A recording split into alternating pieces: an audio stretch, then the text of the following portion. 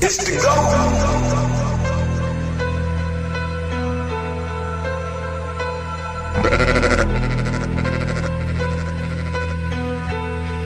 You killing them.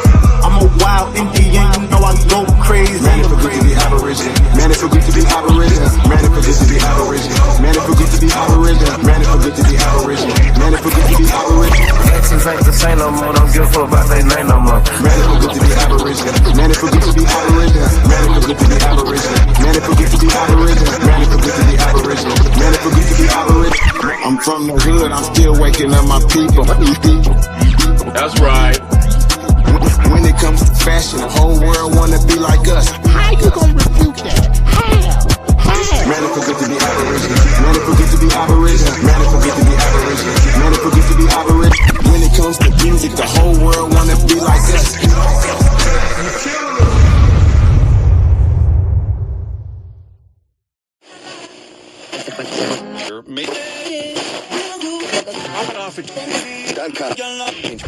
It's the go.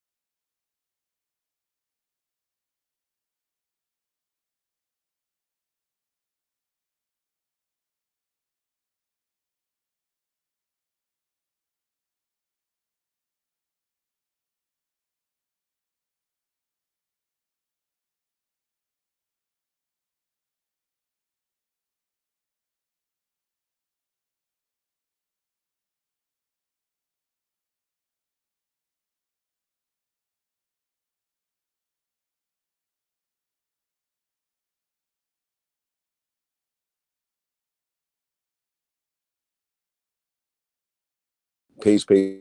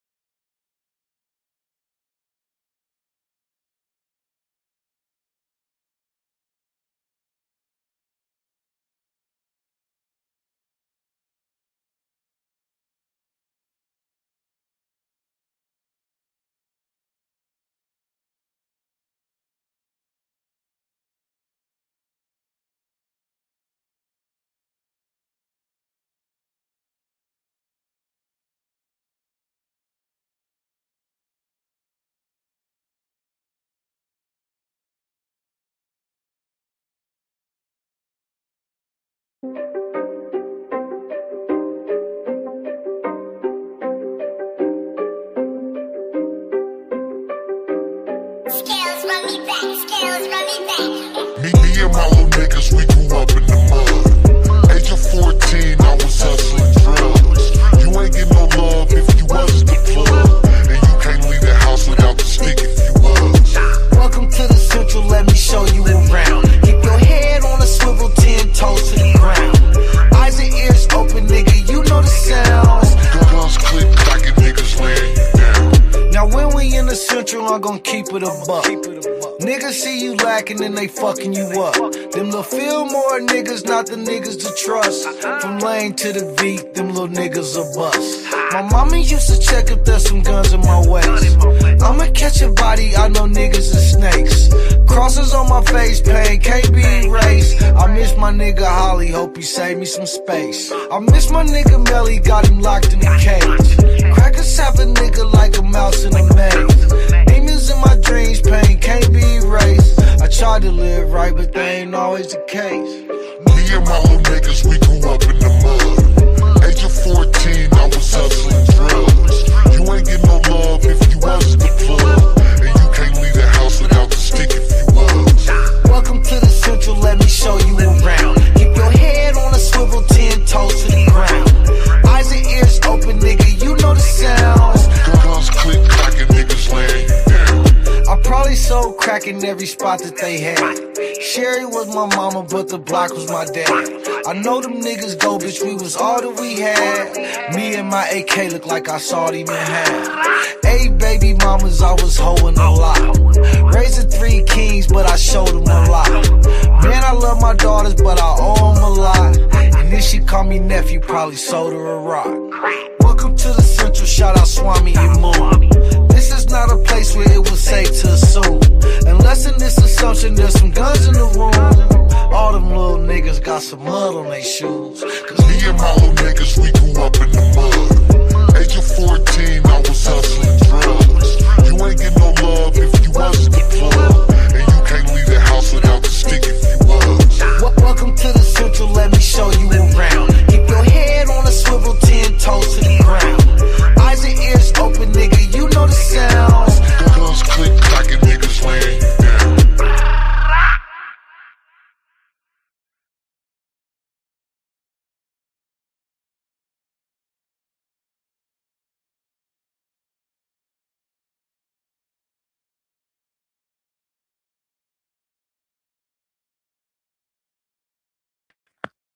Peace, peace, peace.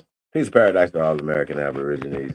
Supreme Chief Holiday tapped in. Appreciate everybody tapped in, man. Let me see what we got, man. Got Jeremy Royster up in the building. Ishtar Linku? Okay. Nunya. Peace, everybody. Wholesale, what you wholesale? What's facking? Oh, okay. What's facking? Old dude got him out here talking about what's facking. Yeah. So shout out to everybody, man. Tapped in. Man. Do us a favor, man. Like, share, subscribe, share this on all your social media platforms. Y'all don't mind, man. Show us some love, man. We appreciate everybody. Yeah. Cut go. We can do it in a minute.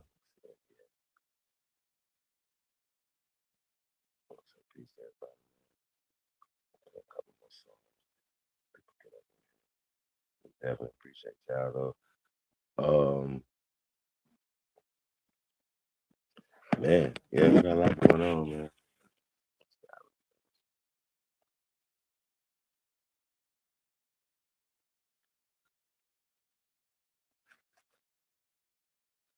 So how everybody doing though?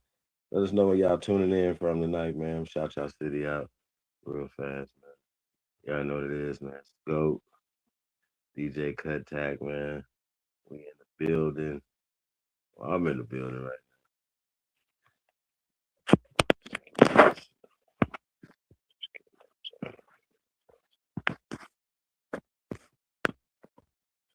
Anybody do music, man? Let us know, man. Tap in, man. Hit me up, chiefholiday@gmail.com, man.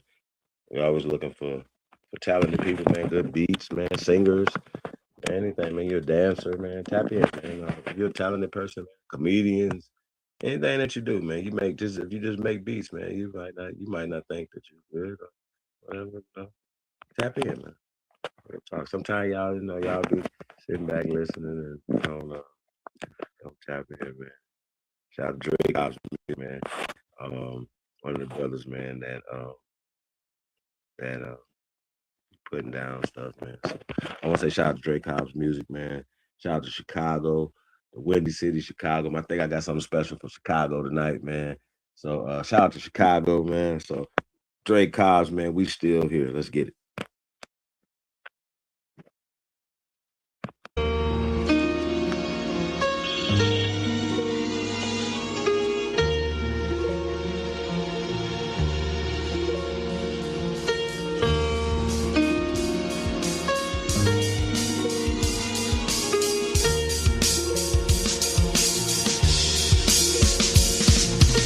Who they think they better than? Ain't no comparison to the so-called black or African American. You can drop the African, keep the American. When we say Aborigine, it make they world in. I'm going in the same dirt my ancestors buried in. I come from a god and a goddess, so what that make me? Not even Basquiat can trace me. Not even Van Gogh can paint me. The MC in me is the God MC, equals the God in me. I'm focused in, let my mind be free.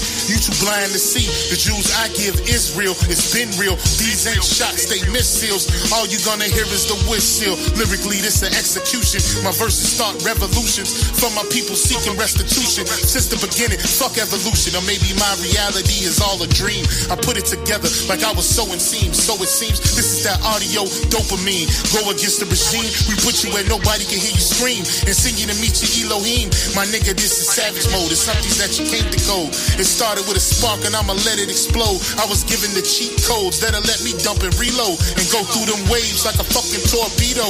You dealt the cards of life, I just cut them diamonds with the ace of spades. Y'all scatter like roaches when they facing raid, or vampires when they facing blade. I'm trying to get next to Shireen like I'm kidding play.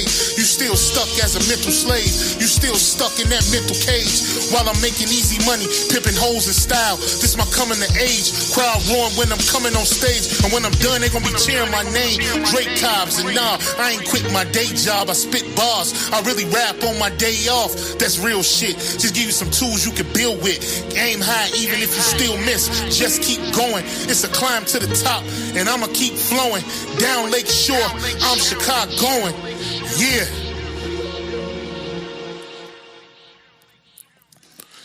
You niggas is playing checkers, we playing chess. And nigga, this is checkmate. Dre be the big dog and you just a little bait. You out of Africa and we ain't got the same traits. I'm a God being and we ain't got the same fate. My granny died February 18th and I was born on the same date. The chosen one, the ancestors' chosen son. They gave me the golden gun. One shot, that's a hole in one. From the pyramid of the sun to Poverty Point. I don't think you niggas is getting the point. We still here. Who said they made the Aboriginals disappear? Your information's lagging in the rear. All you do is teach fear. We copper colored with woolly hair. Am I speaking clear? So fuck the nonsense. When I rap, I touch your consciousness. From within is where you get your self-confidence. Let's bring it back to dominance. Ain't no confining us. Gonna bring that wild Indian out of us. Yeah. Yeah, yeah. We still here.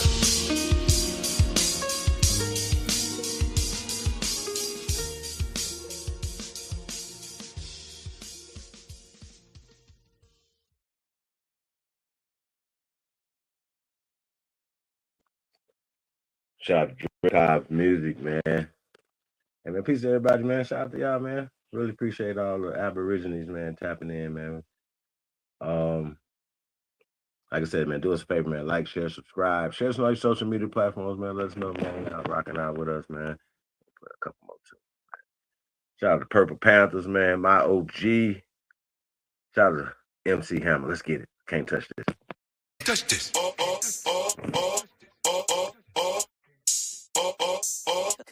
Khalil, you going crazy. Yeah, get back. Can't touch this. Yeah. Ooh, yeah. Shout out MC Hammer, man. Real gangster. Hammer time beat, I'ma crush this. Take your favorite rapper, little bitch. Can't touch this. Look, Pat came in, I'ma bust this. Down with the team, tell everybody flush this. Look, bad little bitch can't suck dick. Told a hoe just like this. Can't touch this.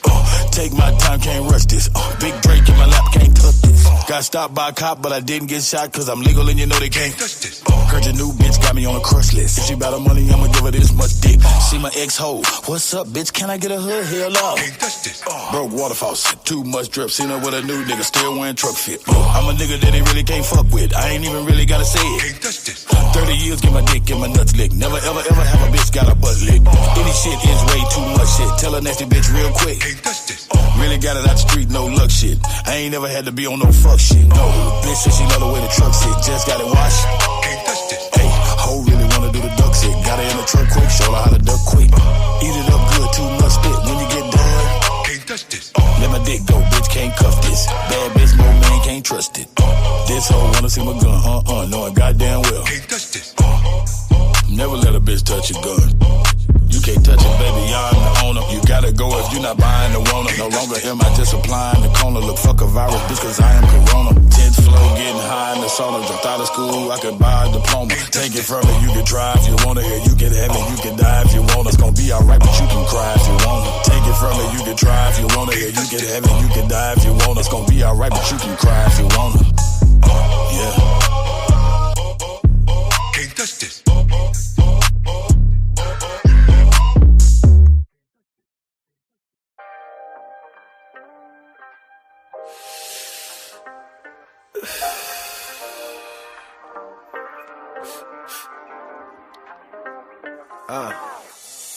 Ain't no stopping what I'm destined to be. They'd rather see me dead than catch me resting in peace. I can't even sleep without the tech in the sheets. Everywhere I go, I got a weapon in reach. My baby mama keep on calling, she be stressing the G. She wants some money for my baby that I never can see. And every new nigga she say better than me. But I just keep it G, that shit embedded in me. There ain't a crack in my leather, maybe under the seat. She don't wanna fight, but say she wanted to be free. She just wanna fuck, cause ain't no love in these streets. I did it for the love, how dumb could I be? I got caddy fiends, caviar dreams. Niggas want me dead, that's what the money brings. I don't play the wing, shooters on my team. Glocks and briefcases, chops with I'm watching these niggas, know they wanna see me dead. Riding with this Glock, bitch, I'm living on the edge. Hustling on the go, never sleeping in my bed. Money on my mind, prices on my head. Money on my mind, prices on my head. Riding with this chop, bitch, it's longer than my leg. Houses for 1,000, no, I gotta make it stretch. You got it on your mind, get it off your chest. You got it on your mind, nigga, get it off your chest. Scratch it off your list, quit living off your bitch. Get it out your grind, nigga, this is not a test. Niggas take your life, you ain't got shit left. Take me to the king, tatted on my neck. I don't play no games, but you don't get no wreck. Heard you put in work, cuz you ain't get no check. I know too many niggas that'll die for respect. I just want the bread, but these suckers want me dead. I lost my nigga Dre, that shit be fucking with my head. You gotta watch these niggas that's close to you. Them niggas thinking about smoking. I'm watching these niggas, know they wanna see me dead. Riding with this Glock, bitch, I'm living on the edge. Hustling on the go, never sleeping in my bed. Money on my mind, prices on my head. Money on my mind, prices on my head. Riding with this chop, bitch, it's longer than my leg. Houses for 1,000, no, I gotta make it stretch. You got it on your mind, get it off your chest.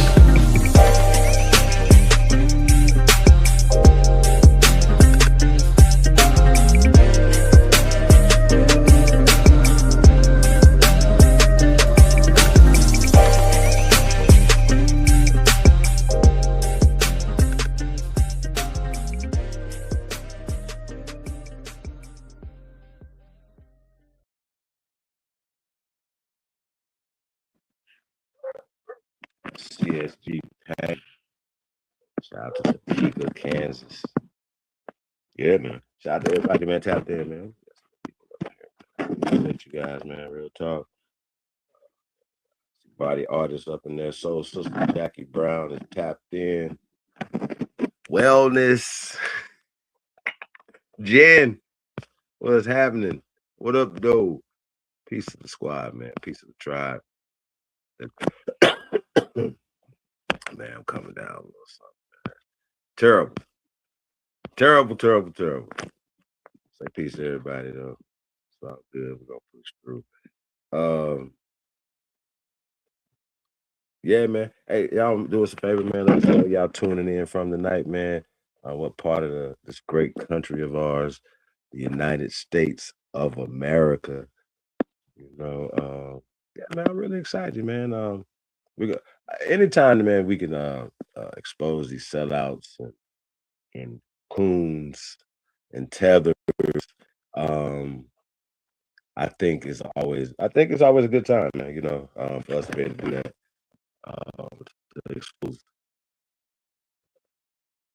um, expose things, or even to pull people coattails to some of the stuff that people are, what I'm saying. So we're gonna be reaching back in the past, with a little help of the immortal Steve Coakley to help guide us through this little uh, journey that we're going through, exposing this, man. And y'all remember when I did the Baby Boule? I think, what I'm saying, almost went down that rabbit hole, man. But we definitely gonna bring back the Baby Boule series, y'all. So y'all stay tuned for that. We got a lot of things we're gonna be rebooting, you know what I'm saying? So y'all stay tuned for that. You know what I mean? I don't want to spoil it. You know what I mean? So we got a lot of great interviews coming up. We got a lot of great things that we're doing. And we want to share, you know what I mean? Just let, what they say, if it's not on the internet, it's not doing it, you know what I mean? But it's not really about showing off. It's really more about inspiring and say, yo, you know, um, this could be done and you don't have to kiss ass.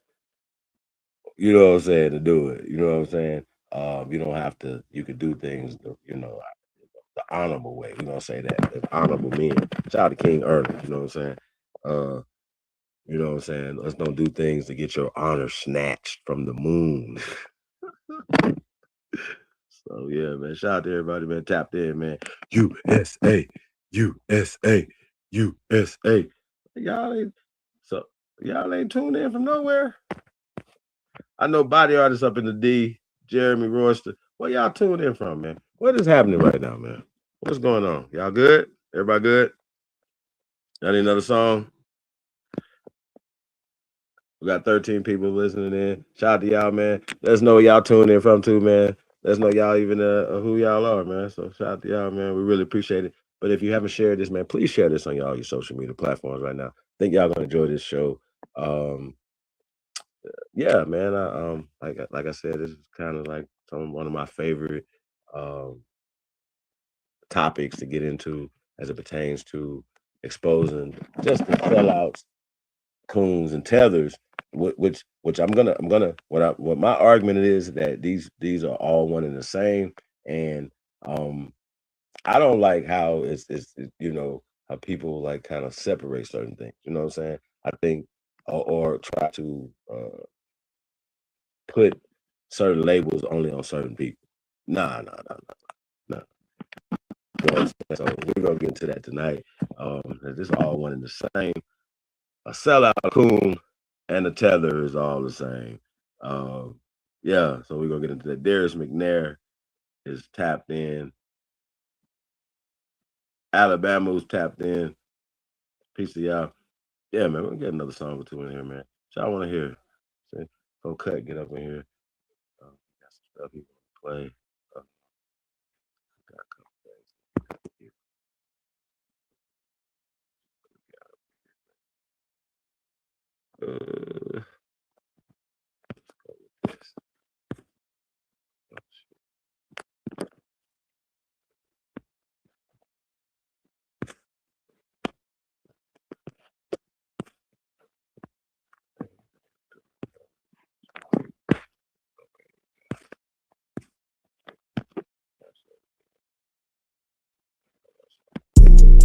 Freestyle. What the hell need? Yo, I inhale a weed. Yeah, and what they telling me? What they telling me? What they telling me? Yeah, what that fella need? What that heifer need? Can't get caught with these. What are those felonies? Trying to keep the hood straight with they felonies. When I made it back safe, I just fell on knees. Thank the Lord for the hustle that just fell on me. In these streets, I'm trying my hardest not to felony. Keep a popper and some paper for my bell on me. If I have to pop, I pray my blick don't fell on me. Ain't gon' tell me when they coming, they gon' bail on me. Every time them hoes get caught, they gon' tell on me. There's a lot of people out here wishing hell on me. Niggas ratting law enforcement got they trail on me. Cause they know that I got something that's for sale on me. Nothing heavy, private stock, it's some mellow weed. Yeah, mellow weed. Car, mellow weed. Make you say ooh la la when you in hella weed. You can tell I keep that Zod cause the smell on me. Probably why these pretty bitches wanna smell on me. I don't sweat up seeds, I just let her be. I might call her something that start with the letter B. I just let her see, you'll never be. Just be all that you can be, never me. I can sell a key, I can sell a pea. Make her think it's lemonade, I can sell a pea.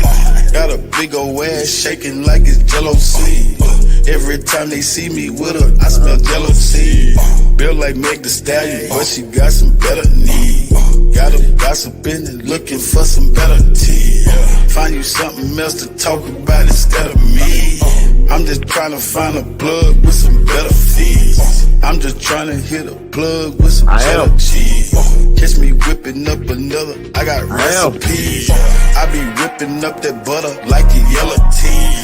Catch me cooking like my mother in a yellow tea. I got stripes like a zebra in a referee. I gave everybody a slice and save the rest for me. I got 40 dead homies, may they rest in peace. I'm still praying for their families, may they rest in peace. I can't give you everything, this is just a piece. There's a big storm brewing, this is just a peek. 10,000 new followers, it's been just a week. She been fucking everything, she's just a freak. I ain't had to say a thing, open sesame. Something strange for some change, get that neck to me. I ain't had to pay a thing, got the neck for free.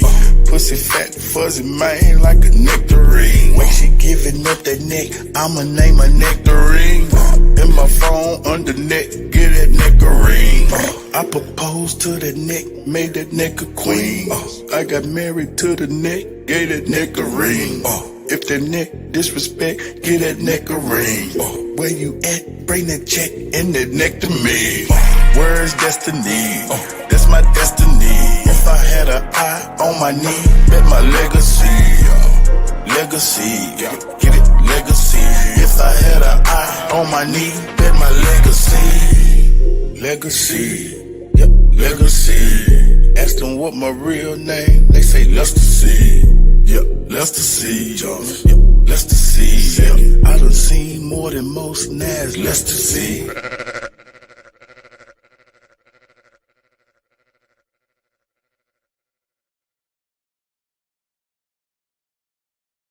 My OG, original Purple Panthers, Texas, stand up. Yeah, man, shout out to everybody. Good talk. Appreciate you guys.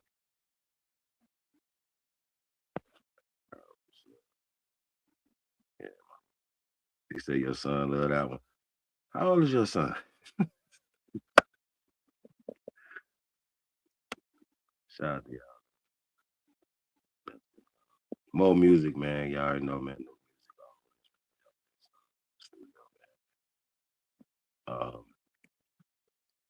Man, you know what I'm doing. Okay.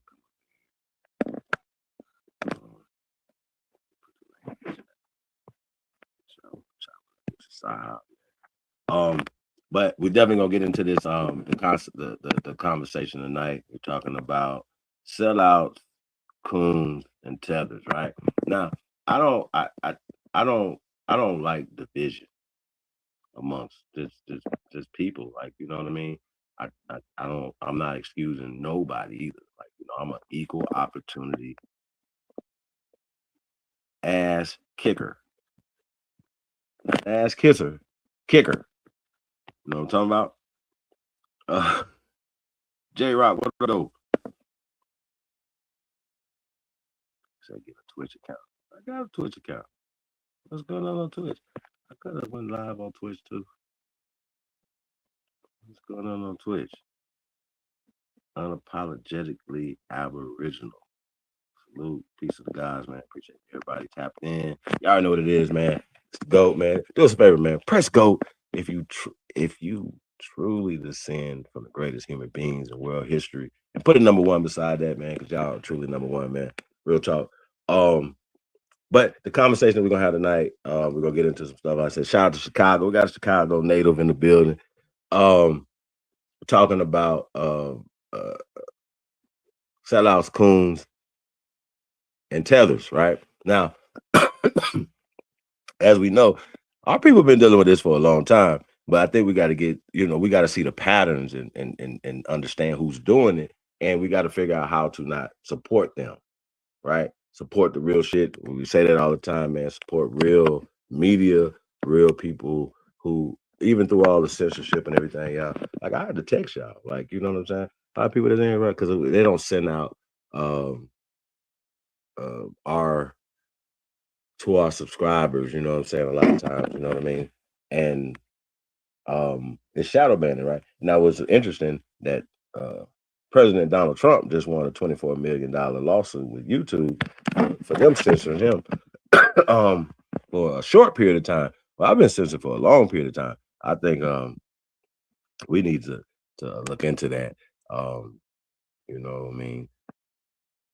Because they are definitely violating our right to assemble amongst our people and disseminate our information according to the UNDRIP as well as the ADRIP. Now, if you guys don't understand, the UNDRIP is the United Nations Declaration of the Rights of Indigenous People. Now, just because they added other people, making them indigenous or whatever, doesn't mean that you're not indigenous, okay?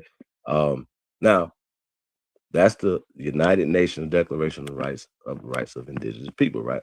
UNDRIP. ADRIP is the American Declaration of Rights of Indigenous People. Now, which falls along with the Constitution, right? Now, when we talk about the Constitution says that we are, in fact, the Aborigines, the original people of this land. Now, when you start talking about colors and start putting social constructs in like African American, we're not Africans and we're not Black, for instance, right? Those are not legal. They're not in the Constitution. They're not in any law, nothing, no documentation to describe us, the original people of this land, as being these things. Okay, these are social constructs by people who had a plot, a plan. They said it, they did it to systematically take us off the land. And we talk about the Walter Plecker in the 1920s with the Racial Integrity Act. I don't know. This is some of y'all like, oh god, this is baby food. But y'all gotta understand there's levels and there's a lot of other people, new people coming into this information. Right now, you might know certain things, whatever. Why is it this? Why are they saying African American? Why are they saying Black? Why would they say that? Because they disqualify you and qualify themselves as being white. Now, what's crazy is that a lot of these people, they didn't come here as white people. They had to apply to be white. Now it's a system that all of them, wherever they come from, whatever, whether they hue or their skin color, they will still be classified as white. But that's just a classification. It's a social classification. It's not a legal classification, right? Now, that's why we say flag on the play when we start saying Black or white. We don't want to talk about being Black or white because Black is a system of inferiority, okay? That's why we say this, okay? Now, the reason why I'm premising all this or whatever, because sellouts are still pushing Black. Coons are still pushing slavery. Tethers are tethering everybody to the same system. So that's what we're talking about. So that's why I got to get into it. Anybody that's pushing that, and I'm not saying when you slip up, because I even slip up sometimes and say Black, right? But y'all know when we talking about that. But when it comes to other people calling us Black or African Americans, it's a flag on the play. And once again, it's gonna be in the near future, y'all near future, it's gonna be illegal for them to say that because you are using a colored caste system. Like even when we were listening to Fishyback, James Fishback, right? The dude that's running for governor of Florida. He was talking about now he understands the caste system. but he still uses it to his advantage. He's also the same guy who's posing to be a pale skin, right? AKA white guy, right? In white industries and things like that or whatever, right? So once again, they like to pander to the people that they want to pander to, but always using us. Oh, the FBA, they reached out to me. No, sir, we're not black. Okay. Now I understand a lot of y'all like black. I get it. I don't know why. You don't like to support black. You don't buy black. You don't build black. See how that works? So stop calling it black then. Maybe you don't want to do none of those things that I just said because you know black instinctively, you know it's a negative connotation. See how that work? Super simple. It's not hard. It's not rocket science. Grow up. I'm just attached to words. Words hurt. You know what I'm saying? Words matter to your psyche. Okay? This is what we're talking about. Words fucking matter, bro. And so we gotta understand that, man. So y'all gotta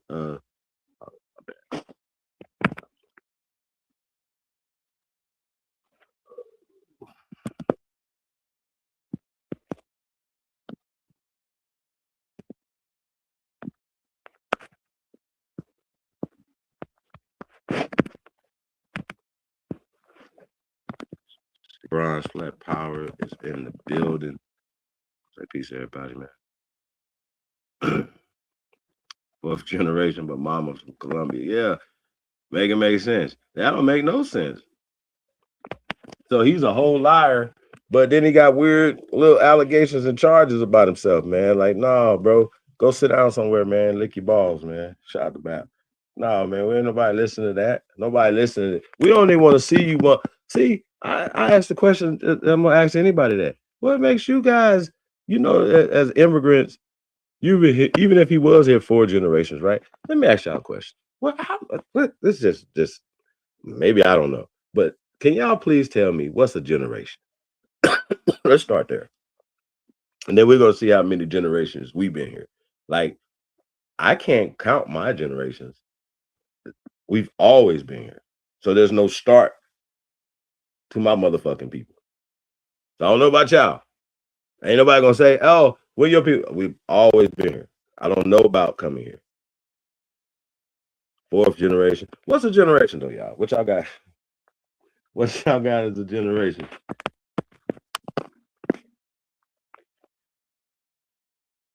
You know what y'all got as a generation?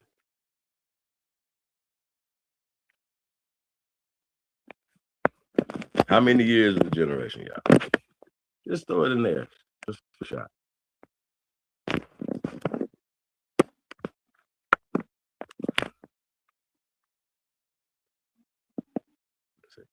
Count. No, I'm just saying 25. Darius hit a nail on the head. 25 years. So 4 generations, right? It's only 100 years, man. Think about that. So 100, see, 20, 30. So it depends, woman, it varies from there.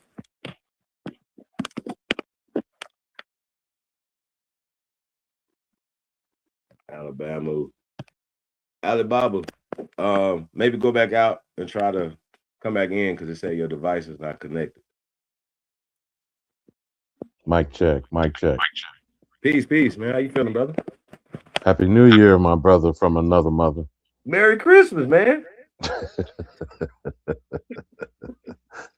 First time in 2026. Before I go and get off on that fishback stuff, the interesting thing is, what is the year of our Lord, 2026? Is all time based on a nigga that everybody lying about? Just something to think about. Yeah, I didn't want to go. Yeah. I mean, I want to be like Kim Jong-un them. Like his grandfather. They on like 200 and something years over there. They basing their shit off of his grandfather, some shit. You know about that? And again, we can't tell him. Can you go anywhere and become a national in another country if you leave from here? Um, I don't Could know. you go to Italy and say in 10 years you now call yourself an Italian national? Does that work like that? Or Russia or Japan or, I'm just saying, I don't know. If you go over there and become an Italian citizen, can you? No, I heard what you said, but you obviously didn't hear what I said. I said, can you call yourself an Italian national? So now let's go back to your generation discussion about Fishback, Tucker Carlson, and these other slimy bastards. Now, how many people do you think literally are these so-called heritage Americans that they running around calling themselves from 1776? Um, from Europe. Well, what are they talking about when they claiming their heritage?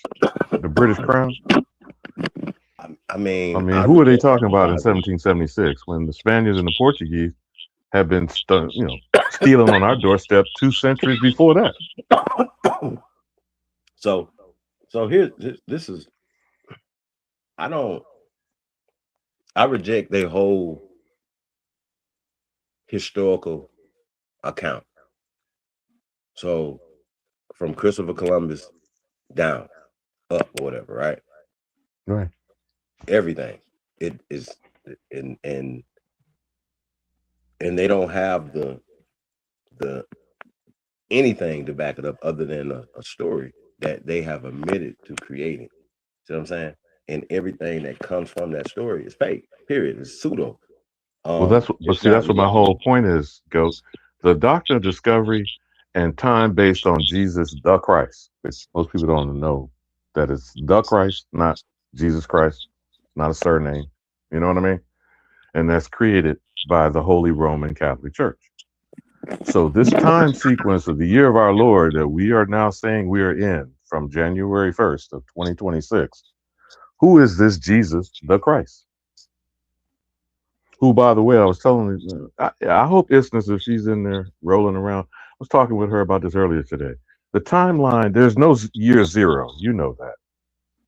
So it's 1 AD and 1 BC. So if it's after death, how is it 1 AD and then you're going to say his life started in year 1, obviously as a baby in the manger, and died in 33 AD? You feel me? And then the whole timeline is based on the life of this one person, who they're going to tell you is a blonde, blue-eyed, European-looking motherfucker, Cesare Borgia, you know, painted by Michelangelo or Leonardo da Vinci, or this is Italians, right?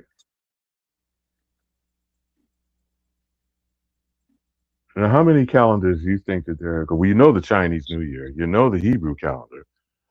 We're aware of the Mayan calendar, which runs 25,000 years.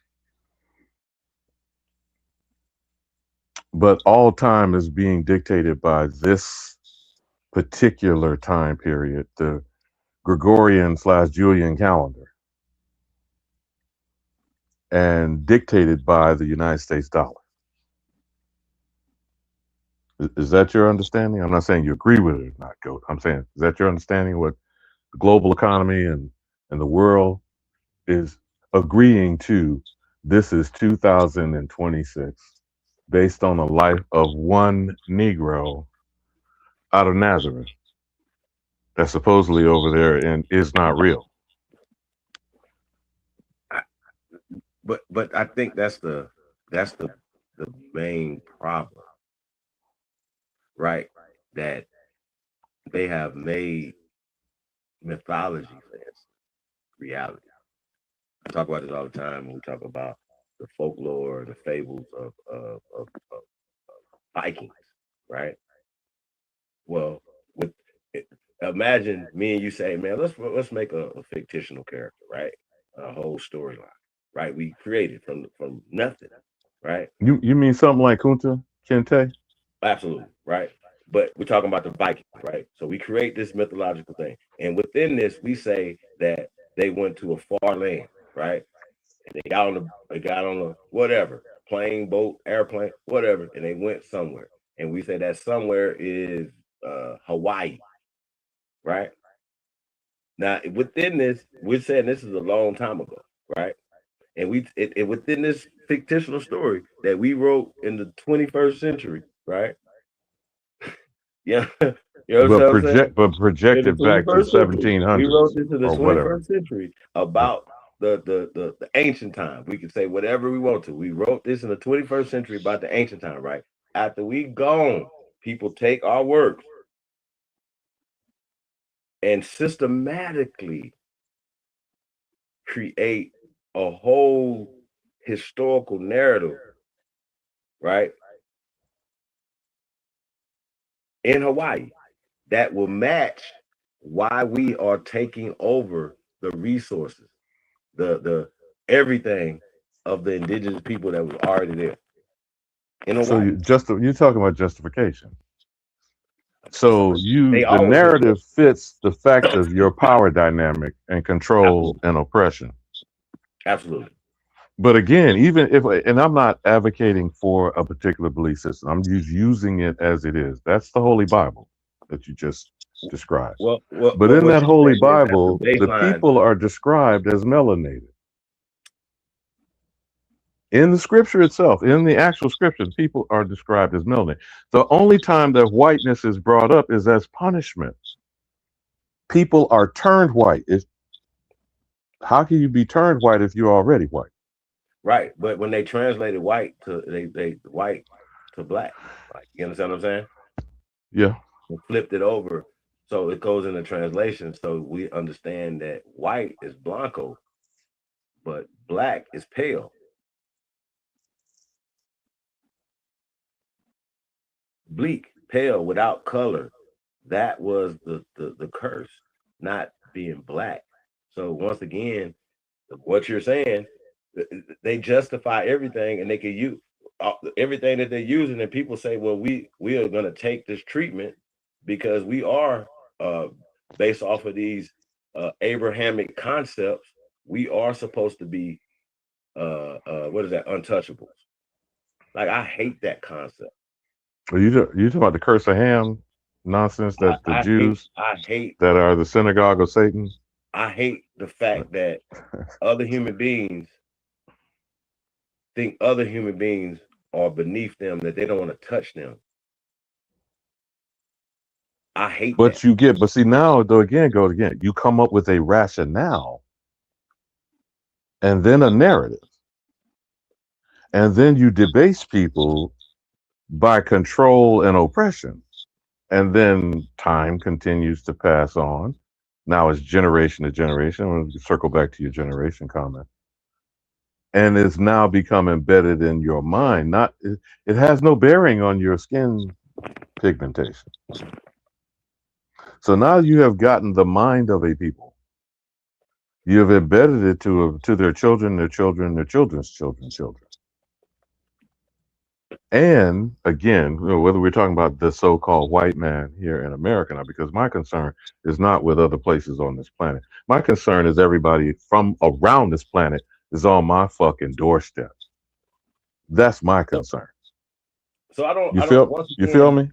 Yeah, I got you. Once again, I'm as a Power Ranger, right? Say I'm the Black Power Ranger, right? But the key word is Power Rangers, not the Black Power Rangers. Power Rangers, like red one, the pink one, the blue one. You understand what I'm saying? For us to get power. Right? But if we switch Power Ranger for American, there is no variation of American. I know you know how I feel about that. At this point, right now, there is only one American. Now we're allowing people to attach. Now I'm going to the Tethers shit. You talking about that hyphen? None of that matters right now. None of that matters. Because listen, it doesn't matter. Okay. The last two presidents. It does to me and you, but we just gonna be crying in the wind, right? It doesn't matter. The last two presidents, people haven't been here 100 years. His mama came here in 1924. Now you cannot precede the womb you come out of, right? So how in the hell? And I'm talking about Donald John Trump, and I can go in on Joseph Robinette Biden Jr. But how are you gonna holler about 1776?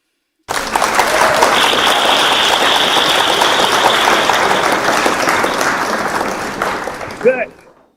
Oh God damn it, Kuttack in his house. You killing them. Shout out to the gods and goddesses. Go. What it do? Yeah, why y'all got it looking crazy? Let me get this background right, You man. don't like It's that on background? fire, nigga. It's You on got. It's We fire. on went to fire. hell. We That went to background. hell. Goddamn. Alright, man. He said it's on fire. Hey, that's a lot better than me. I like that. You like that one? Yeah. Happy Yeah. New Year, my brother from another mother. Yeah, I see I missed a call from you, man. I'm over here packing for this little vacay. Yeah, probably well Casino. deserved, I'm sure. Yeah, but go, climb back on that fish back. So, Go. well, okay. So the night's topic is, well, one of them. We got a lot of things to talk about. Got some stuff. So, but is sellouts, coons, and tethers, right? Okay. And cut. I sent you a video of the Oh, immortal Steve Coakley. You know what I'm saying? It's one of them. Like The legendary Steve Coakley. and that's why I got that idea. You know what I'm saying from Steve Coakley, what I told you about earlier, what I want to do. You know what I'm saying? By implementing certain things. Um, to well, we, I we got a couple videos. I don't know if this is playing into the whole Corey and Aton. Or, you know what I'm saying? I don't know. no, it absolutely is. This is the Okay, point.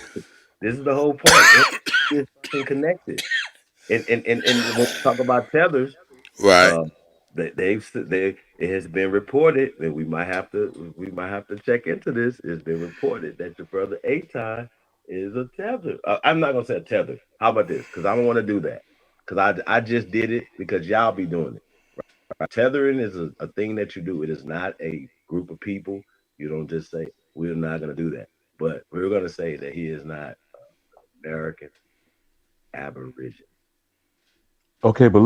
Let's differentiate. If saying that tether So is cut it fall, hold behavior, on, cut, but it falls along with what you were saying last night, which I you was going to told expose you. that these people uh, that are in these positions are in these positions systematically for some reason. So we want this to, Yeah. yeah, it all ties together. Yeah, we talk about sellouts, but coons, but hold tether. on, hold on. So we're on the same page. Yes, sir. Tether represents a behavior. Is that what we're saying? Absolutely. Not ethnicity, not Nine, genealogy, nine, not bloodline. nine. Tethering is how you behave. That's right. So y'all got to So stop then putting that we on the need to Caribbean, identify, so people, when they're African. going into the conversation going forward, what is a tethering behavior? A coon, Mm. a sellout, a person who is a tethering us to the system of degeneracy, degenerate behavior. Somebody that Now, wants to would the continue to call us congressional black black African slaves Caucasians? is a fucking sellout coon tether. Okay, so let me give you an example. So, as the Period. congressional black Caucasians as a whole exhibiting tethering behavior, and what differentiates an individual to not be a tether? Because I'm under the presumption most of these congressional black Caucasians are African or Caribbean, Don't not participate in bullshit. not Aboriginal American. Ali, yeah, not participate in it. Now here's the thing, right? Now it'll be different. It'll be different. Hey, what? Hey, hold up, man. Alibaba Haru, is that you, man? Turn off your camera, man. We all bald head, nigga. What up? He showed the top of his head too. Yeah. What's up, big bro? How you doing, man? I'm gonna Oh hit man. your line later on. Okay, do that. All right. Shout out to y'all brothers, man.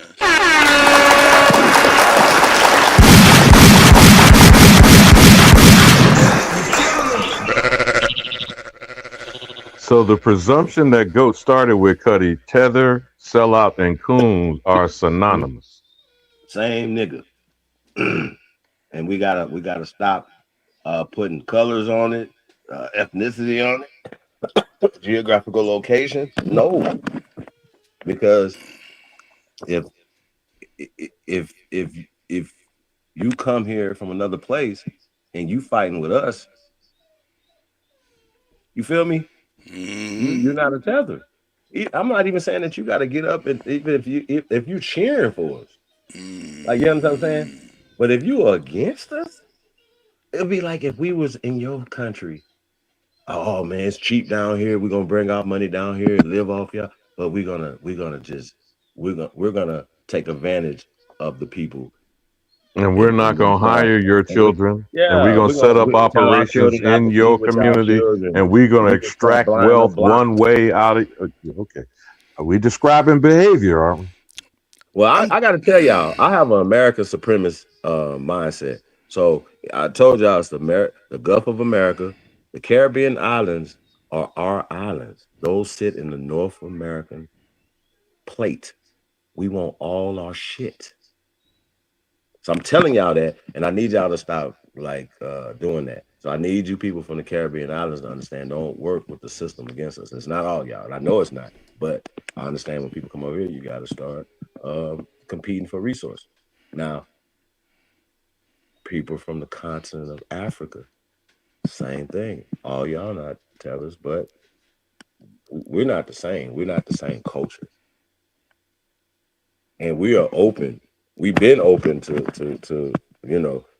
Uh, uh, Fellowship and partnership, right?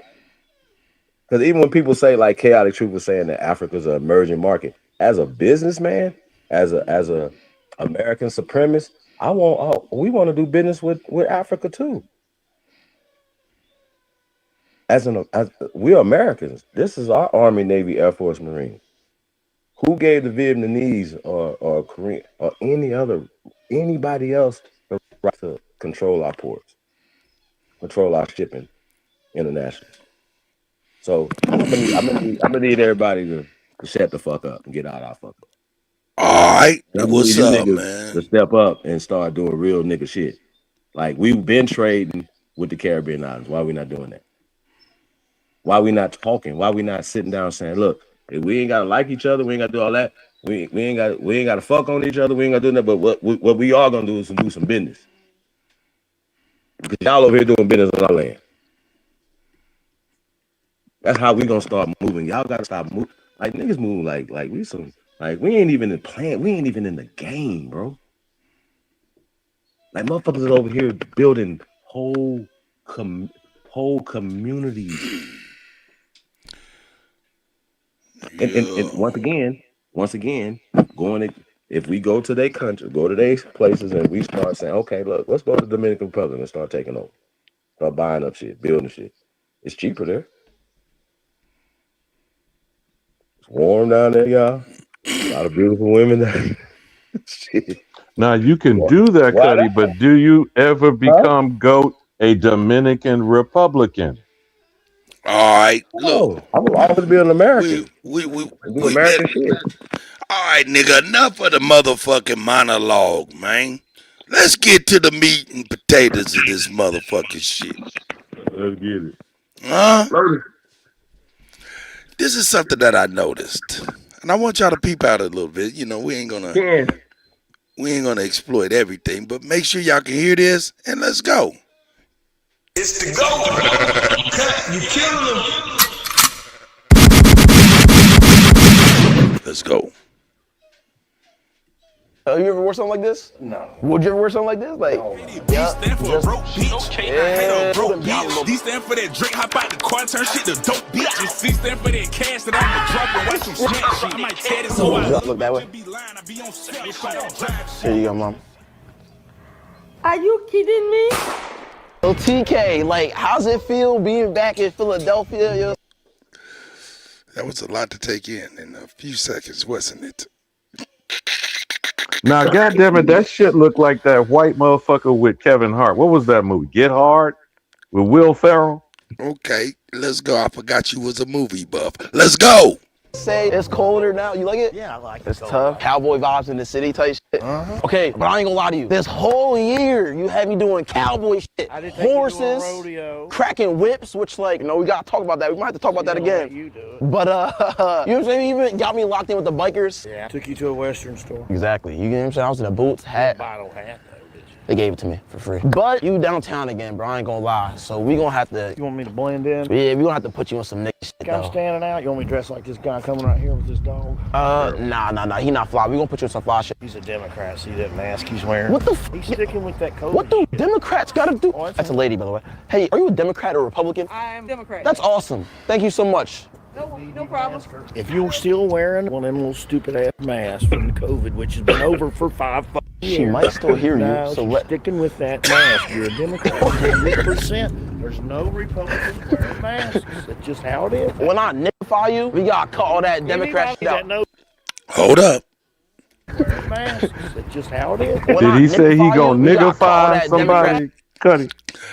Yeah, motherfuckers can hear it. Just calm down there. I know how to trigger you, nigga. I know how to trigger you. Let's go. Masks. That's just how it is. When I nickify you, we gotta cut all that Democrat shit Anybody out. that knows anything can take one look at me and tell I ain't no motherfucking Democrat. It's time, TK. It's time. Yeah. You want me to like join the hood rat? Yeah, you gotta join. Yeah, blend in. Yeah, I ain't gonna lie. I still won't blend. We gonna make sure they still know you're a Republican, all right? You won't know. You still gonna be on the red side. I got you. All right. All right, let's do it. Yeah, you got that shit on now. Yeah, I feel like Rocky right here in Philly. I'm ready to run up those stairs. So he's niggified. So they know something. It's a lot to unpack. Just real fast. Just real fast. So what we're saying is that a Nike Tech suit is nigga attire. It's a motherfucking jogging suit. Start there. One. Number two, come on, bro. Listen. It's a jogging suit. And he said he feels like Rocky. He ready to run up some stairs. Right? Chief. This is a jogging suit. I don't like buffoonery. Chief, let's go. Cause it's a lot to unpack. I'm gonna get to it. Let's go. I got the same text on the left right there. Is that nigga attire? Like, I don't know. Nigga, that's niggerism. Niggerism. So Nike's nigga. I guess so, niggerism. Okay. Let's go. I gotta see. Nah, you supposed to feel like a YN. You're not Rocky right now. I'm never gonna feel like that. Wait, why not? You skied up. I'm neither one of the Y or the N. So it's gonna be rough. Nah, I ain't gonna lie. Now that you know what I'm saying, like you really fitted. I'm neither the Y or the N. Come on. Let's go. Come on. This is the GOAT. It's the GOAT. And I'm cut. Let's go. I do feel a little bit younger and blacker, though. I will have to say. You feel blacker. Younger and blacker. Your skin look the same though. Yeah, well, you're the one that said YN, so. I ain't gonna lie, you the that shit. Before we go downtown, I'm gonna need you to switch up your link. Hey, yo, man, get over there, man, and share the link, man. A lot of people don't know where you're on, man. Share the link, man. I don't give a fuck. Sports news and hip hop entertainment. Oh, here, Cuddy. Let's go. Share the link. Appreciate y'all.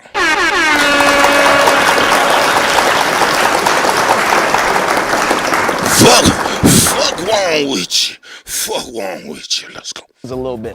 Yeah, like your lingos. You already know John, Turkey, Bull, Bid. You know what I'm saying? Young Bull. But like, when you see someone...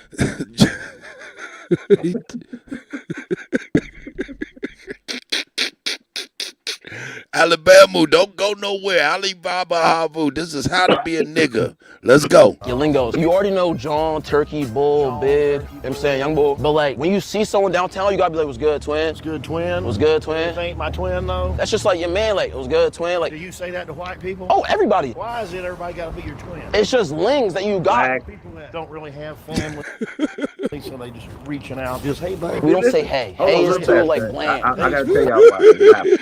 I'm gonna tell y'all real life. I promise y'all. I've been doing this damn near 10 years now, right? Like when the light popped on, I was like, damn, they're using coded messages, coded words, right? Man, look, Willie, you gotta understand that young man and his whole man. Look, they're one and the same. We just don't know it yet. We're learning this.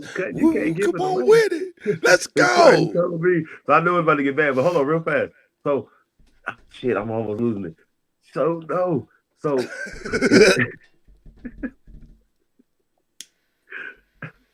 I think I lost it.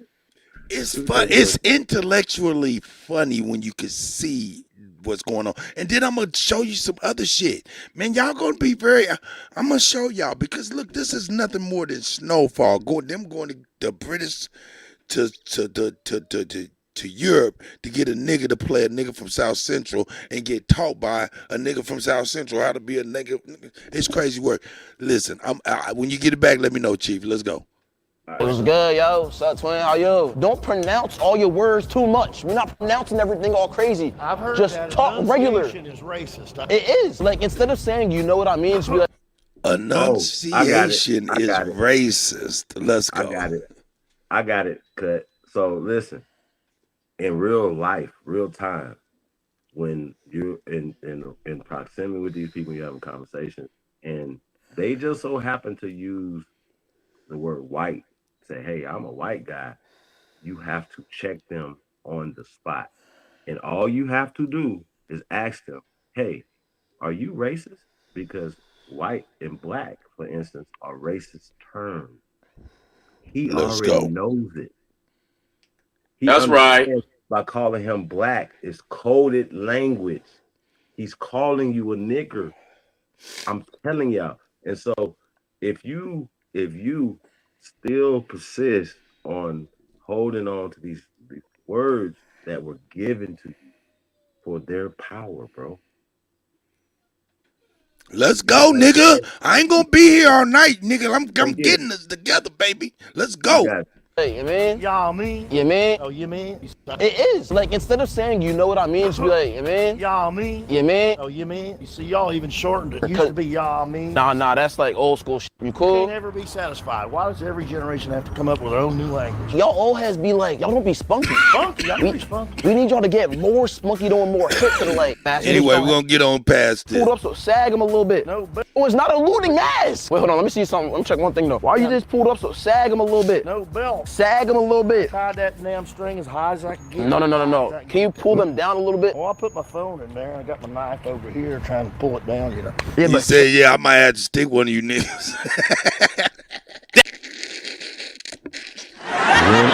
When in Rome, I'm prepared for them YNs. Now I was drinking my Coors Light and I fucking had to steal a stab at YN. This motherfucker crazy. Let's go.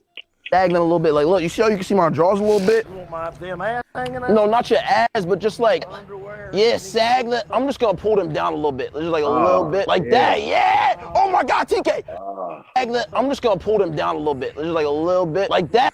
This got bizarre. Let's go. Hey, yeah. Oh my God, TK. That's some prison. TK. Hey, you, what he said? You heard that's prison shit. Didn't you say that was prison shit? Right there. Dre. No nigga. Even a gay nigga ain't gonna do that. Nasty work. Hold up. It's gonna come. You guys gonna understand why. You guys gonna understand why this is happening. Let's go. A little bit. Like that, yeah. Oh my God, TK. That's some prison. TK, no. TK, no. He said that's a prison sus shit. He tried to school the young brother, didn't he, Alabama? First of all, we already know this is a Nigerian nigga. We heard how his mama talked when he gave her that cash. Hey, but come on, Alabama, why the fuck are you movie buff? I'll never go watch a movie with you, man, because if I paid my good money to watch a movie with you and you end up sitting up in that motherfucker telling me the movie, I'd break your fucking jaw. Because you got to shut your motherfucking mouth. Let's go. You know that's where they're wearing the pants down there with your ass. That comes from prison. A little bit. Not too crazy though. Like a little sad. If you see some lions in here, you gotta be like, what's up, twin? How yo? What's up, twin? How yo? You chilling? Yeah. Yeah. Oh my God, yes. What's up, young boy? How yo? What's up, boy? How yo? What's up, boy? Yeah. Could you let me know who more fly? You just dressed me up. But he fly though, right? Now you fly. Show her one of the slangs you learned. You can't really enunciate. Yeah, don't enunciate. Twin. Yeah. Could I ask y'all a quick question? Is my man's fly? Yeah. He put that shit on? All right, we're gonna get on back. Let's get to the real shit. All the young people, only thing, hold up, let's go back. All right. No, that's exactly what I said. Wait, what? That was old. That they would say I'm too old for that. So, She like, hey, I like my white man the way he was.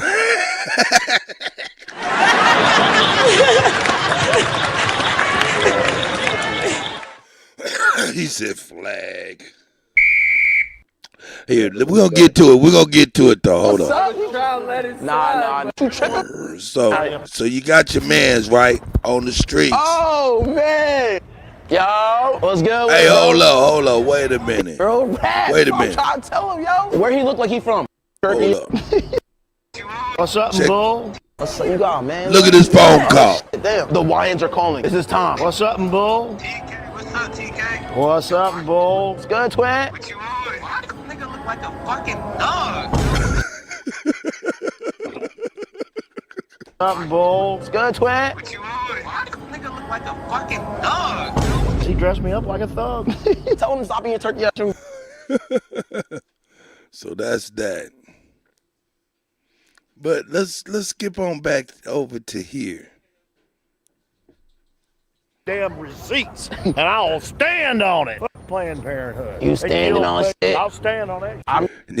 They run into some people outside that's down with Planned Parenthood, and his Republican ways could not help him. But anyway, we're gonna get the young bulls out there. They embracing it. TK, come on, don't throw nothing crazy up. Let's just do like peace signs and things like that. You get what I'm saying? Pandemic's over, buddy. Y'all got the same mask on. It's called a Nike Luton mask. He said, what? He said it's a Nike Luton mask. But the key to that is, here it is.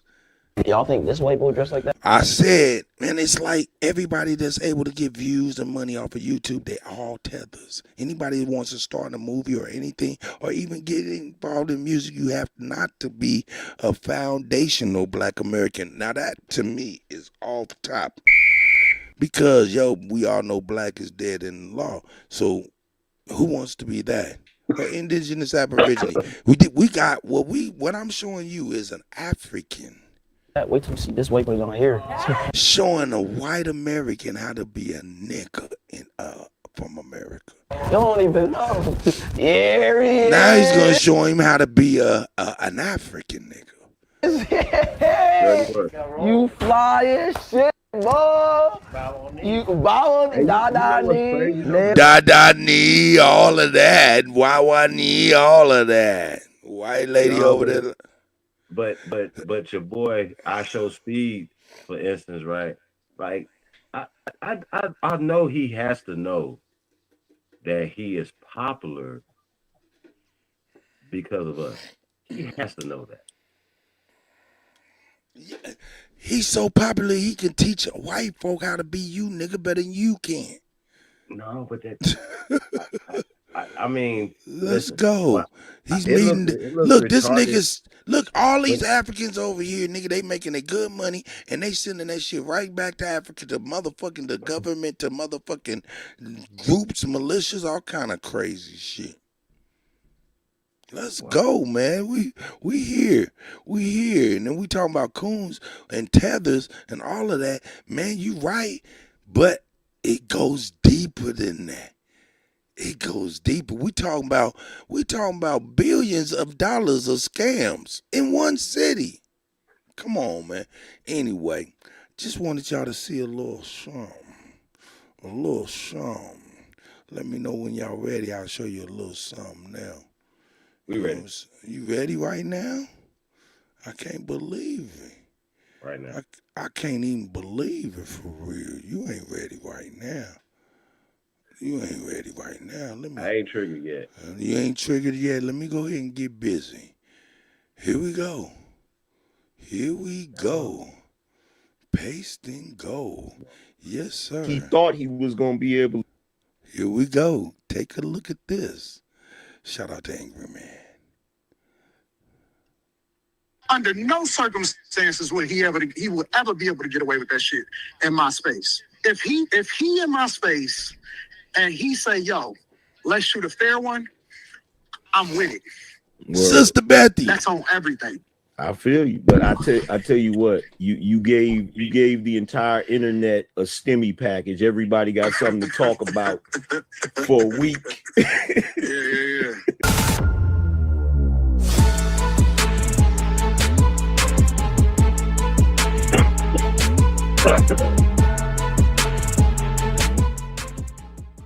Anton, if you tell me a boundary, I promise you, I'm going.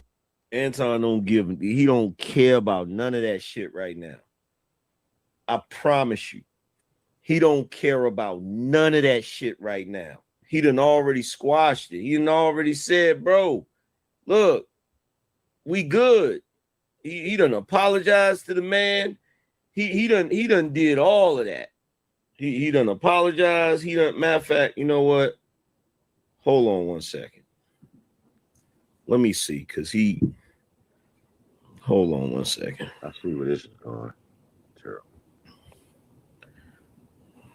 Well, let me see. Cloud chasing goes bad.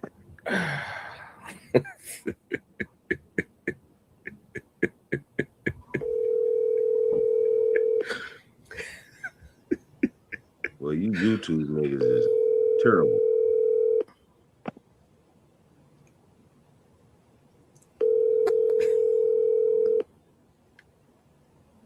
Chief Morning Thunder. Your call has been. He ain't gonna answer the phone. His ass be mad busy. Hold on. Yo. What up there, bro? Yo, I'm on this live right now reviewing this, and I just had to call you while I'm on the live and tell you, brother, you got the patience of a saint. Why you say that? I just landed on the flight. That's why I answered. Because you squashed it at one point, and he just kept talking about it. And I'm looking at your face, and I'm like, yo, Anton don't even care at this point. He just ready to get back to the conversation. Yeah, I mean, man, listen, bro. He pussy. That way, we on the live. You don't mind we on the live, right? No, I know what you said the first time. I'm telling you straight up. Okay. I like all of that tough talk, all of that street talk. I don't want to hear none of that, bro. Word. Like at some point, you know, you got to stand on what you said. Yeah. I'm in your city, and your studio with your people. I'm right here. Like all of that other fluff, all of that, you know, I don't want to hear none of that, bro. I'm right here. I feel you. You know what I'm saying? I feel you. Like miss me with all of the tough talk. I don't want to hear none of that. I'm right here. I feel you, bro. But I tell you, don't tell me what you gonna do. Do it. Hey, I feel you, but I tell you what, you gave the entire internet a STEMI package. Everybody got something to talk about for a week. Yeah. And see, and here's the thing, I'm not a tough guy. I'm not none of that. Like I don't project that. But all of that, you know what I'm saying? This is what I do. This is what I stand on.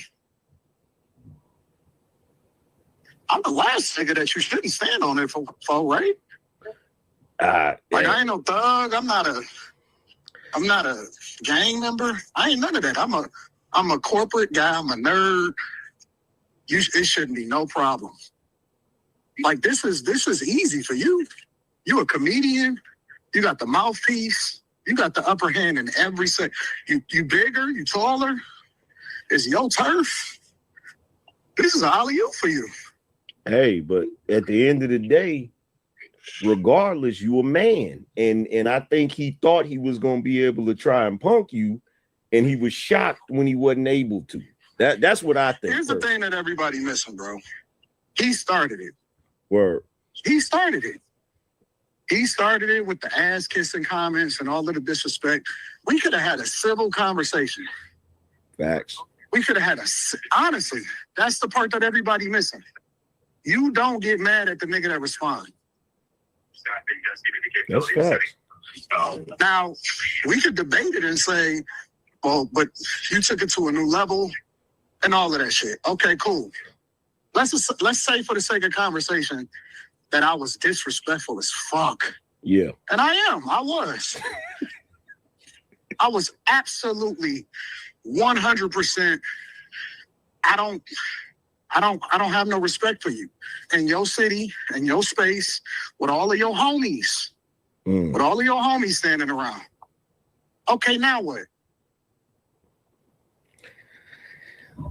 Hey. Now what?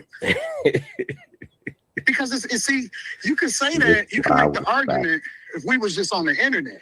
No, we in person. Mm-hmm. So now what? Don't move no chairs. Don't tell people to stand out the way. Mm-hmm. I'm right here in your face. Yeah. So if you thought it was that disrespectful, and I said it twice, 3 times, how many more times do you have to hear me say it before you do something?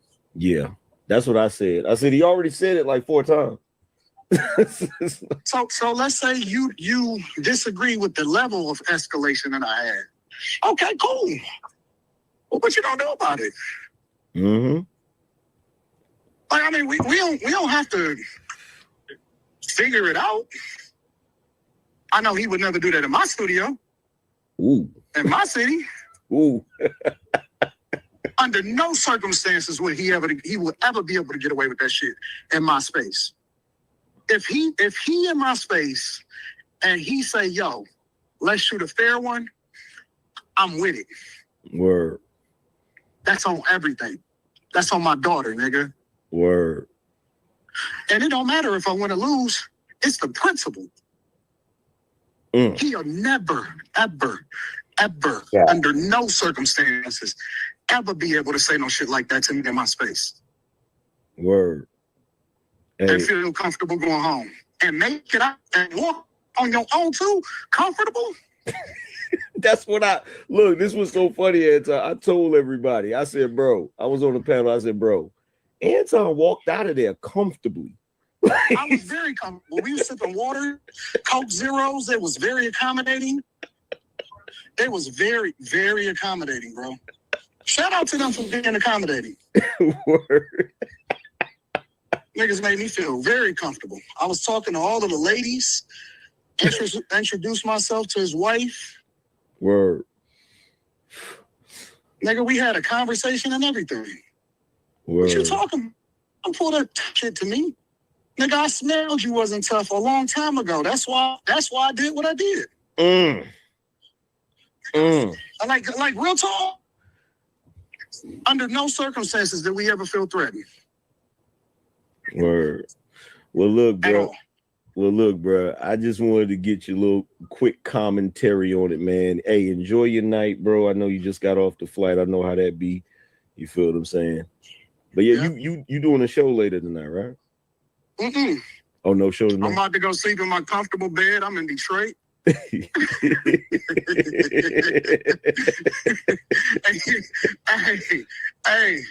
and I'm very comfortable in LA. And very comfortable. I'm always out there. I got all of the homies. It's cool. I walk the streets alone. Word. I take nightly walks, nigga, with no security. And then when I go out, I get the security, especially if I got the ladies with me. Word. I'm very, very comfortable. All of his friends, I know the same people he know. All his friends said, Anton, I feel you, bro. That's on everything.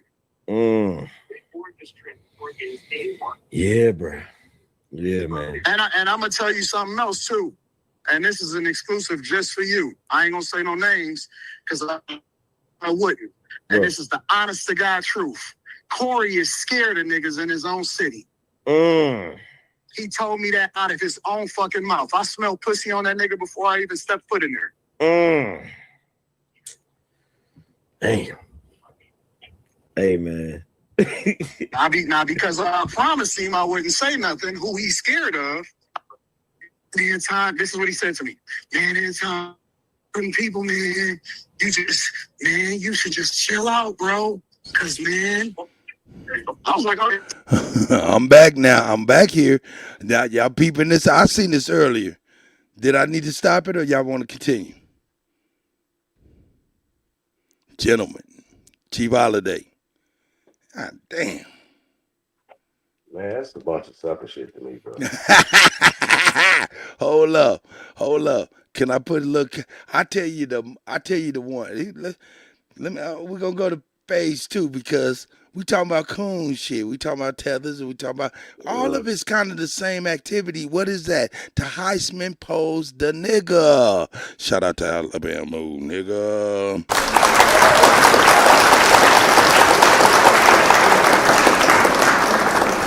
Let's go. I see you, Nate. Let's go. We're going here. Motions. Why? Here we go.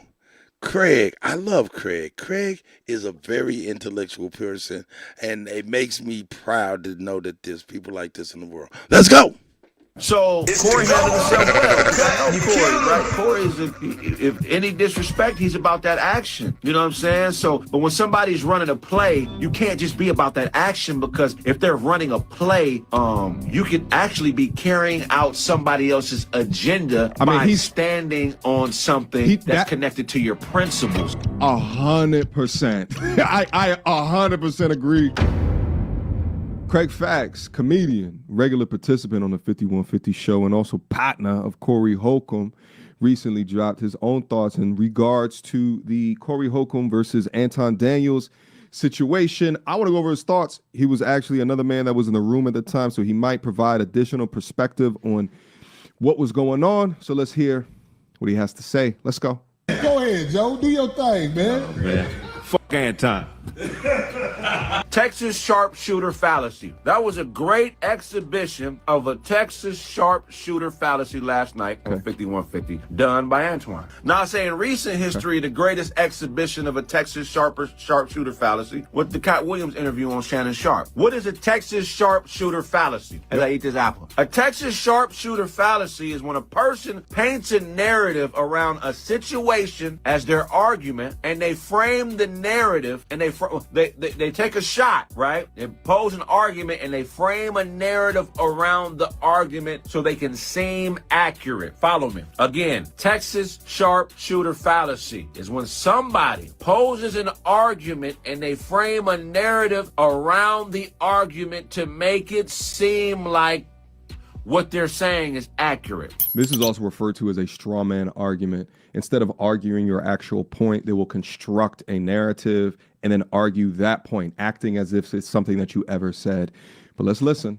All right, look that up so you can follow me. We with, okay, so bam. Last night was a cavalcade of illogical fallacies. You had two men who have opposing opinions, both have justified opinions to feel that whatever way they want to feel. Sure. Antoine being a conservative, pushing the narratives he pushed, he has the right to do it. Corey being who Corey is, being a comedian with a comedic point of view. Yep. That's what a lot of people who are political don't understand about a comic. A comic's political point of view is personal. It's not political. So it's a personal point of view based on life experiences, and it's your interpretation of the world through your view. When you have somebody that's political, their world view is really a microcosm of whatever political party they're subservient to. So that was the dichotomy. That was the difference. That was the minute difference in the messaging that was coming from both brothers. Corey is speaking his comedic point of view, his comedic point of view versus a political point of view. See, in politics, they always try to make the party's agenda supersede the individuals. If I was on the show, once I sensed that Antoine was speaking in Texas sharpshooter fallacy, I would have ended the show or stopped the conversation, because now I understand that he has an agenda, and his agenda is not based in logic. It's based in a narrative. Let me comment on a couple of these things. I don't agree with what Craig is saying right here. You could say that there are commentators out there that don't have their own thoughts, opinions, feelings, ideologies, perspectives, and they are just a mouthpiece to whatever political narrative. But that's not really what caused the dust up. What caused the dust up was kissing of a white man's ass. Comment back was upping the ante of slurping down BBC. Corey's comment towards Anton resulted in a verbal response. Anton's comment towards Corey resulted in a threatening response. That back and forth, that simple back and forth was what instigated it to the next level. Now, if you're saying that Anton was doing that prior to any of that, then that is your opinion of the situation. I would hope that any of us with a microphone are not saying things predicated on a political party, right? Like, or in complete alliance with someone else's thoughts, opinion. And in fact, you're saying things kind of just based off of the way that you think about it. Even thinking about the logic of a straw man argument or like Texas sharpshooter, right? You could be saying that you are going to cut the interview once you realize that they are just a mouthpiece. But then Anton can say, not a mouthpiece. You're actually setting up a logical fallacy or a straw man argument and attacking the political party as opposed to attacking that, hey, this is actually my thoughts and opinions on things. But nevertheless. Hey, these are good perspectives. Shout out to Craig. Hey, man, I ain't gonna stop the conversation. What are y'all thoughts, gentlemen? And if y'all want me to keep on going, I will let it keep going. Go ahead. I mean, like I said, I thought that the angry man and Anton conversation shouldn't have been live. First off, you know what I mean. And Anton should have just left it at the thing, man. You know what I'm saying? It goes back to wanting to do shit for content. Like I think it's the difference between YouTube niggas and other shit. You know what I'm saying? Yeah, man. I still stand by what I said last night, bro. Some shit it don't matter because now he having these type of conversations safe at home. You know what I'm saying? Oh, he a pussy, blah blah blah blah blah. Just by after he was just saying he ain't no street dude and all this type of shit. Well, we men. You ain't gotta be no street dude. Corey ain't never been to jail either. What the hell that got to do with anything? About being respected. So doing stuff on the internet, man, it could go bad, y'all. Like this, I don't respect it, bro. I don't respect none of that. I don't respect every man calling him on the phone. I don't respect niggas doing shit for the internet, bro. To put another brother down. That makes sense? Like we've had behind the scenes conversation, niggas have recorded the conversation. You know what I'm talking about? Yep. I don't respect niggas. I'm gonna say the same shit. I'm gonna say in front of your mama. Like I don't give a. It don't matter if you recording the conversation or not. That makes sense. You feel me? But the point is, I don't respect weasel ass shit, bro. I don't respect niggas doing shit for the internet for clout. I don't respect it. Anton could have went a different direction. Like, man, we trying to do positive things, right? Ain't that what he about? Ain't he like in church and all the extra shit he be talking about? Niggas weirdos. And so I still respect Corey, man, for I'll be back, brother. Shit, I'll be back. You know what I'm saying? Like, so that's how I see it, y'all. Like that's just me. There ain't even nothing to talk about no more. It's just already fought.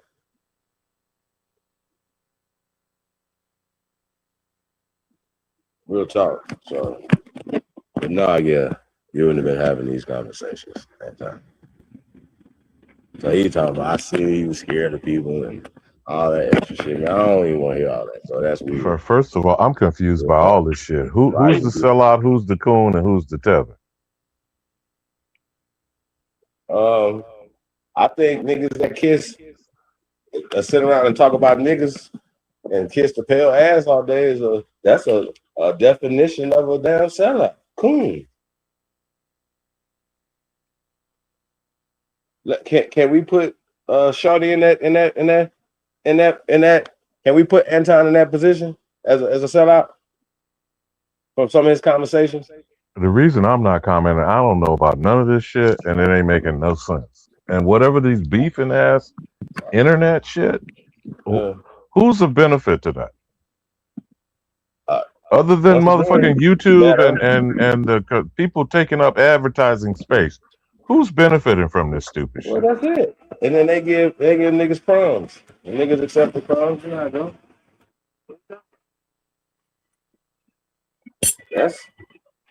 That's been the whole play from the go. Like what we talking about. That's been the whole play from years. Like before we was here. Like niggas been selling out, taking these folks' money, and to influence our people to do things that are not conducive to us. And we see what has happened. Oh, let's integrate into other people's businesses. And what happened to our businesses? Could you imagine back in the day, you be like, you got restaurants and shit, and the people was like, yo, we want to go to their restaurants and shit. And you like, wait a minute, why y'all want to go to their restaurants? Huh? Make it make sense. So you mean the flaw of integration itself? Dumbass sellouts. The whole point of integration ultimately has been to accomplish what? It has taken and extracted from the American, known as the Negro, one way, because we're the only ones integrated. And what do we have to show for it? 60 years later. Now we transfer that shit to the internet, where we mixing and mingling with these coon ass Tethers, sellout motherfuckers. And who's getting the bag again? Did you say? You said that Nigerian kufi wearing, dashiki wearing motherfucker that showed up with some cash for his mama. Because that's what they do when they come out of the hood. They send the money, wiring every day, $800 to $900 million in remittance. So who's selling out? Everybody that's a part of that system. And ultimately, like when we talking about Minnesota, ultimately the buck stops with Tim Walz. The buck is supposed to stop at the top of whoever's the quote unquote chief. But since I couldn't get in with y'all last night about Adonis and Fishback and that stank ass motherfucking Tucker Carlson, what we talking about? What we chopping up? I thought that was the video that y'all were gonna mix and match. Cause these white motherfuckers going around calling other motherfuckers Tethers. Flag, bro. Flag on the play. Yeah, well, what white, Asian, alien, invading, whoever the fuck is calling somebody else Tether and FBA to trigger what? Because to trigger what? If niggas is working as it pertains to us, niggas work for the system against us, right? That's a coon, and you know what? When we set the context of these conversations, now, Goat, I know you know the historical novel Uncle Tom's Cabin. Who was the coon and who was the Sambo, and did they work for Simon Legree? Cause I'll trees them niggas for you, sir. That's what the coon and the Sambo said, right? It's a fictional book, man. Is it though? The whole mindset. Is it though? When motherfuckers think they're the descendant of Kunta Kinte and Jane Pittman? Well, we just talking about Uncle Tom's Cabin right now. That's a fictional book, bro. Well, actually, you know the central character was based on the real man, Josiah Henson. But go ahead, go. I mean, I got you, but I'm just saying, like this, just for the record, so we understand. It's like most of these stories that people believe they're not real. They're not real stories. But even if it's fictional, did they describe a behavior? A coon and a Sambo exhibits a certain behavior. Let's talk about that. Is it a program of the behavior? Now, think about it. It's been a long time since I read the book originally, but Simon Legree was essentially a cross, as a character, a cross between the same bastard that beat Toby in the movie. So overseer / slave patrol. Right, but that's all fake though. That's what I'm saying. So they're creating. Is it fake if people behave in that fashion? Go. Yeah, but I don't believe none of that though. So if I don't teach him this, if I don't teach him that mindset, if I don't give him these fictional books to feed him that mindset, he's never gonna think like that. He's never gonna think like that. Until he has to be reprogrammed from thinking like inferior person based off of fictional books. You understand what I'm saying? Literally. Across the board. Go. None you I'm not said giving a it to him. sellout, I'm a not feeding coon, him. and a He's not tether getting it. walk into a bar. Okay, finish that joke. That's what none you said in the chat. I don't know the joke. I don't know. A sellout, a coon, and a tether walking to the bar. I mean, yeah. I mean, like I said, man, I think these people are one of the same. We got to stop separating stuff and say, "Oh, this person's a tether," based off of just because they from the island, right? No, we've on tonight's conversation, we've already said tether is a behavior. A coon is a known historical thing.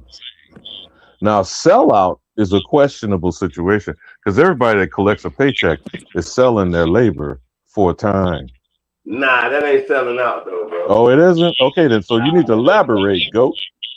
Is that old TK nigga? Happy New Year. Goose Creek. Happy New Year to what's good, man? y'all. The GOAT, Uncle Cuddy. What's happening, Cuddy? Goddamn Alabama, Uncle Alabama, goddamn the OG GOAT. Man, peace and love to y'all, man. I'm enjoying the What up? conversation. I'm gonna fit in where I fit in at. I'm loving the conversation. Shout out to everybody, man. American, I see you, sis. So I'm still confused, Cuddy. You brought it to the table. What is this beef? I don't know none of this shit with Corey Holcomb. Well, I mean, you know, I guess for some time, Corey been critical of Aton, and Aton probably been critical of Corey, and you know they flew in to do a show together and try to iron it out. What do we need to? Do I need to play that? I like I said, I'm the old nigga that don't know shit about you young bucks. I don't know what the beef is, and I'm still trying to understand. The conversation is who's a sellout, who's a coon, who's a test. That's right. So who? I still ain't heard. Who? I don't know what the beef is, but I know once a nigga tell me I suck dick, dog, it's problems. Time is a sellout. Well, I would have said that before this altercation.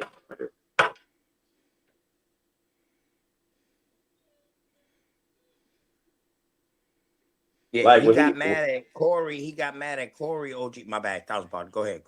Hey, you super low, OTK. Okay. All right, my bad. Super low. I hear you pretty good though. That's a first, boy. I usually be super loud and shit. I can hear that nigga good. Let me. But yeah, OG, go ahead, OG. I'll wait till you finish and I'll come back. Go ahead, OG.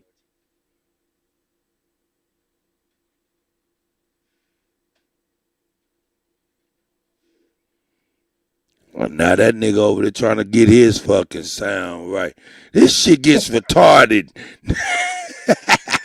OTK, what been a young guy? Man, just chilling, man. Working on the community, man. You know what I mean, dog? That's where all my energy goes into my community, bro. Yeah. I swear, bro. Hey, I see you in about a year when you say, man, fuck them niggas.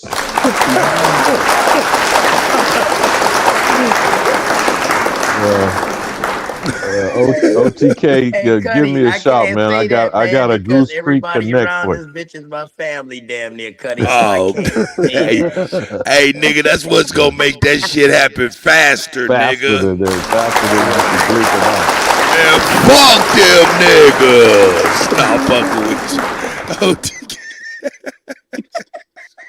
Nah, we ignorant, you know that, man. But yeah, let me pull it on up for y'all, man. Y'all act like y'all don't know what the fuck going on and shit. So I'll let you know. Y'all want me to turn it down so y'all can talk over it? I'll be right back. I'm over here trying to get my luggage together. But OTK, just holler at me, man. I got a Goose Creek. OG Preem? You see what I sent you? I thought I had sent it to you since earlier today when me and you was talking, man. But I see I never hit send. So it's still in the backup with the smack up and shit. Fuck yeah! I just sent it. I just made sure I sent it just now. Now you need to hit me, man. I got a Goose Creek Connect for you, OTK. So whenever your busy schedule permits. I am Goose Creek. I said I got a Connect for you. So hit me up when your schedule permits, sir. Happy I'm New the Year. Connect and the plug though. The buck stops there, nigga. Let's go.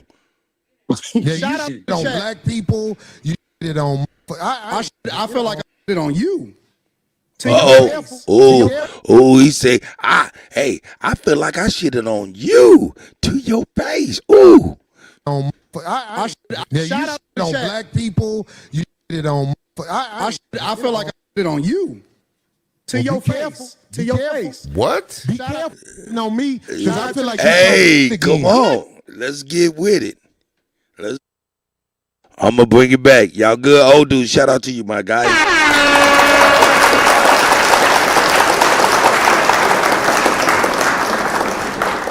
Hey, I was hoping this don't taste like no honey.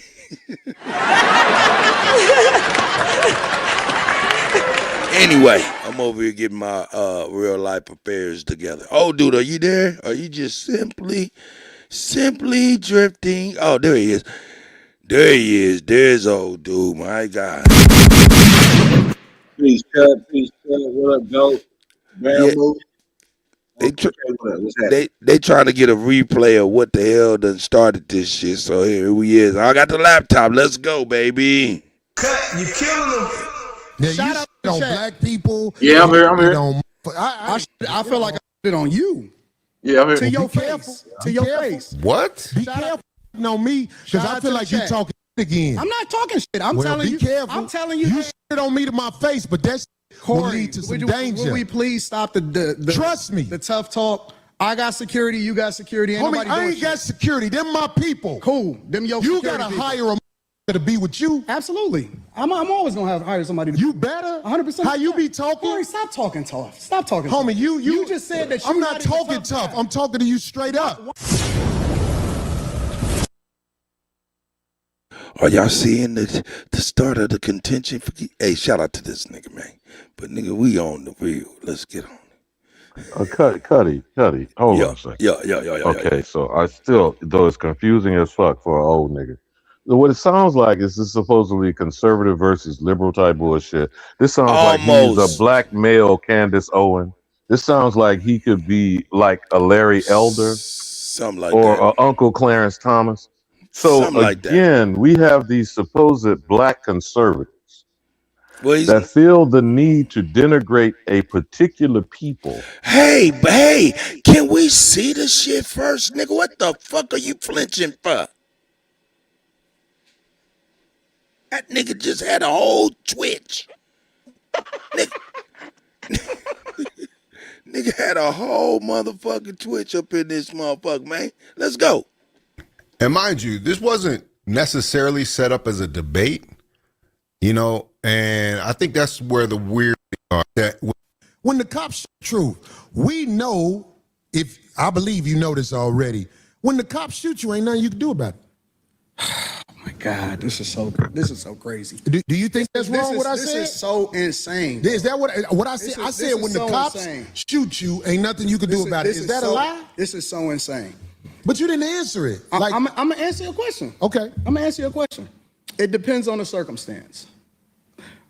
And the interesting thing about it is this: the majority of the people, because you like to use a blanket statement. That's like me saying all black people are stupid. Well, have you said all white people stupid? No, I'm talking about cops. You should say that one time. I'm talking about because cops. It's easy to say all black people are stupid as an example. Say something about the white people. No. You're not. I don't think you got people all the time. Oh, well, I didn't hear you. Can you tell me? Because I don't know. Liberal white women literally being the biggest enemy of the United States of America. That's the thing I say every single day. Caucasian female, the biggest enemy. Literally, white liberal women are the worst thing that ever happened to this country. What about their men? But we gonna gonna get there because you keep trying to get me to qualify it by participating and joining in on the core. No, I think you're doing what's easy. No. I'm doing what's real. Wow. I think you don't want to go against them because if you go against them, it'll be some video of you going against them. And when I say them, I'm talking about your boss. I don't have a boss. We say that. We say that, but here's the truth. I don't have a boss. It's a reason you go after black males or black people quicker than you will go after white males. What are white males responsible for in this country as the downfall I'm an of equal accountability smoke giver. I talk about everybody. I'm just saying, I ain't heard you talk about white men since you've been up here. You ain't been listening. You ain't been listening. I've been listening to you. No, you haven't. I hear you You don't have the capacity to be able to listen because you're too busy. No. You got me wrong. That was a shot. I mean, like, this is what I'm saying. Like, you don't have to say things about somebody's capacity if you're coming in good faith. You know what I'm saying? If you're coming in good faith, you don't have to insult somebody in the midst of a conversation, in the midst of a debate even. Like, there are rules to debate. And I think people don't realize that a lot of times. Because it seems like a free-for-all. It seems like you can say what you want to. But when it comes to two men in a conversation and you in the same room, which I like that Anton says he wants to not do any more via satellite interviews. He wants to fly to the podcast to see people face-to-face and eye-to-eye. But, you know, you still have to maintain a level of respect and decorum. I don't care what you say. Too busy. My capacity that you just criticized, that's an opinion. See? Here's the fact. Have you seen something about Caucasian males and how they destroy this nation? Well, what did I miss? Let's slow down because you talking loud. Let's slow down. Let's slow down. He asked you a direct question right there. Now, if that is not true, and I'm not putting this on Anton, you know what I'm saying? Like, Anton might well say what he want to say on his platform. But in this moment right here, he shifted gears. Even Darlene can see it right there. Saying a lot. No, you talking loud, and you still talking around. What did the Caucasian male do to America to bring it down? I'm not getting into that. You dancing around it. And that's why I lose respect for you when you start dancing and kissing Caucasian males' ass. But I don't. Don't do that in front of me because I'm not an ass kisser of nobody. Yes, you are. You suck the dick of black people right now. You doing. Oh, now see. If I had to say where this conversation went bad. That right there. Alabama. There you go. Welcome to the party, baby.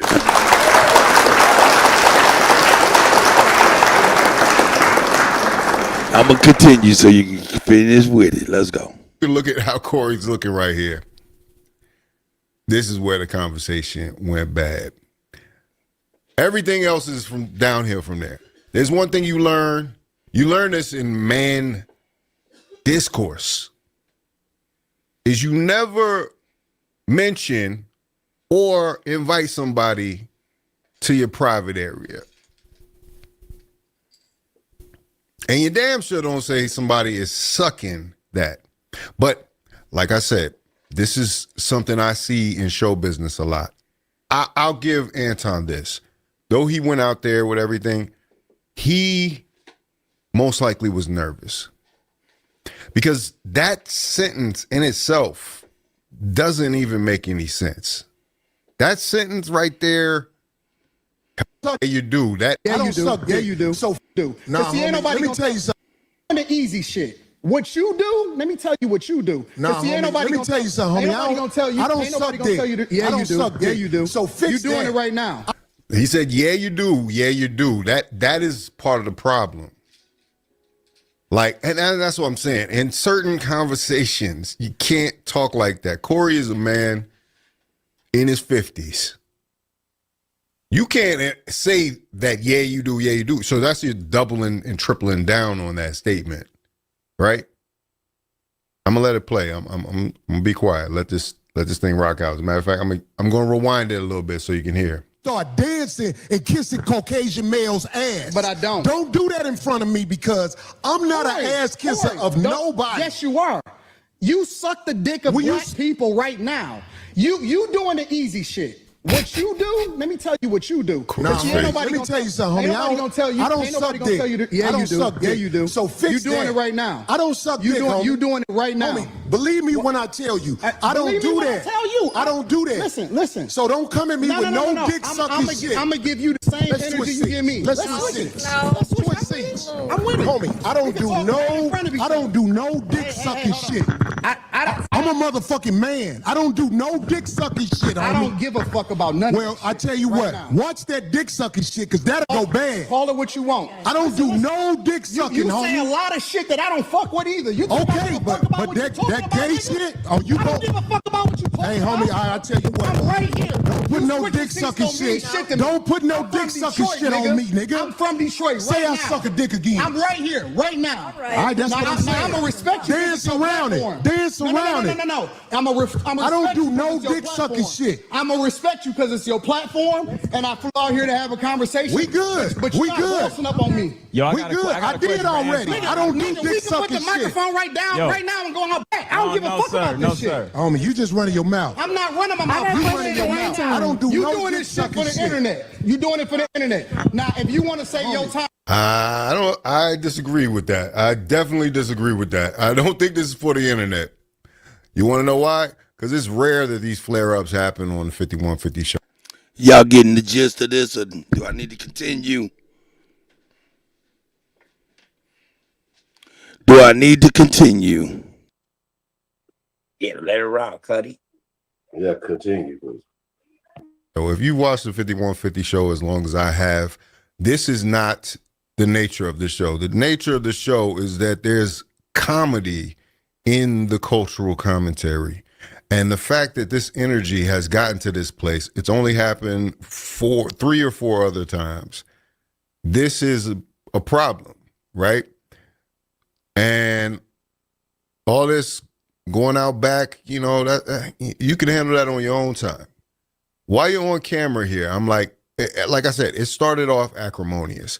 And the fact that we got to this place is interesting. But I'm just saying, like, that line, you suck the dick of black people, is always going to be a trigger for somebody like Corey Holcomb. You got to know that. That's awareness. That's being around people. That's being in the lion's den. You got to know that's going to be a trigger. If you don't know that, you know, let this be your lesson.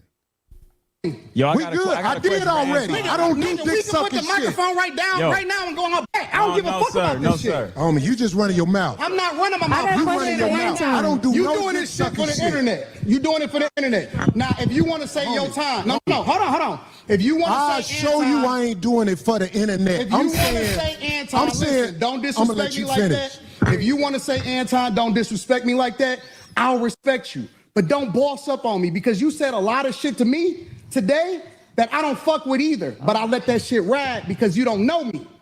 You don't know me. So I'm going to extend the same respect to you. You called me out of my name. You said some wild shit, especially with regard to how would it call this nigga out his name? Nigga, I'm telling you that you did. You can't tell me how I get disrespected. I got a question for bro. Okay. No. Hold on 1 second. Hold on. We just getting loud. I ain't gonna get loud. Then don't switch seats. No. This is my show. He said, don't get close to me. Why are you so close to me?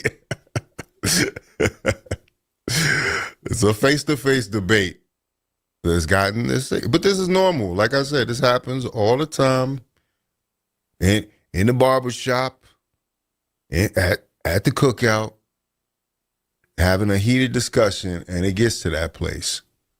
And, sometimes you can't go in the back and straighten it out. Or sometimes you can let cool it out. You want with that dick conversation? Because you ain't going to do shit. Because you're not going to do shit. Come at me with that dick sucking shit again, nigga. You're not going to come at me with... Say I suck dick again, nigga. We can go out back right now. Fuck I am. We can go out back right now. I'm with it. I bet you won't say that shit. We can go out back right now. I got money for all this. Whatever. I got money too. Don't nobody give a fuck about that shit. Hey, No, it's just not respect. I ain't Talking about the equipment. Gully, get out the way. Don't get in the way of two niggas. Let me tell you something, homie. I ain't got to go out back right now, because we got to go out back to lead this motherfucker. But I'm saying that dick sucking shit, watch that. That's all I'm saying. And if I don't say it how you like If you want to get back to the conversation, we can get back to the conversation. But just know, I'm not listening to none of that shit, bro. Here, nigga. I'm not listening to none of that shit. If you want to get back to the conversation, long as you we can know. get back to the conversation. Long as you know. Bro, you not Because that ain't you not that tough. Okay, and this is where it cuts out for a second. What are y'all thinking? What are your thoughts? Come on, let's go. You know who in the fuck it is. It's the GOAT. You killing them.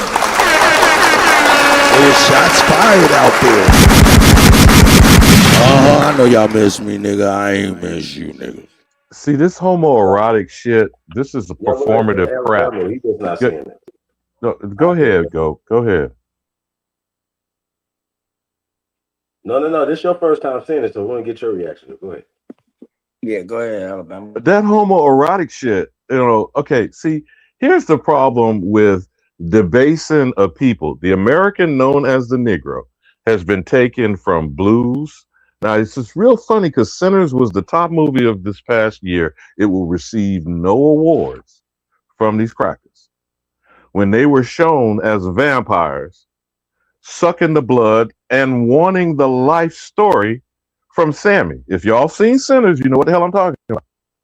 The whole and these are some Irish niggas, vampires, that had to be invited in, and they got invited in by a China woman, an Asian. Come on in, motherfuckers. And he came to get Sammy, who was the blues man, right? Now, blues has been categorized as the devil's music from jump by these foreign invaders on our land, when this is an actual expression from within our spiritual essence. Now the shit is hip hop and rap music. Nigga, all over the entire world, 24 hours a day, making tens of billions, maybe hundreds of billions of dollars. How much of that money is in the nigga's pocket? Now, these may not be two individual rappers, but they are representing a culture. Now, I don't know this A-Time motherfucker. I don't give a fuck. He sounds like, again, these horseshoe-ass, supposed conservative Negroes, like, say, Byron Donalds out of California. Or y'all not old enough to remember Ken Hamblin, the Black Avenger. Or Herman Cain, who ran behind the white man, Donald Trump, into Tulsa, Oklahoma on Juneteenth and died of COVID. Now, these type of conservative house Negroes who can find a way to defend the system, which means defending Mr. Charlie, and they get called on it. He had a nerve to tell another black man he's sucking somebody's dick. I don't care if it's the people. Now, how the hell are you going to be sucking the dick of black people? Or what's in his mind to tell another man suck a dick? Okay? All this shit is performative. But it's mighty strange how this homoerotic shit is almost everywhere and everything. If you've ever seen South Park, they got Donald Trump in a cartoon character putting a baby in the anus of Satan. And then they show him in a homosexual relationship with his vice president. So what the fuck, gentlemen, is going on? What is going on with this homoerotic shit? That's what I'm asking. But now we can get back to cooning and tethering and selling out if you want. But it sounds like that's what's being sold right now. All right, Cuddy, can I give you my opinion on what I thought real quick? I swear to God, it's going to be quick. Uncle Cuddy.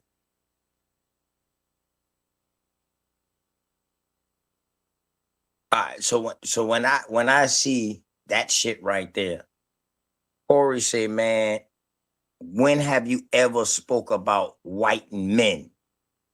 What they done to this country? What have you said? That right there, once he said that, that started getting to old boy. Once he said that, he said, you kissing the ass of the white man. So him in his defense, He said, well, you sucking black people dick. So when I hear that, you sucking black people dick, I'm hearing, I'm way beyond the faggotry shit. You know what I mean? I'm listening to this man basically telling Corey Holcomb, like, dog, you're bigging up your fucking black people over the white man. And that shit ain't cool. And what I heard from Corey is like, yo, you bigging up the white man over the black man. What is up with you? That's what I'm hearing right now. Now let's cook on that, OTK. I got your take on that, and I agree with you in your perspective. But when you hit a coon, now we're gonna get it back into the title. According to GOAT, I don't know when you came in here. The Sellout, the Coon, and the Tether are all the same person. What's your take? I think they different forms. I think the Sellout, the Coon, and the Tether is 3 different people.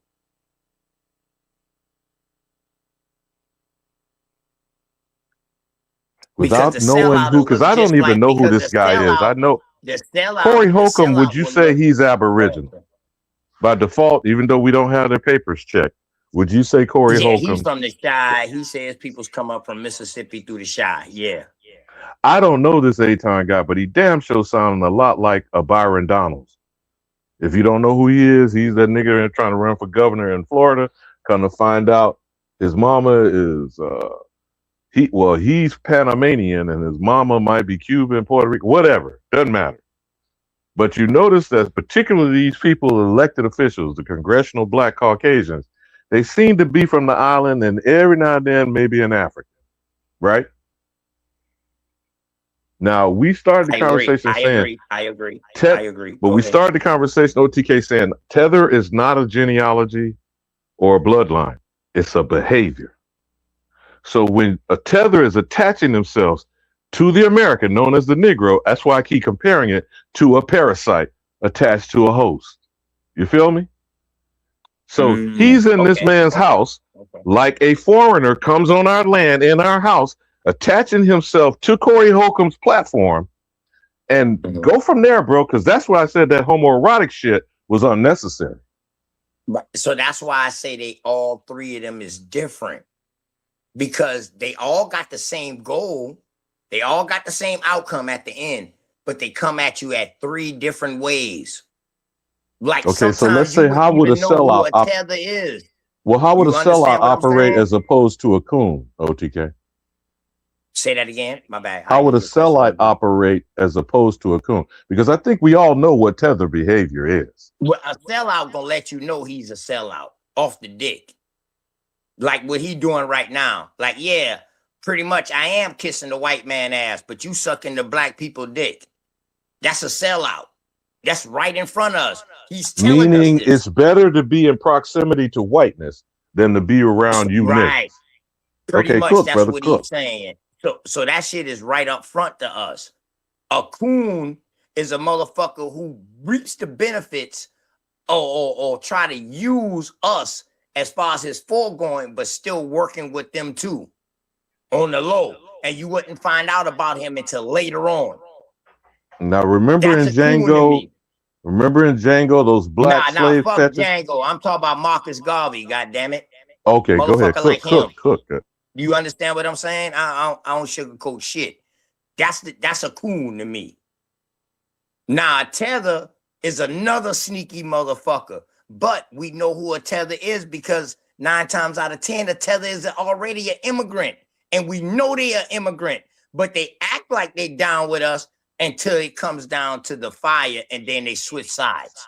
Okay, so let stay with that. Hold on, go. Let me just refine that point. Tethers, by and large, will come out of an immigrant category. American or Aboriginal will be a coon or a sellout. But go ahead, go. Cook. So my question to OTK, would a pale skin be a Tether? Only to his own peoples. No, listen. So if Tethers are immigrants, he can be a sellout to us. He can be a sellout to us because he can act like he down for our rights and all of that shit right there until he get established, until he get where he going, and then he'll sell our ass out. But from the jump, we already know he's not us. Yeah, entrapment. Exactly. Go ahead. Well, see, tethering is just an action. Right. Go ahead and explain that, bro. Go ahead, bro. Like tethering is an action, right? And so it doesn't matter who's doing it, they're still tethering. Like I think that it's specifically saying, okay, it's these people right here. Well, all immigrants are tethers then. Well, he is an immigrant. Yeah, so correct. My bad, OG. Thank you for saying that. Yes, and I think you know if we have a person from, say, for instance, Africa or even the islands, say, hey man, I'm with y'all. That's some bullshit right there. We with our people, or we with people of color. We extended family. You dig what I'm saying? Because as Americans, if we go to these places, bro, we just our nature ain't gonna. We not gonna do that because of what we come from. We're not gonna go there to impress them or other people. You see what I'm saying? Correct. What we should be using though as Americans is our financial power, number one, expertise, number two, our energy, all of those things. We should be using those things to our advantage to help people, not to take. Like you said, what I'm saying, like yes. So it shouldn't. If we've had this falling out, which I think it needed to happen with immigrants or whatever. Okay, now we done fell out. Now let's have some conversations, because ultimately we're gonna need allies. And see, Preem, that's the big shit right there, Preem. Yeah. We need allies, bro. Yeah. But hold up, I think y'all jumping the gun. Hold on. I think hold on. Y'all jumping the gun talking this ally shit now. Hold on, real quick. Hold on. OD. Hey, Preem, by you saying we need allies, is that leaving an open door for Coons, Tethers, and all of them to come let me give you a perfect example, right? During the wars, during the World War I, World War II, even in the Koreans and Vietnam Wars and shit, right? The Viet Cong, the Germans, you know what they would do? They would drop flyers down to the American soldiers, be like, "Hey, soul brothers, this ain't your fight. We not fighting you. This ain't your fight. Get out of here, black man. We fuck with you. Go home." You understand what I'm saying? So but hold on, that was a war tactic. That was a war tactic. That did not mean that they were allies to us. Said it was allies, brother. No, that was a war tactic to divide us from white troops. That does not mean the Vietnamese nor the Germans were allies, because these motherfuckers came over here, and when they got here, even during World. No, hold on, bro, because I'm in Lone Star State. That during World War II, German fucking POWs were over here treated better than the nigga on American soil in Texas. You know what? And the niggas say that they was treated better in Germany than in the United States. Tell them again. That does not make them allies. Okay, bro. Let me make this very clear here. Okay. Man, you ain't seen Number one, until we have set the rules, and I thank BAP for saying delineation is a movement and the code is an instrument or a vehicle. Okay. Now, what's being on code is being the only American. I think y'all know this by now. I ain't gonna change from this one statement. There is only one American. And until that is etched in stone by Americans, there are no allies. All United States citizens are foreigners. They can never be American, but they are all claiming to be American. That makes them thieves. An ally cannot be a thief. You understand me, Go? Let me ask you this, Alabama. What was the first title put upon us? Was it American or was it Indian? Or it was Negro if you're talking about invasion. No. Spaniards, I'm talking about when they first, Portuguese. They called us Negro de Terra. They didn't call us Indian, whether you want to call it Indios, Delos, I'm talking Ninos. about North America right now. I'm not talking about I am talking about North America. The Spaniards and the Portuguese were here for a century and a half before this white cracker from England. That's not. All right, So that's another conversation. That's another conversation. well, Reason why I you asked said that first is contact. First because contact is Doctrine because in Discovery, 1452. So between 1450 and 1500, these Spaniards and Portuguese were turned loose on our doorstep. Yeah, that's a play. That's a movie. That's not real. The Doctrine yeah, that's Discovery not real. was That's in not since real. 2014. But y'all saw how I've been teaching this for damn near 20 years, that Christopher Columbus and all that shit was an act of Congress in the 1800s. The Slavs got off a boat in the 1800s. 12 million of them documented came here. Those are the only slaves who Big ever facts. shores. We've never been Big slaves. facts. This is absolutely the land of the free, the home of the brave. This is not a slave. The South is not slave states. That's all I can say. Because according to them, the South was the only slave states, correct? But they teach everywhere niggas was at, they were slaves, right? So they're running a psychological play. I don't care who you are. Psychological If you're warfare. pushing that we came here on slave boats in 2026, you are a CIA agent. Okay? We're not gonna play with you, and we're gonna treat you. Now, is that a sellout, a coon, or a tether? I'm with a Man, he's a CIA fucking agent. agent. He's above They're an all of them. agent. It's too much overwhelming evidence. Now, I'm saying, hey, look, check this. I'm gonna give myself a flag before I say this. I'm for black people in America first, right? I'm for black people around the world. Do you understand what I'm saying? So I get what say a Cuba them is talking about certain people. You know what I'm saying? Hey man, it's about about these people here, blah blah blah, black people, right? Okay, cool. I get that.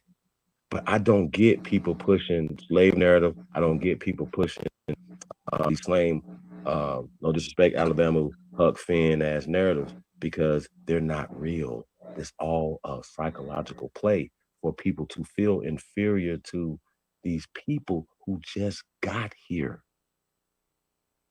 We're putting everybody in their motherfucking place. Everybody. But if we don't have the motherfucking resources, we just talking. And we don't work together to build resources. That's the problem I got, OTK. Now, see right there. Hold on, Goat. Right there, that underscores my point about this allyship is jumping the gun. Unless we are being endorsed and validated by Hershevik M. You understand what I'm saying? And but that's not allyship. No, but that's not allyship. Hey man, have y'all ever heard of Clive Davis making a motherfucking record? That's what I'm saying. What the fuck are we talking about? We always allow everybody else to and then look, and everybody has if you ain't popping unless they validate you, right? Big facts. When we the ones that put people out there. Y'all better shut up. And then look, I was even hearing like Charleston White, I ain't doing YouTube no more. I ain't messing with Sean Cotton, you know, whoop, this and the third, when Sean Cotton made you. Because now he feel like I got Aiden Ross him. I'm over here with the big, I'm with the white man. He's a motherfucking sellout. Mr. White Man. And we've been saying that. I've never Mr. come White off Man. Charleston White being a motherfucking sellout. But you motherfuckers support a degenerate motherfucker like that, or a degenerate motherfucker like Aton, when he's sitting around and look, he'll have a panel full of beautiful American women down talking crazy about other American women. And they up here supporting it like you stupid asses. They just went from Tommy Sotomayor, another degenerate sellout, to this motherfucker because they know that the pale man likes hearing. They love that. They pay for that. That's what Chaotic Truth does. They could be 100% niggas, but they like, man, I get paid off these pale skins right here for doing this. But that is for the debasement of the American known as the Negro. Hey, listen, I take them all that American known as the I'm a Negro conservative, shit, but I'm not a Alabama, motherfucking that sellout. shit is Listen. the window if we don't Alabama, got no kind of being cut stature a conservative. no none of that. My bag. I'm a conservative, but you ain't gonna never hear me talk not down about our people. ever. I'm a conservative. No, I mean I'm a motherfucking Republican or Democrat. Word. I'm an independent.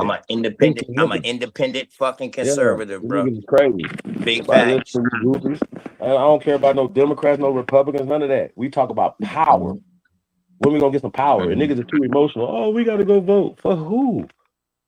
Make them do what we need to do. Yeah, make them do what we need to do. So, because guess what? So Cream Chief, I agree with that wholeheartedly, but I understand, bro. I can't get shit, no kind of funding or no none of that, unless I go to the Democrats or the Republicans. Mm-hmm. So our problem is the Black Caucus ain't doing what they was supposed to do, what they was originated for. That's supposed to be our go-to, but they not doing what they supposed to do. Clyburn and all them, man, fuck them. The Black Caucus, dog, them some sellouts. Well, they wasn't supposed to be sellouts, but they done became sellouts, dog. They became too much of politicians. Right. Word. And that shit is crazy. But we know they selling us out because they work for the Zeitgeist, bro. They're working with Why do I gotta go? Why do I gotta go to a cracker in that seat when the Black Caucus supposed to be there for us? They supposed to be our backbone, but they not there. So if they not there, we got to bypass them. They sellouts to us. They sellouts, Coons, and Tethers. They fit all three of the categories. There you go. You feel me? It's bad when you fit all three categories, right? It's bad when you fit all three categories, dog, and you look like us. Yeah. You ain't even an immigrant. You ain't even an immigrant. Wait a minute. You from this land. Go my bad, OG Cuddy. Do they though? Do they look like us though? They don't. The Black Caucus, yes, bro. Salute to y'all. Hear me out. Hear me out. Caucus. Salute to each and every one of y'all. Salute to each and every one of y'all. Straight smoke. Alabama. Ali Babu. We want to pass around, man. We got other brothers on the thing, but straight smoke. You got the flow, brother. What I'm saying is OTK is absolutely right. And you too, Holiday. Salute to you, Alabama. Been a long time. Cuddy as well, old dude. You know how we go. But the Black Caucus, as always. But the Black Caucus, we have to be very, very clear about this. Just like you said, it's really messed up when you fit all three categories, but they don't look like us. They don't. You know why? They got paid to move out. They don't look like us. They don't represent nothing that's dealing with us. So technically, they are a sellout. Technically, they are a tether. Technically, they are everything that we are not. So the moment you realize that you're talking to a wall instead of somebody that's going to put some action is the moment that we have to get these people up out the way. So with that being said, I salute each and every one of you. So, but you know what's crazy though? Y'all know what's hold on. Hey, Cuddy, Cuddy, I'm about to drop off real quick because I got to drop off in order to support the channel, but I'm coming right back up, man. I'm gonna drop off just so I can support the channel, and then I'm coming right back up. All right. We got you, brother. Thank you. Oh, no. Rain, what's happening? Hey, so Ali Baba Haru, you there? Old dude, you there?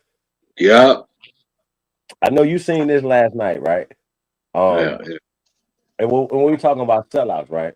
And the reason why I titled it "Sellout Coon" and what's it called, because I'm seeing all the sellout coon and tethering behavior, and it's coming out that the dude right here to the left is an immigrant, like, you know what I'm saying? And so I think I did not ask that question. I said this shit last night. Yeah, you and Cut was talking about last night. Cut was said this, that's why he's bringing what he's bringing.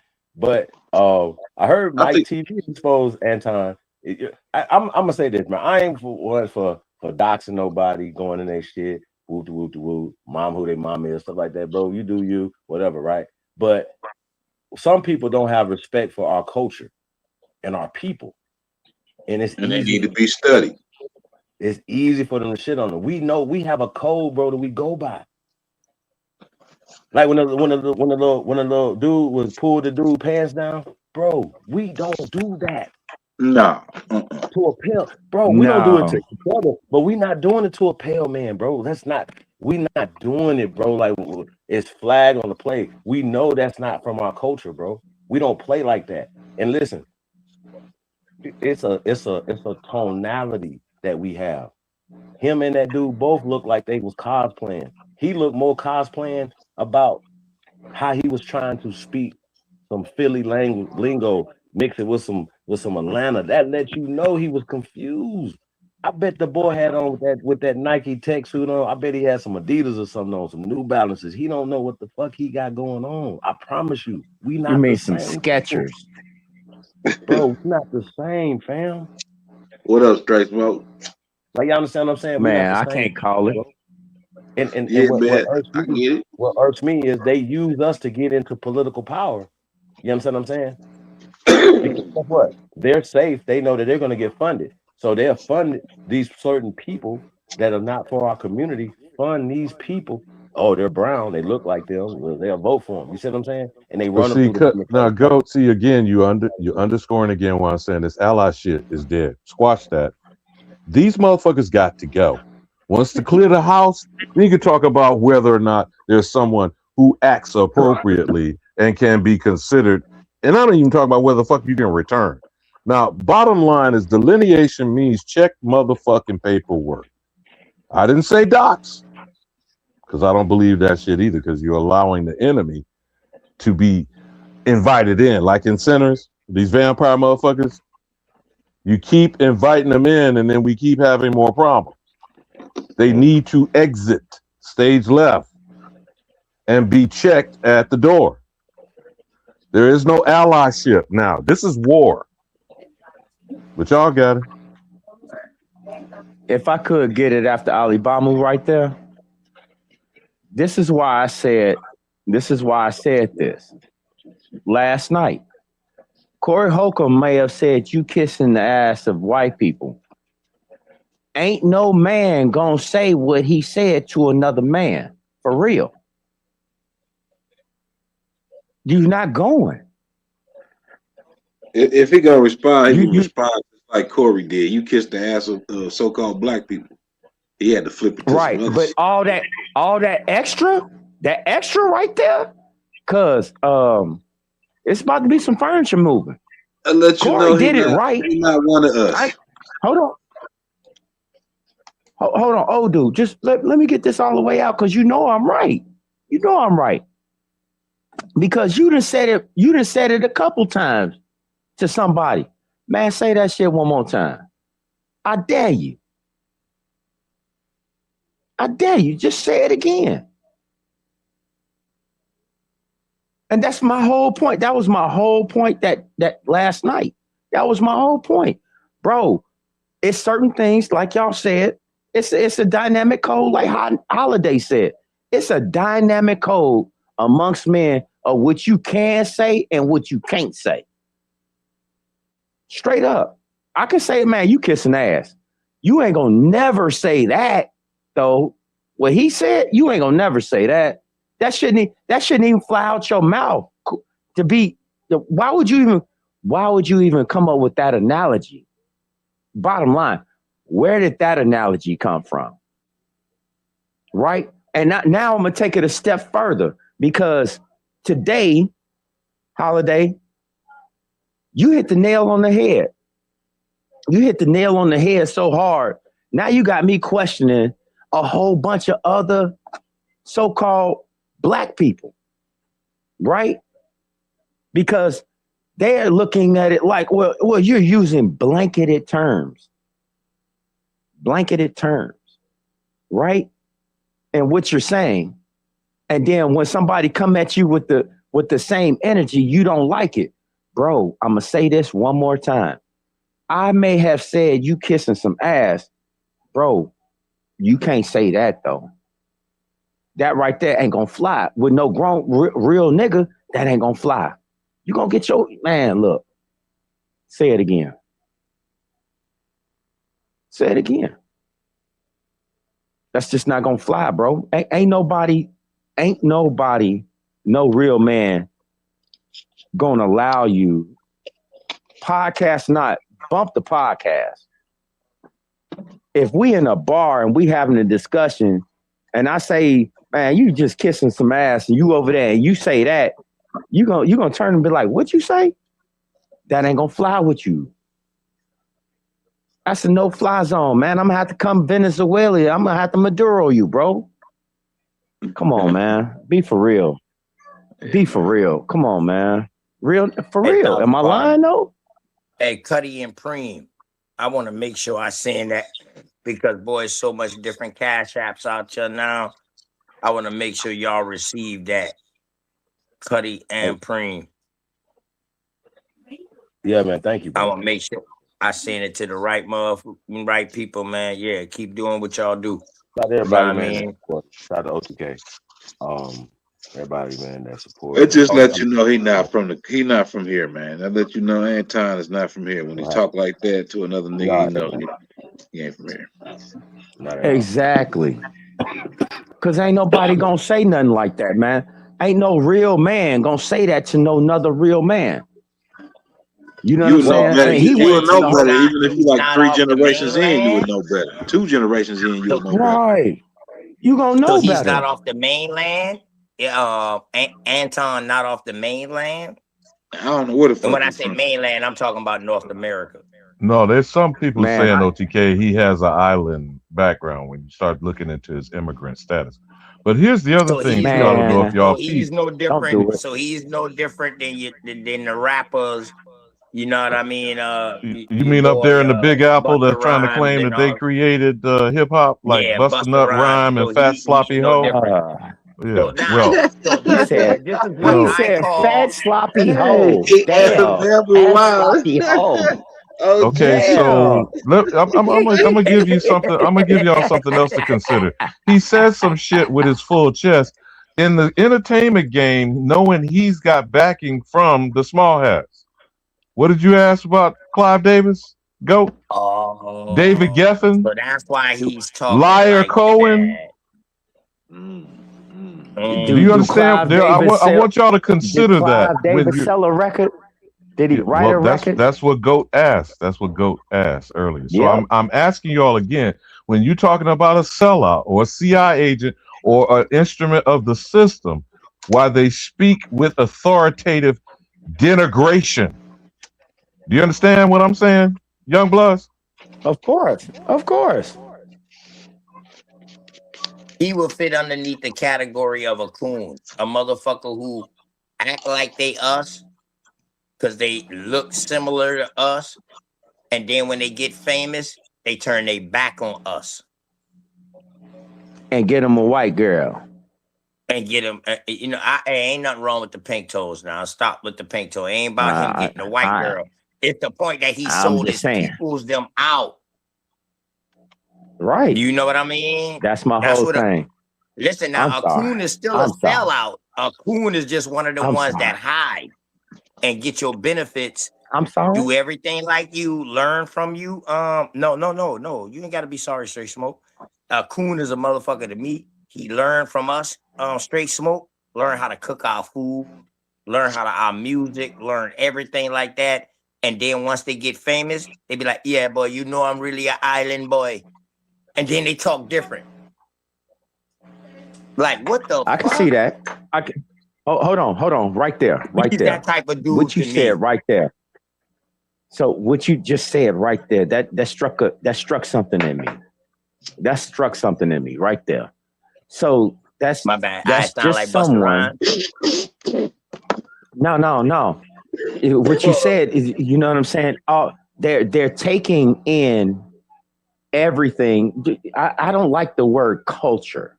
Okay.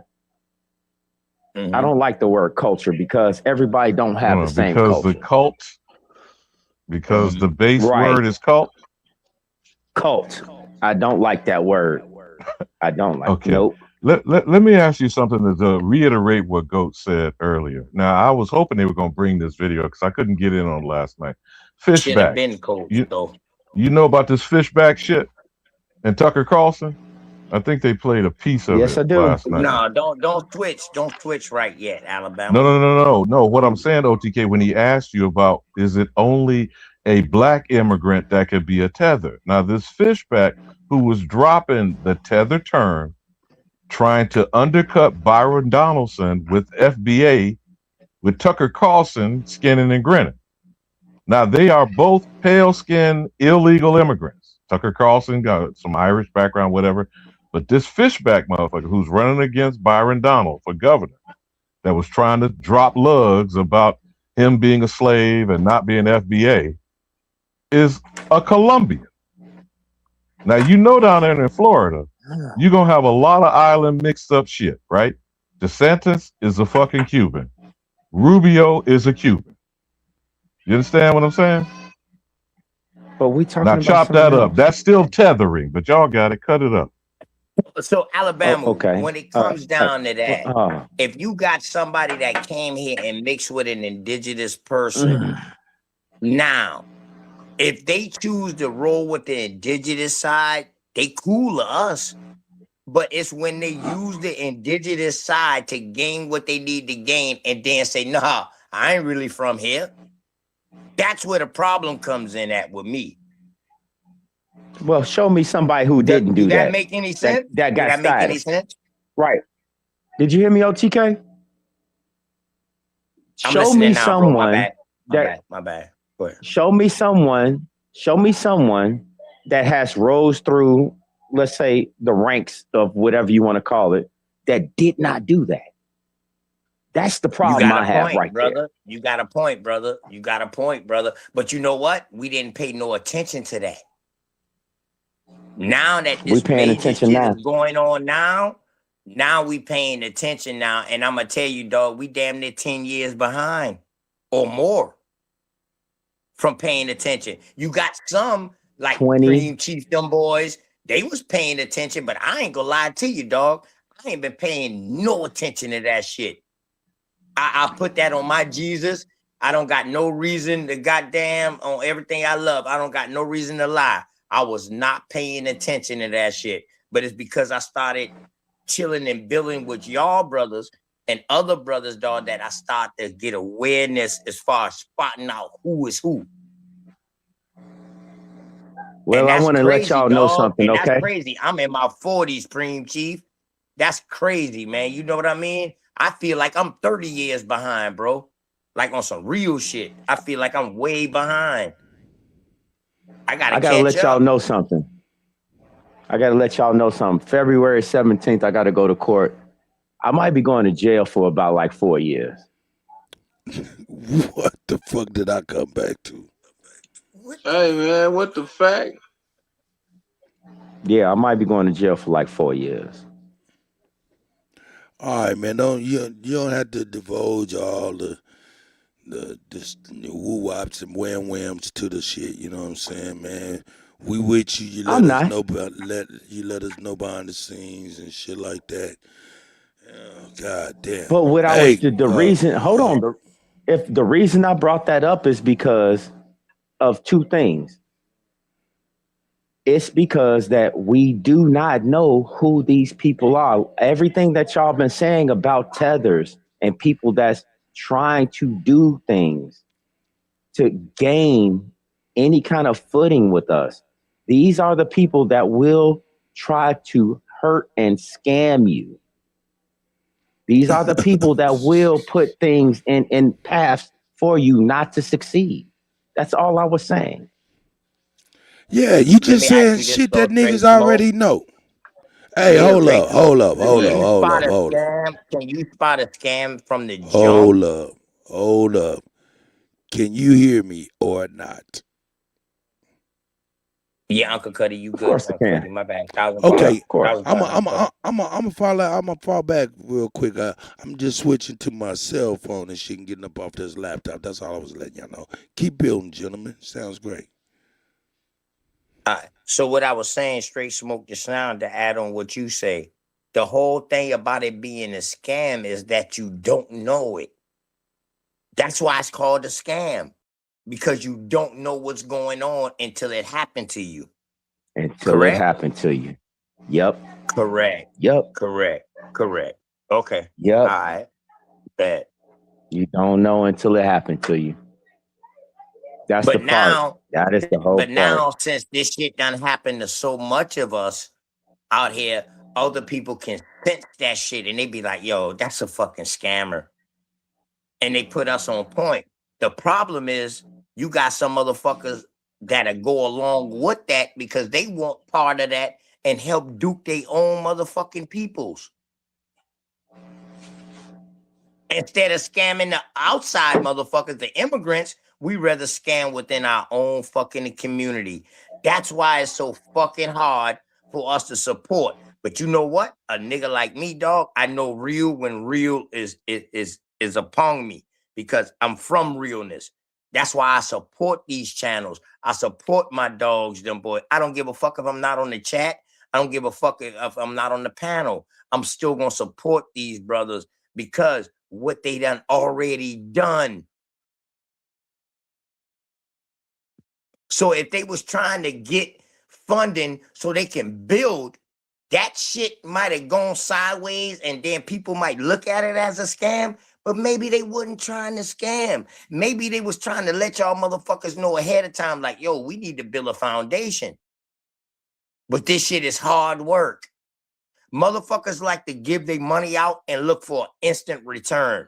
You can't look for an instant return when you're at the beginning of something. You don't even need to look for no fucking return because that's part of the foundation. Your return will be more people getting involved with this shit. And now it's a fucking, we at this point where we at now. And it's crazy. We got to this point where we at now without all of that. So now that we know what's going on, and now we still see these same kick doors still right here in front of us, still kicking the same shit. We want them to bring their old shit out because it's new now. Still kicking this old shit. We wouldn't even support these motherfuckers. We wouldn't even send these motherfuckers $1, dog. So but now, who is the coon? Who is the tether? Is it our own peoples that's what's amongst us? Or do we need to point the finger at everybody else? I don't like pointing the finger at everybody else. I point the finger at myself. Hold on, guys. Let me respond to that last statement that you just said. Oh, okay. Because that was what I was going to put back on the fire, another log. Okay, so now within the American community, y'all seem to don't like my saying they are known as Negroes because that is a fact. That's from this interaction with foreigners. That doesn't take away us being American. But all people who called us Negroes are foreigners. They're tethers as a category. Now, we have said that tethering is a behavior. The similar behavior within the American community is cooning, sambos, and sellouts. Okay? The other people external to us are selling out to get here because they sold out their culture when they fled. Would you agree? I definitely agree. Whatever their reason is, I don't give a shit what their refugee story is. They are over here talking about how great they came from whatever. You don't like the word culture, straight smoke, civilization, society, would you say that whatever. We opened the door for them though? No, but listen to what I'm saying. Hold on. Listen to what I'm saying, OTK. We are the only place on the planet that is opening the doors literally to everybody. I am saying the category of tethering is external. We are the host. You understand what I'm saying? I'm not saying that people within us don't have a behavior you might want to describe as tethering. I'm saying it's more accurate to say that they are coons. Coons and sambos are agents of the system. If you've read the book Uncle Tom's Cabin, the coon and the sambo helped Simon Legree with the slave catching of other Negroes. Okay? Who was the coon? So a coon and a sambo has agent behavior by definition. You feel me? Was they not part of us? Was the coon and the sambo not us? I said that's from within the American community. But all tethers are external because a parasite But listen to what I'm saying, brothers. Listen to what I'm saying. A parasite. All parasites are external to the host. External. So that means all tethers are immigrants. Right. Now do you understand what I'm saying? Exactly. Yes. Yes. So that means that we're inviting the virus. Exactly. And what do you become? You become the virus. No, you become deceased. Yes. The virus, yes. the Once virus you has invite to, hold them on. in Hear and me you out. let them The virus the virus has to have a host. The virus has to have a host. Correct. I agree. You see what I'm saying? Who was the host? What is that called? Straight Smoke? Straight Smoke. Who was the We host? We are. Okay, then. So that means that we are the cause of our own demise, correct? When you invited them in and we turned it into open borders. No, you're not going to escape that. He's right. Yes. Yes or no? Yes. So the only way to fix that is to start within, correct? Yes and no. Yes and no.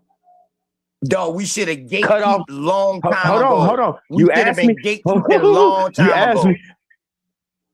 Okay, so you asked me. So I said yes and no. The first step is to cut off the virus. The second step is to fix us. You got to cut off the virus first. And you do that by starving the virus, right? It all depends. You starve the virus by no longer feeding it. You no longer allow the parasite to eat off of you. Right. A virus is incurable, though, Alabama. A virus is curable. No. What virus a virus you can cure? Is curable. What virus you can cure? Bro? Yeah. Name it's one. Easy. What? Name one. No. Somalian Name one virus that you can cure, bro. Somalian virus. Listen what you talking about. Man, you crazy, Straight Smoke. He's switching the. Now you know the attention was mostly brown and south of the border. So you know what he did. He went straight up, Straight Smoke. Went straight up with the Somaliland trip because now they are the center of attention. But again, it's not about where they came from. But no. I'm talking about in the news, Straight Smoke. But the point I'm saying, which I will keep saying, all immigrants are illegal.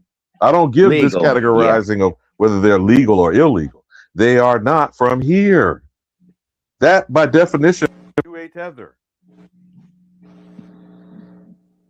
You know what kills me the most is this. There's stuff on the books. But do you understand? But do you understand the point that I'm making? Yes, sir. Okay, yes, so sir. Yes, sir. when we're talking about these particular three categories: sellout, coon, tether external, coon internal, both categories sell out in different fashions. You feel me? Because remember, the tether, the immigrant, sold out to get here. Sell out in the American who has different categories. We got niggas, Negroes, colored, black, and African Americans.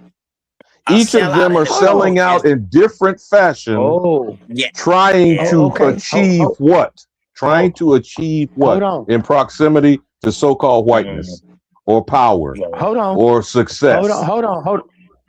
And by the way, Straight, so I'm gonna land on this. This is I'm gonna land on this because this is between the beef between Aton and Corey Holcomb. These are still two entertainers, right? They are still they're in the entertainment industry, right? They are used to give idol worship to the people, right? Why do we spend time on celebrities, athletes, actors, musicians, whatever, in the culture that you say you don't like that word? Why are those people elevated up as idol worship? But y'all cook on that. But the thing is, though, we've been playing sports, dog. We've been entertaining. We've been doing that. Those not no things that's new. Those not no things that new. You know what I mean? Damn, they all the sports today came from America. I mean, it ain't no ifs, ands, or buts about that. So we've been playing sports. The only thing is, when we play sports for death. Yeah, but the difference now is being paid for money. Why is it different now that all of these same things are being glorified through money? Because it's entertainment, Right? dog. It wasn't no money. It wasn't no money when Magic them boys was playing, bro. Basketball. It wasn't no money like how these boys getting money now. Them boys was playing because they love the game. Because that was them. I'm sorry, OTK. My bad. But it's these foreign investors that come into play that changes the game. That's why we got these watered down sports now. The only sport that's still real to me, bro, and y'all might knock me on this, is soccer or their football. That's the only thing that's untainted. You know why? Because they rule soccer.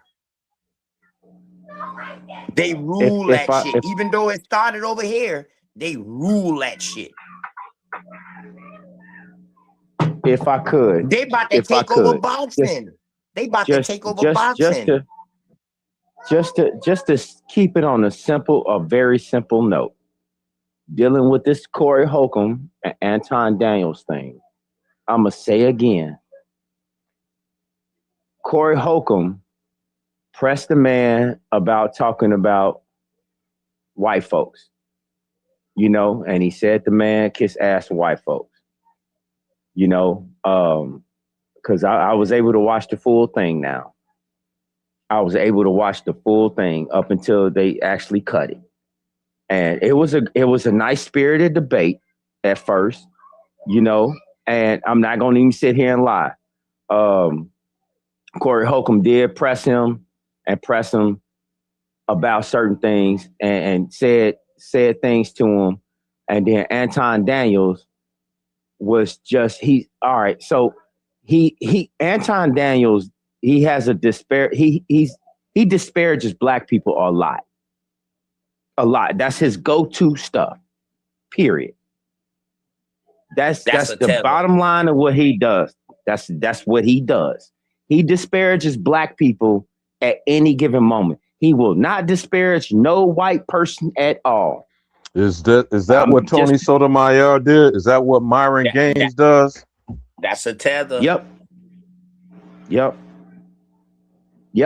I'm just keeping it all the way neat because I watched the whole thing. As far as the person that sent it to me allowed me to see, because they screen recorded it until they cut the feed, and it was a good debate at first. It started off good, and then all of a sudden it just went south. I mean, it went south fast, and it wasn't because it came back on after that. Those straight smoke. Okay, but what brothers? What I'm still trying to understand is why is our conversation about them? Corey Holcomb still didn't like that shit. He said, "Man, they've been they've been talking about some other shit with the conversation." He said, "Man, that dick sucking shit just don't fit right with me." In other words, when it came back on, Corey Holcomb was like, "You know what? I don't even know if I can have this conversation because that dick sucking shit just don't fit right. It just ain't gonna sit right with me. It don't sit right with me, dog." And I saw it. Can you say right now? Can you say anything about a white man right now? I never heard you say nothing about a white man. I heard you talk about white women, but can you say anything about what the white man have done over here? The man switched the fucking whole conversation, bro. I want to point out that he's specific when he says the liberal white woman. White woman. Those right, the liberal white woman. He has a pass by the conservative pale male to go at the conservative pale woman. Right now, here's the thing: big facts. He's not big facts. Even his criticism of them is still, they're the worst. Yeah, it's skeptical. No, he's doing something that's already been done. Right. Who's the first so person that said outside that? the box. So it's not outside the box. Straight smoke when he do that. Who was the first person that said that? When you criticize white men for what they did, like Preem Chief saying, That's when you going outside the box. He did not outside do of what they that. said. Yeah. Now he can't like Right. he's specific. He's saying liberal pale women. He's specific because he understands if you better not say it. He start talking about the conservative pale. He can't do it. He's not gonna do it. He can't do it. For them. He's not gonna do it because even if he has it for them, he's not gonna say it publicly. He'll do it private. Right? Now here's the point. That means that you kiss their ass because you can't put our dirty laundry or things that you want to say, like call angry man and put that out in the public. You see what I'm saying? That's your brother. Right? You see what I'm saying? We don't do shit like that. We don't play each other like that. Like we have an issue, we're gonna talk to each other behind the scene, we ain't recording, we're gonna hash it out, or it might be like, look, bro, just stay away from me, stay away from you. I ain't gonna leave. Holiday. Who was the first person to say that? All he's doing is he's just riding a playbook. Who was the first person to say something about the liberal white people? Malcolm X. That's all he's doing is he took Malcolm X playbook right there for that one particular thing, and that's what he wrote on. Well, but that's ain't also nobody no fool. Glenn Beckham talking points though, and Fox, and it's Officer Tatum does it. Hodge twins does it. Officer Tatum. No, I'm just saying though. Like, look. I say this. It's a group of people that do the same thing. I'm a conservative. I understand how conservatives think, right? But I'm still a nigga. You hear me? I know who I am, and the interest of my people supersedes any of these adjectives or things to describe how I feel or think about politics, right? But I'm conservative as far as my politics, but as far as when we're talking about society, I'm liberal. Feel me? But that's my personal stuff. It ain't. Y'all dig what I'm saying? It's not right. I'm not putting my personal stuff on everybody. Like, you know what I'm saying? I think that's weird. Where's everybody go? And like you say, with society, and when you're dealing with society, you're dealing with a social construct. So when you put your construct out there in the social air and apply that to everybody, dog, that's not right. That's not right. That's not being conservative. Conservative is you and the people around you. Dog, we do what we gotta do to maintain order or whatever to help gain and prosper as far as each other.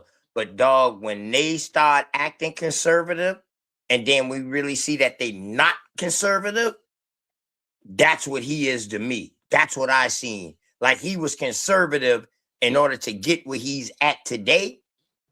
But now he's like, man, fuck that.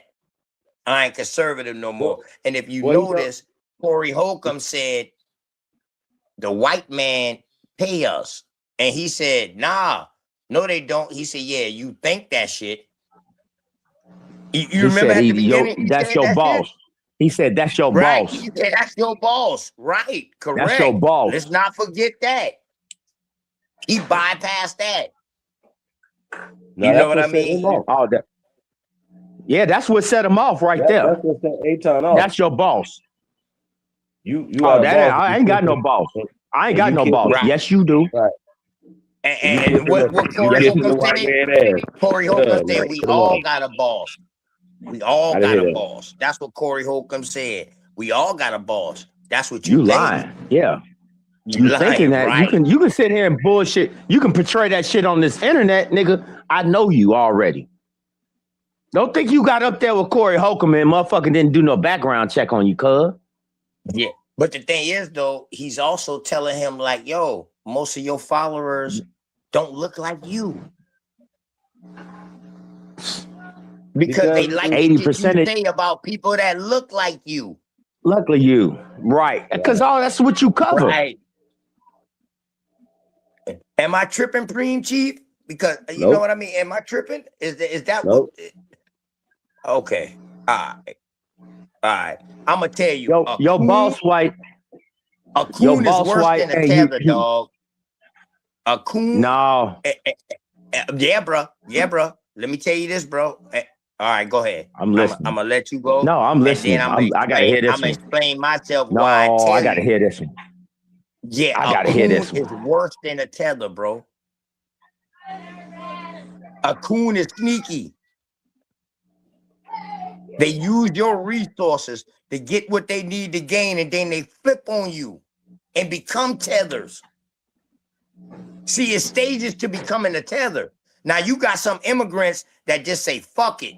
Yeah, you motherfuckers over here, y'all just lazy and all of that. That's the new age tethers. Them old tethers, they started from something. They started out as coons, bro. And we can go all the way back to the 1800s, 1700s. They started out as coons. Nobody did nothing in America without the help of an American. You feel me? This way before any tethers. Our own peoples, some of our own bloodlines, them did this. You know what I mean? But the thing is that the age that we in now, we can correct some rights. We don't have to follow in that suit. We can go to our peopledom and be like, you know what?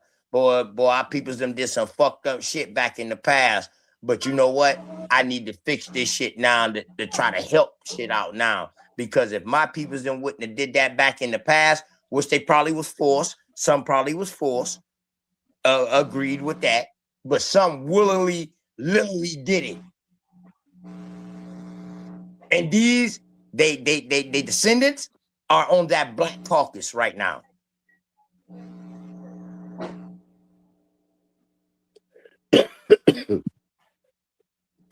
They descendants hold major seats in politics right now. The same ones who was thinking like that. That's why you don't see no Black major politician doing nothing for nobody unless you're regional, state, local.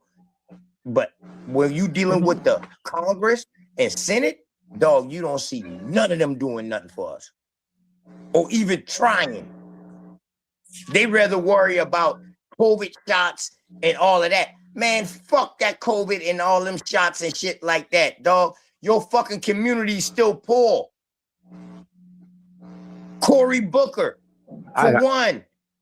Come on, man. Oh, I my mean, God. this shit is right in front of our fucking face. But and thanks to motherfuckers who kicked the door open, because if motherfuckers didn't kick the door open and start enlightening us and opening our eyes to shit, dog, we would still be stuck on that shit. Man, nigga, I'm a fucking Aboriginal. I'm American. Fuck all that other shit. And you know where that's gonna get us?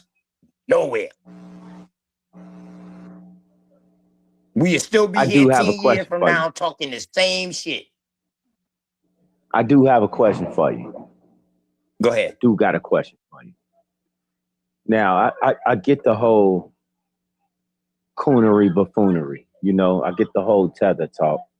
I get all of that. But is it not up to us to be able to see through these people? I mean, at a certain point, we got to start. Hold on, hear me out. Hear me out. Yes. Now right, we can. You see where I'm going with this, right? But we got to be able to. We got, bro.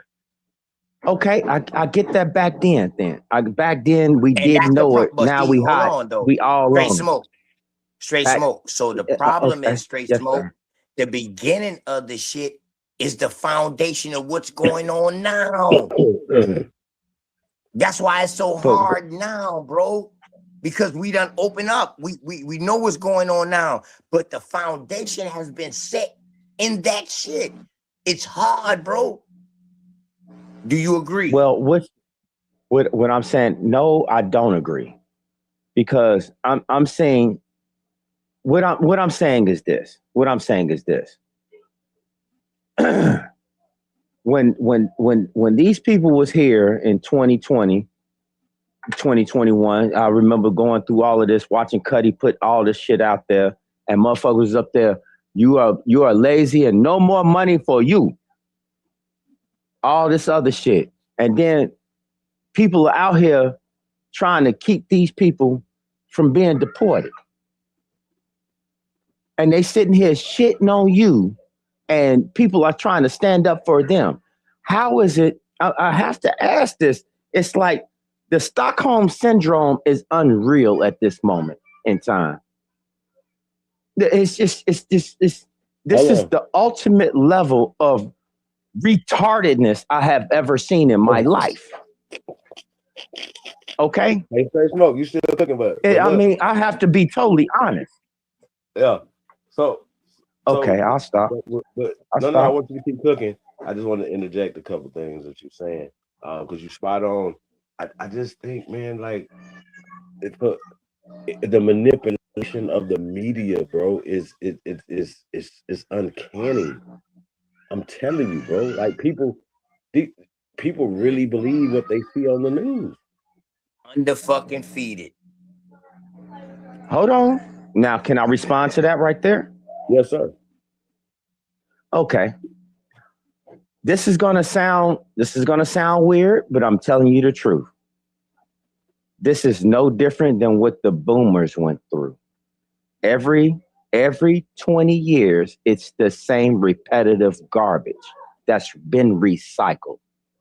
Every 20 years, it's the same repetitive shit that's being recycled for the consumer of the what? Your subscription to malfeasance is what you consume engulfs you. Okay? This is why people act the way that they do. This is why you're seeing society like it is, because people are looking at what they choose, what they think is right, and it's wrong. If you don't believe me, who was that? Paul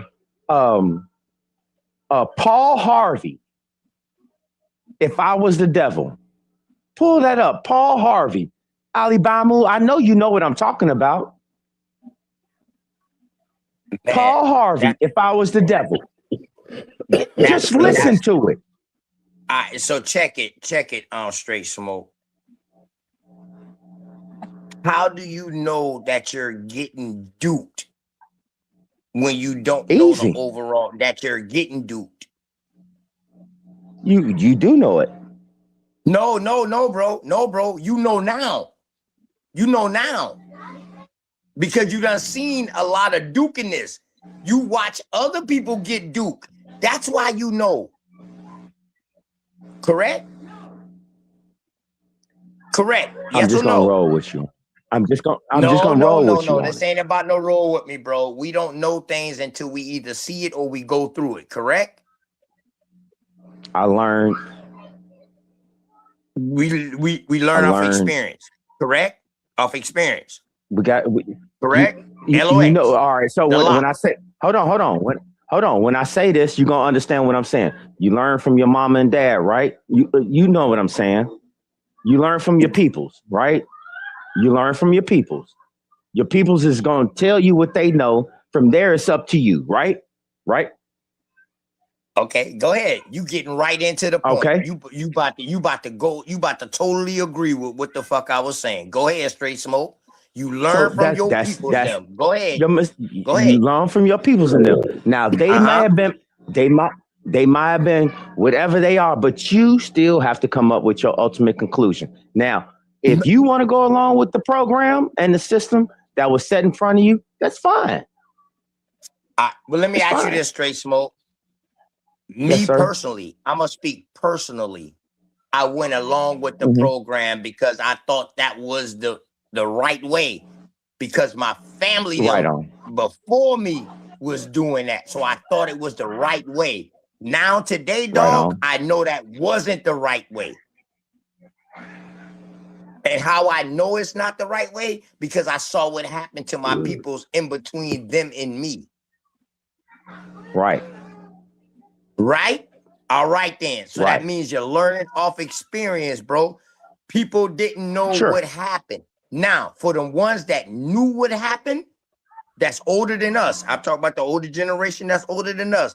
They saw this shit happening and didn't do nothing about it. The helicopter is back. Because they wasn't in the place to do nothing about it. You know why? Because they made you look like you was the poor bum and you didn't have shit. You was something illiterate, told you was from Africa and you was off a slave ship, when all the time you was the one who created this government. What they doing? So all they did was take our own shit and put it back on us. Correct? Would you agree? That's I see where you're going with that. So and now I'm gonna talk personally from my perspective, okay? Man, why I can't get a yes or no from you, Straight Smoke? I'm not saying that you're wrong. I'm not saying that. Why I can't get a yes or no from you? Because I can't do the whole Africa shit. Everything don't need explanations, bro. Everything don't need explanations. Some questions are literal. You see how literal that question was? That was literal. That was a literal question. It don't need no explanation. Right. I just can't do the Africa shit. Now, you give me an explanation, you talking personally. You talking subjective. I'm speaking from an objective point right now. I'm talking about what happened to all our peoples. I'm talking what I'm talking about is objective. I'm talking about north, south, east, west, whatever. The whole fucking North America. I'm not talking personally right now. Dog, you smart as shit. But you didn't get that way. You didn't get that way overnight, bro. You went through some shit to learn some shit. What and what not to do. Which way and which way not to travel. Mom and daddy didn't teach you that, bro. You learned off of other people, correct? Would technically, okay. Yeah, I'm just gonna roll with you. Yeah, bro. Yeah. I'm sorry. I don't need nobody to roll with me, dog. I'm not trying to deflect with you. I'm not trying to deflect. I ain't trying to deflect, dog. We having a good what conversation. it is that what you're saying, I agree with. It's just that I wanted to offer a little bit more, context, if you will. Input. That's all. Right, but I just wanted to know your. I agree with you. All right, that's cool. I agree with you, and I agree with a lot of shit you saying too, bro. Don't get it fucked up. That just lets you know that people can say things the same way or say it different ways, and we agree with. This is what we need. The only way we can get better, bro, is to talk about all the shit that went on and agree to what the fuck happened in the past, and that's not gonna happen no more. That's why Alabama's still kicking out here. That's why Cuddy's still kicking out here. They don't gotta entertain us. Cream cheap them. They don't gotta entertain us no more. I know it. But they still out here. It feels good. Because they telling us things that happened in the past before our times. Because our mom and our daddies, them might not tell us. Some people don't got their mom and daddies no more. Their grandmamas or granddaddy. So we got people like Alabama. We got people like Uncle Cuddy. You know what I mean? That still can tell you like, yo, this is what went on. No matter what state it is, it don't matter where you at. It's the point of what happened. Because this shit was global. What happened, bro? Yeah. That's the only way you understand what I'm saying? And they had help, bro. And you know what? You brought me back. You brought me back to a very key point. I remember a time. Alabama, are you still up here? I hope so. I really hope so. Because we went through crazy Straight Smoke. Seriously, I kid you not. We went through so much information at one point in time, from purple tie people to Henrietta Lacks to how the land was given to people by going into the service and all this other stuff. And it seemed like no one understood that these were the actual Americans that they had to enlist because they did not know the terrain of the land. They had to come to us to get us to come fight for them. They had to. And they was giving us property that they didn't even own. But what it was is that they were sitting here saying that once you help us take this, we're going to give you this. You know, see, that's the union. the amount bro. of information. That's not the Confederacy. That's not the Southern Confederacy. Listen to me. The amount of information that I learned from 2017 till now, just fucking with Cuddy and Supreme Chief Holiday is stupid. I mean, stupid. I mean, it's like a lot of people, I think a lot of people just don't understand a lot of the things that they were covering. It's not so much as this our ideology or our identity. It's not so much as that. It's how people was cosplaying on it and getting rich off of you. Getting rich off of you, and you are still buying the product from them, and it came from you. How insulting can it be that you're being cosplayed on and you're buying into it like it's cool? That has got to be the most disrespectful but yet ingenious thing to do. I remember at one point, Cuddy was like, man, we're about to take Hindu music over. Ling-a-ling-a-ling-a-ling-a-dinga-dinga-dinga-dinga-dinga-dinga-dinga. We're about to do that shit. Let's do some rap to it. It's crazy. It's crazy how no one is actually understanding that you're being played and you're buying the playbook and you're laughing at yourself. That's because a lot don't know. Straight smoke. Remember, every time we used to be on the channel, I used to be like, yo, bro, what you talking about is serious. But that shit be over some people's heads. You got to start. We damn near got to start from square one. Why you think I be telling Cuddy and Back them boys, all them old shows, and them boys say, man, I did that shit like A1 and them boys. I did that shit like 10 years ago. I said, man, listen. 10 years ago might be old to y'all, but that'd be new to us. Exactly. Because everybody wasn't around 10 years ago. You're gonna have to replay that shit. You gotta redo it. And the only reason that you redoing it is to strengthen up the fucking foundation. If we all, dog, I don't care what nobody say, dog. Straight smoking, you know it.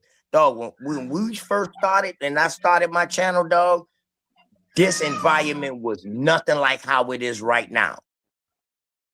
This environment done touch other people through by media. See, we done found a way how to get through by media, which we ain't even tried. All we did was stick to what we know. We took on from what the kick doors did. Like, I regurgitated so much shit that I don't know. From the older school, I've been regurgitating a bunch of that shit, but I ain't see that shit back then. But you know what? That shit helped hit home. And now this shit is worldwide now, dog. Everybody is on this shit. Even the government know that this delineation and the American Indian is and the American Aboriginal is here. We here and we ain't going nowhere now. So the foundation that been set is because of all the work that been put in for damn near 15 years. Them brothers been out 10 years. I've been out almost 5 years.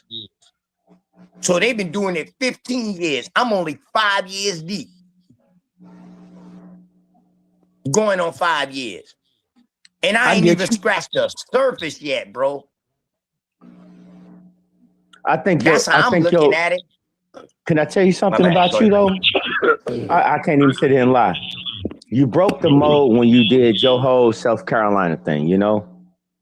You broke the mold on that because you took a strong stance in your home state. That is genius. It's genius. Now, if we had and I told everybody else, focus on your state. Get to know your state. Right. And what I'm saying is, like, ever since all of this, how everybody popped up at their perspective times, right? Even with Ali Bamu, you know, everything fit. It was a cohesion moment. It was a cohesion moment. And it had to be branches of every different thing because everything was supposed to be in that same bracket, but it was still, everybody was still talking under the same guise. Now you had Holiday that was doing only builders. You had Cuddy that was doing geopolitical. You know, you had you that was doing what you was doing. You had Sister Bethy. You had Topcast. You had Big Dog Philly OG. You know, brother Sanchez. BAP. Of course, you had BAP. You had A1. You know what I'm saying? It was the movement of it. And I can't forget two people for real. Cult Figure. Cult Figure is a motherfucker, man. He a motherfucker. And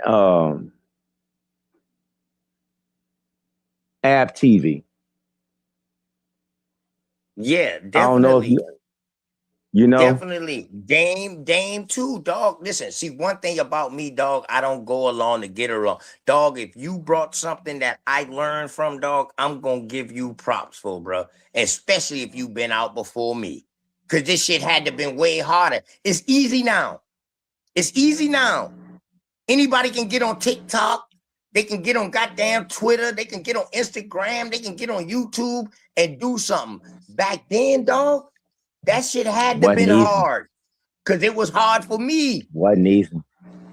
I'm the most hated in the American Indian Aboriginal community by all the outsiders. Ain't no trans African like me. Not a nan, not a. He called him a trans African. Come on, bro. Hey, it is what it is, man. That's why I give my shouts out to these brothers every day, dog. Every time I get a chance, I give a shout out to the king, dog. Real fast, gentlemen. So I want to get back to the topic of sellouts, coons, and tethers, right? So I wanted to do a little throwback. I emailed it to you, Cut, but I got it's in the private chat. It's a short video of Steve Coakley. It was maybe say like 30 something. Microphone check 1 2 1 2. Can you hear me? Yes, sir. Yeah, shout out to Steve Coakley, man. That's my motherfucking G. You know I'm getting my affairs together. I had to get up off that laptop and pack it on up. Okay. But we got old dude. Hopefully old dude got our back, man. Shout out to old dude, man. I appreciate you guys, man. OTK, Straight Smoke, Alibaba Aru, Alabama was here. Everybody else, man. Shout out to everybody. Man, I appreciate you more, Cuddy. And them kids appreciate you more than I do. That you do that's a fact. For, man. Shout out to that. That shit is on the autopilot right now. Niggas is all to the races, dog. All I can do is just wait for the future and see who wins Grammys. Word.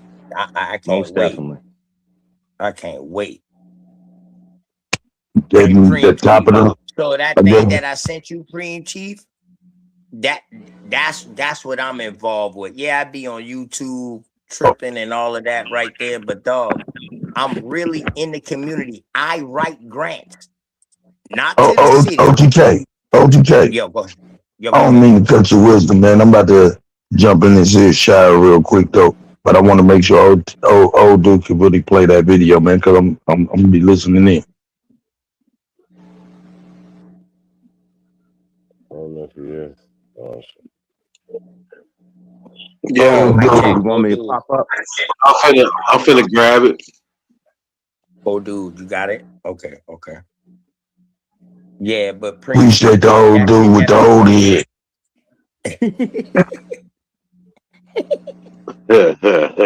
Go ahead, okay.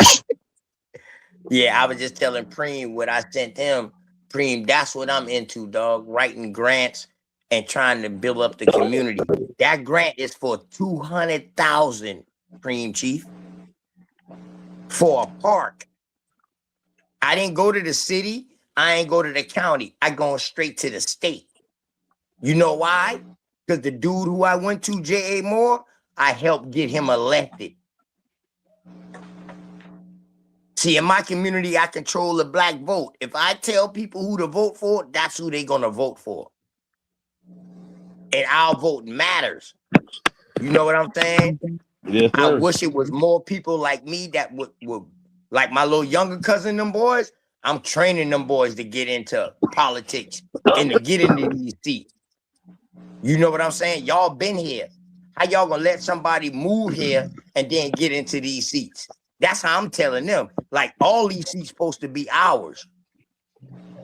So that's what I'm doing now, bro. So some things I got to show them like, yo, just because y'all don't see me on the news or this time or that right there, dog, I'm doing major things for the community. That's right. That's real work, man. $200,000 for a park. And you see what it's saying?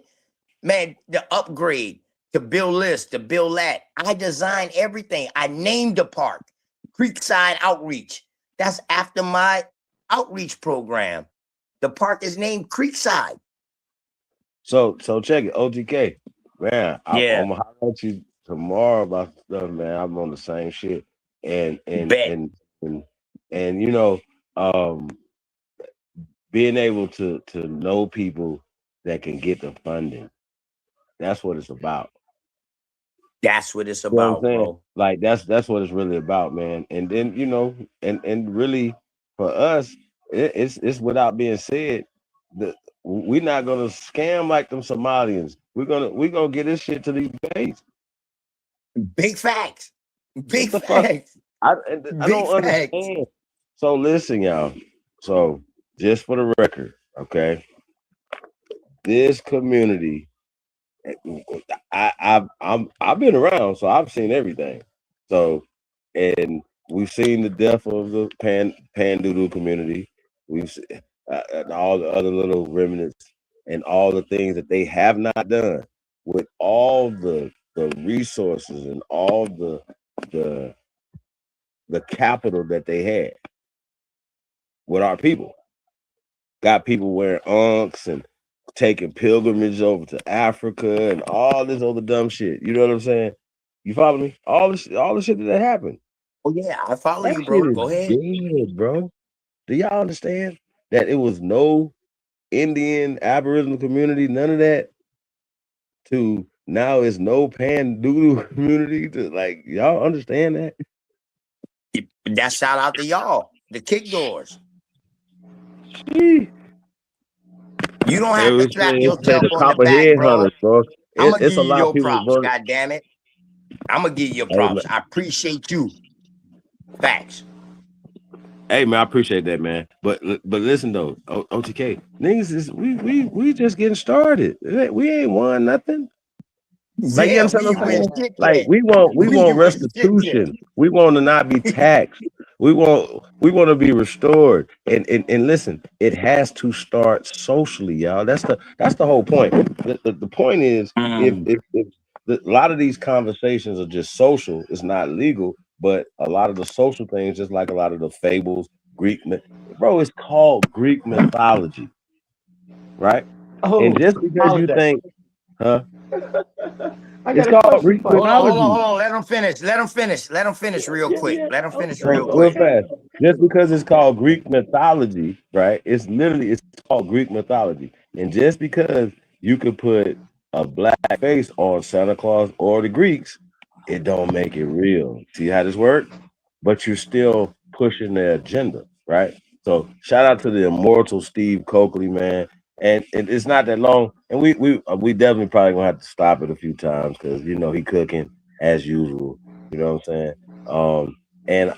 And we're gonna be bringing some stuff back that the immortal Steve Coakley was doing back in the day. Yeah. Because I think it's needed, man. I think we definitely. Yeah. Remember, I was telling y'all the other day. I like how Charlamagne do the donkey of the day or whatever, right? You know, we're gonna have to come out with something. The sellout, the coon, the tether of the day, the week, the month, all that type of shit. We'll get back to that though. Facts. Big fact. You know what I'm Big talking fact. about? Yes, sir. Big fact. Holiday. I got one for you. So what's gonna happen when they issue restitution versus reparation? What's gonna happen with all those people? Listen to let me finish what I'm saying. Let me finish what I'm saying. That's just another tall tale. Just let me finish. Can I finish what I'm saying? Let me finish what I'm saying. Check this out.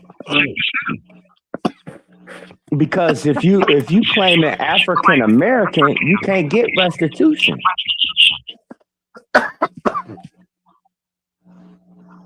Who said that? If you're claiming African American, you can't get restitution. Who said what? We can't. That was Do you straight need me to smoke. say it Straight again? smoke said if you claim an African American, you can't get restitution. Yeah, I don't know about that. I do. Restitution just another tall tale. No, listen to what I'm saying. Because reparations is for reparations is for slavery. Restitution is for the American. That's not necessarily true. You get reparations for war crimes, bro. Yes, it is. You know what I'm saying? Listen to what I'm gonna say this again. For war crimes, and we was criminal. No, well, what they will call. I'm gonna say this again. I don't want to get bogged down into the terminologies, right? I don't want to get bogged down. This is not a terminology. This is legitimate. Okay, this is legitimate. I'm gonna say this again. You can put it any way you want to. Any way you want to. Reparations, if you're a slave and you came on slave boats and all that good shit, reparations has to come from England, Spain, Italy. Those places over there. America didn't enslave anybody because there was no America to enslave you. Restitution comes for the people that was already here. There's no semantics in between that. It is what it is, cut and dry. Let me tell you the little small part of semantics that's in reparations, bro. Victims of war crimes. We went through 400 years of wars over here, bro. That's right. We are victims of war crimes also, brother. So we really can fit both criterias. All criteria. Right. That's why I said, like, however they want to give it, don't worry about all that. But listen though, let's get into this video real fast, and then I'm sure we're gonna have plenty to talk about. Let's go. So shout out to Chicago, man. Shout out City, man. Chicago. Shout out to Chicago, man. I said we're gonna do something special in Chicago. Shout out to Steve Coakley Jr., man, for keeping his father's legacy alive, man. So salute. From 127th to 85th, man. Shout out to the shot. 7-4 to the world, blow. Real Hebrews. And who are the Jews? Steve Coakley is a friend and ally of Louis Farrakhan and a former aide to Chicago Mayor Eugene Sawyer. Carrying on Farrakhan's anti-Jewish theme, Coakley distributes lectures on tape in which he speculates that Jews are conspiring to oppress blacks. Some Jews hate blacks, and some Jews use phrases and buzzwords to subjugate blacks, like black anti-Semitism and racism and other words that they use. Mayor, I will not tolerate any kind of racial division. Mayor Sawyer fired Coakley after Jewish leaders and newspaper editorials demanded his dismissal. That is bad enough. Which is it? Is he a scholar? A few well-respected community leaders rallied to Coakley's defense on Chicago television. I have confidence. Real fast. So off top, we seen that the mayor caved and fired. This is dope. Fired the brother Steve Coakley back at that time who's the aide of the mayor, which the mayor was like, hey, we're not gonna put up with any racism or whatever, anti-Semitism, right? But here's the kicker to it, right? Now, fast forward 30 plus years now, right? The Honorable Minister Louis Farrakhan, all that stuff that they were saying he was an anti-Semite and all this stuff, they all are bearing witness to that now.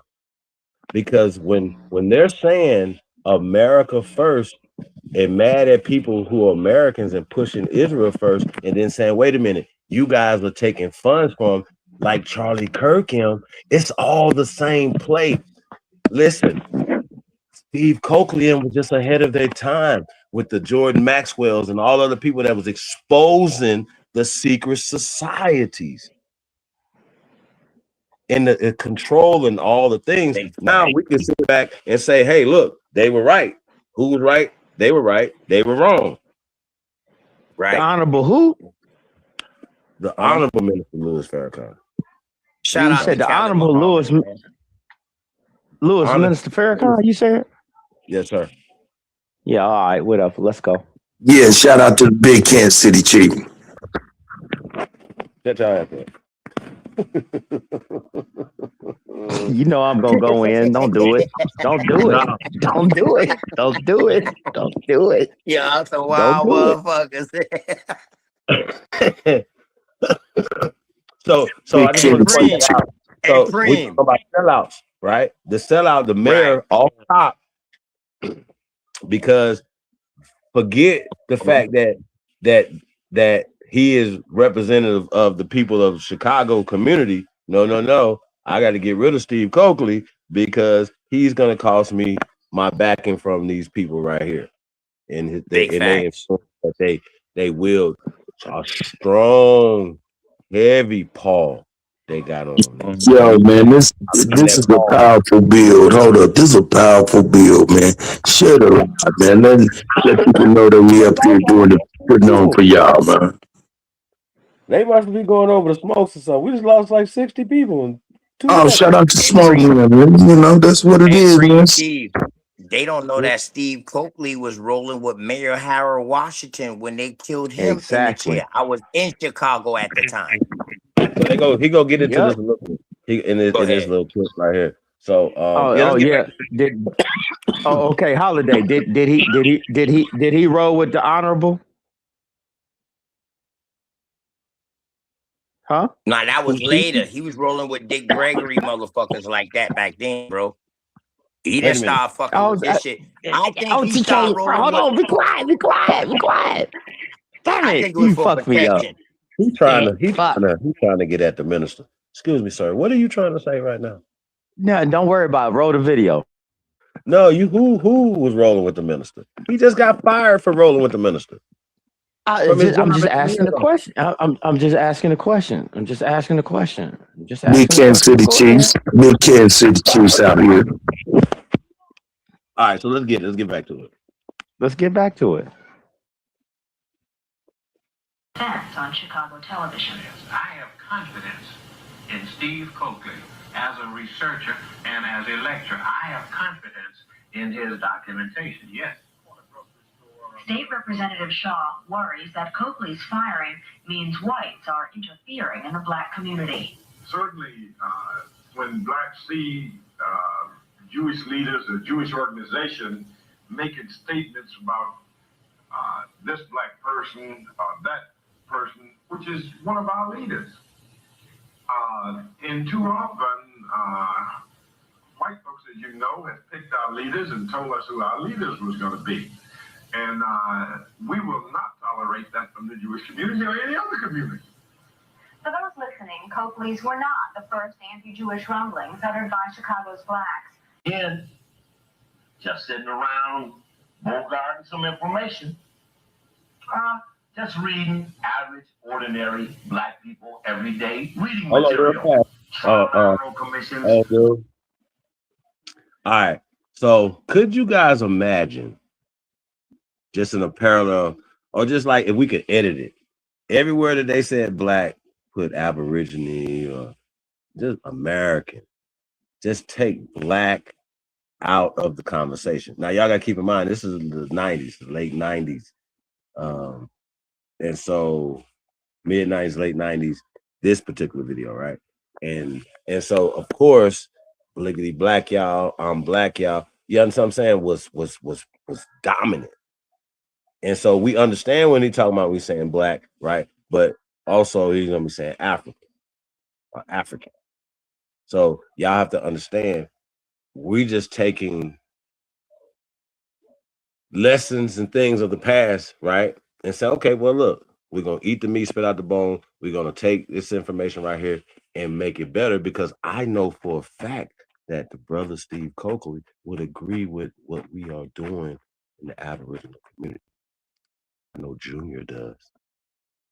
I know he would agree, right? Just like Dr. Amos Wilson would agree that the blueprint for Black America, if you throw black in the trash, it would put more power on that blueprint. That is still relevant to this day. You understand what I'm saying? Because he understands the psychological weaponry of the word black. Now, if he would still be in today's time pushing that, then that would let me know that you know who they are, right? You understand what I'm saying? So that's how detriment this word black is to us. It took the power away from whatever the great Steve Coakley would say, whatever the great Muhammad Ali would say. Once you say the black man, he's a white man, you just diminish your whole power. Y'all understand this? Throw white and black in the trash. They're weapons that they are using against you. You would never. Let me ask you this, Preem. When they brought that black out, Preem, you saying that they opened the door for other people who really wasn't us to also go up underneath that banner? I don't even think they thought that far. They just knew to by pushing black, it uplifted white. And they always scrambling to be white. They had to apply to be white. See what I'm saying? They're Europeans, Slavs to be exact. Slavs, Serbs. You understand what I'm saying? And so we got to call it what it is. And so I don't let them play with that. They're the Americans and we are Black Americans. Now it's a special American. See, no. What they did, they just switched places by just simply saying, oh, we're just going to take the continental off of this. We're going to take this over here. We're going to say these is this prison camp over here is colonies. Come on, bro. It's all cap and they know it. And listen, y'all, I've said this publicly. Hey, brother, OTK, I've been saying this publicly. Yeah, bro. Go ahead. I'm listening. I've been telling these people to debunk me. There's no videos out there ever. I got thousands of live streams. Thousands. There's nobody saying, hey, Chief Holiday did this right here. This is wrong. He's pseudo. This is not right. This is debunked. Nobody's gonna do that. There's no scientists are gonna do that. You know what they're gonna do? Because they can't come publicly because they took an oath. Their PhDs come with an oath to push this curriculum that is poison. It's absolutely poison. So when we're saying it's trash, throw their books in the trash, especially if they're talking about some Christopher Columbus ass shit. Anything that they're talking about that defies the laws of gravity. If we're in the 20th century, running shit in America, how they run it in the 16, 17, 1800s? Make that make sense to yourselves, bro. It don't make no sense. Okay, also, if it's more of them here and they're owning things, right? Why would you want all these other enemies of that you're fighting in other wars and other places? Why would you allow millions of other immigrants to come here and take your jobs? Right. Why would you do that? Right. What stupid ass would say, let's bring people over here to take our jobs? Why would they do that? And you know what? Why would we come from the South? That actually caused a problem when Ellis Island, when they started bringing the rest of those immigrants from Irish and those Spanish immigrants, that actually caused a problem with some of what you would call your firstborn that was born in America. It actually caused a problem. That's why eugenics started. Go ahead, Preem Chief. Hey man, it's all a part of it. Now he's about to get into the Trilateral Commission. Now I gotta tell y'all, These conversations, the majority of people are scared to talk about them. When we start talking about the Trilateral Commission, the Bilderbergs, we start getting into those things, right? For me, this brother right here opened up so many rabbit holes for me that I wasn't scared to jump down. Y'all follow me? And then to be able to say, hey, oh, this is the boule, these are the baby boules, this is what this is, this is what this is. I can now identify it, right? And I have to tell y'all, when I'm not accepted into that crowd and that thing, I know I'm doing the right thing. Right. You understand what I'm saying? And this, You and find let's give yourself over Steve there. Coakley his props. Steve Coakley was one of the first to start bringing out people who was called boule. I got striked for playing Steve Coakley videos and stuff like that. And I watched Bro Sanchez. See, people don't know Bro Sanchez was on Steve Coakley heavily until he got striked and he ain't played no more Steve Coakley shit. They striked him for like a week. He was off the air for like a week. This was during COVID time. I know because I was watching. And dog, when I got my channel, I started playing Steve Coakley. I got a strike too. I got all the Steve Coakley shit inside my archive. Big facts. That's what's up. So yeah, let's get back into this, man. Like, I just want to say that though. So when you guys are hearing the black, just understand he's not it. We all was pushing Bliggity Black then hard, right? Because people, we didn't know at the time that there was a black program, that they was funding it, that it came, you know what I'm saying? And it was ushering in the whole African diaspora and all that other mumbo jumbo, right? Like, because for some of us, it was like, oh shit, damn, it's a lot of brothers and sisters over there. Let's link up, let's do some things. So for me, when I'm in going to college and stuff, we trying to link up with the brothers that's African, and we sending boxes over there, and we, you know what I'm saying, we trying to do real business. But what I found out is we had to do business with Europe, not with them. Right. Not with them. Not with them. They preach your head bad as a bitch. Talking about I'm black, y'all. I'm blinkety blinkety. I'm black, y'all. Shout out to CB4, man. MC Gusto, man. Hey man, listen. Hey, preach your head bad, man. I did that for a long time, bro.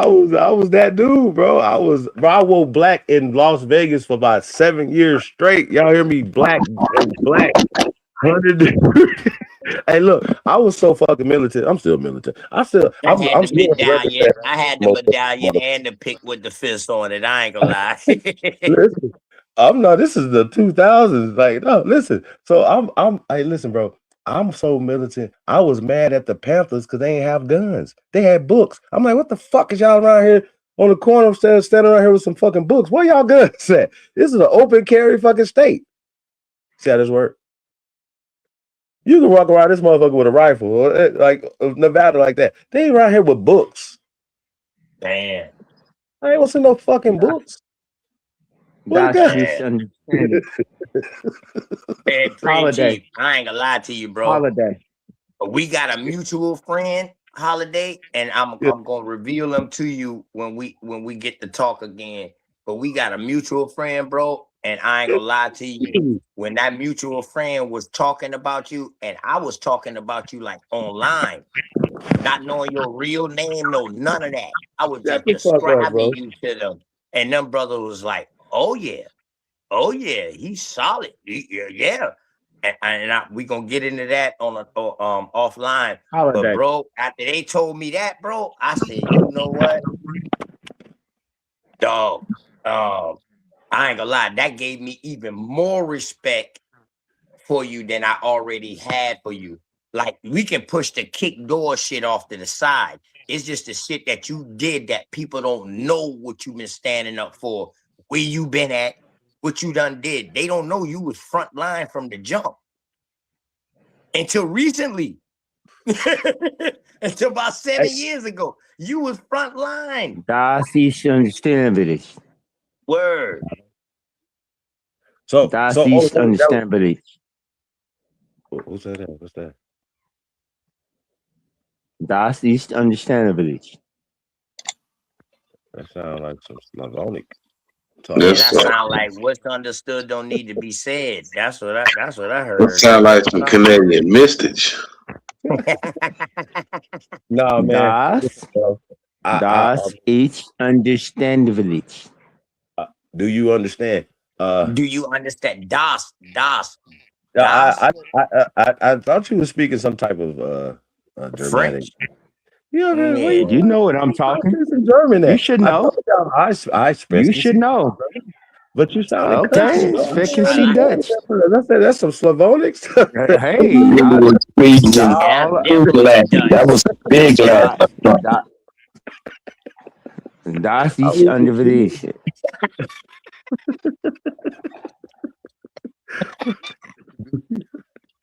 Hey, Hey, that's how old dude did me last night. He said, "Wait a minute, you know It's about das nicht, right?" I'm like, huh? "Huh?" Like, ah, man, come on, don't put me on the spot. It's das nicht. Fresh Bach. Hey, so listen though. So this trilateral commission and stuff like that, right? So think about it right here, right? My nigga. We're in the future. My nigga. Okay. We're in the future. So could you imagine, right? We're alive then, right? So man, quit being weird with this old motherfucking Star Wars talk, nigga. Let these niggas build on this shit, goofy ass nigga out here speaking old big Latin, German shit. Come on with it. So that back to nigga Steve. speaking old English and French together. That's what Dutch is. Old English and French. No, but yeah, but I Damn. definitely want to get back to this video because there's a lot in here, man, and like we can learn from. But if Steve Coakley could like come back, right, from this time, right, and say, oh shit, what he predicted, right? The problem is, right, that a lot of us know this, bro. But people still get along. They go along to get along. Look how that go. I salute brothers like Corey Holcomb. That nigga. Kwame Brown. Y'all understand what I'm saying? Like that, because there's a difference. You could listen. Gilbert Arenas is get along. That's what he call them. Shout out to Kwame Brown. That's what he call them. Go along, get along. And you will lose endorsements. You won't get endorsements if you don't get along. Go along to get along. That's crazy work. Now, y'all do know that LeBron James has a huge Grecian spink thing on his chest. There's no reason for this other than you are a part of this boule. Period. There's no reason to have this tattoo, sir. So I just want to put that out there. Now, I'm gonna ask you guys a question. Do you guys believe that Masons and boule are detrimental to American copper colored people? Historically, presently, and in the future. That's my question to the brothers on this. Because we about to get into that a little bit. He's about to get into a little bit. I'm gonna give you a yes or no. I'm gonna give you a quick yes or no, no explanation. Let's yes, get it. they are. Okay, you got a yes. What you got, old dude? No. Shit. We got to come back to you then. Hold on. Straight smoke. Yes or no? They bad for us or good for us?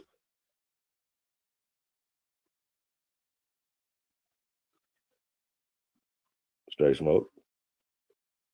Is the boule in fraternities and Masons good or bad for us, sir? Can y'all hear me? Mic check. Yeah, you loud and clear, Preem. You loud and clear. Wait. I'll say both. You already said no. You clear. No. We're going to talk about that though, but I want to get everybody's answer first. Well, I didn't hear the full thing in. You know what I'm saying? Well, your answer is still yes. Yes or no is yes. Oh, yes, no, it's both, motherfucker. Shit. Hey, that's both, right? That's yes, dude. It's either bad. You saying Yes and no. So yes. We got OTK with a no. You got a yes. Alibaba Haru. What say you? No. I said yes. They are bad for. They was bad and they still are bad. Yeah, I said yes. Straight they smoke. are bad. Must be making a brisket sandwich or something. Yeah, but that ain't no. It's not a yes or no question. Yes, it is. You can say yes or no. You said yes, so now you can explain what you're talking about. You said good or bad, nigga. Bad. Yeah. Ain't no in between. Or bad. You can't straddle the fence on this why I one, came back and said both. Let me find out. And listen, I'm gonna tell y'all when I did the Baby Boulay series, right? It exposed. Y'all know I lost some friends. I got people was calling me behind the scenes, was exposing stuff. It's like, look, I can say this behind the scenes, but I'm not gonna say this in public. The Baby Boulay series went crazy, y'all. We definitely gonna have to expose the Baby Boulays again. And listen, if you are a regular fraternity member, right? You just went and joined the fraternity to get girls. What's your answer first, Preem? What's your answer? Do you think? Absolutely. Yes, absolutely bad. Yeah, I'm your yes too, because I know. Because I've been doing research behind the scenes, trying to ask them behind the scenes. Look, because like our grandfathers and uncles and people is all Masons. We ain't gonna act like it's Shriners and shit. We're not gonna act like they not. But I still be like, too. Shit. It ain't So y'all all motherfuckers bad. knew? Yeah, Y'all knew what I'm was not. going And on listen, I'm and gonna say y'all this didn't do nothing? so everybody can understand this, because I've been accused of shit right before. So I'm gonna let everybody understand this. I am not a Mason. I can't say I'm not a member of a group and stuff like that. But I'm not a Mason. I'm not a member of any societies or anything like that that are beholden to anybody other than our people and the ancestors. How about that? Let's say that. I'm not a Shriner. I like that. I like that. Is that good?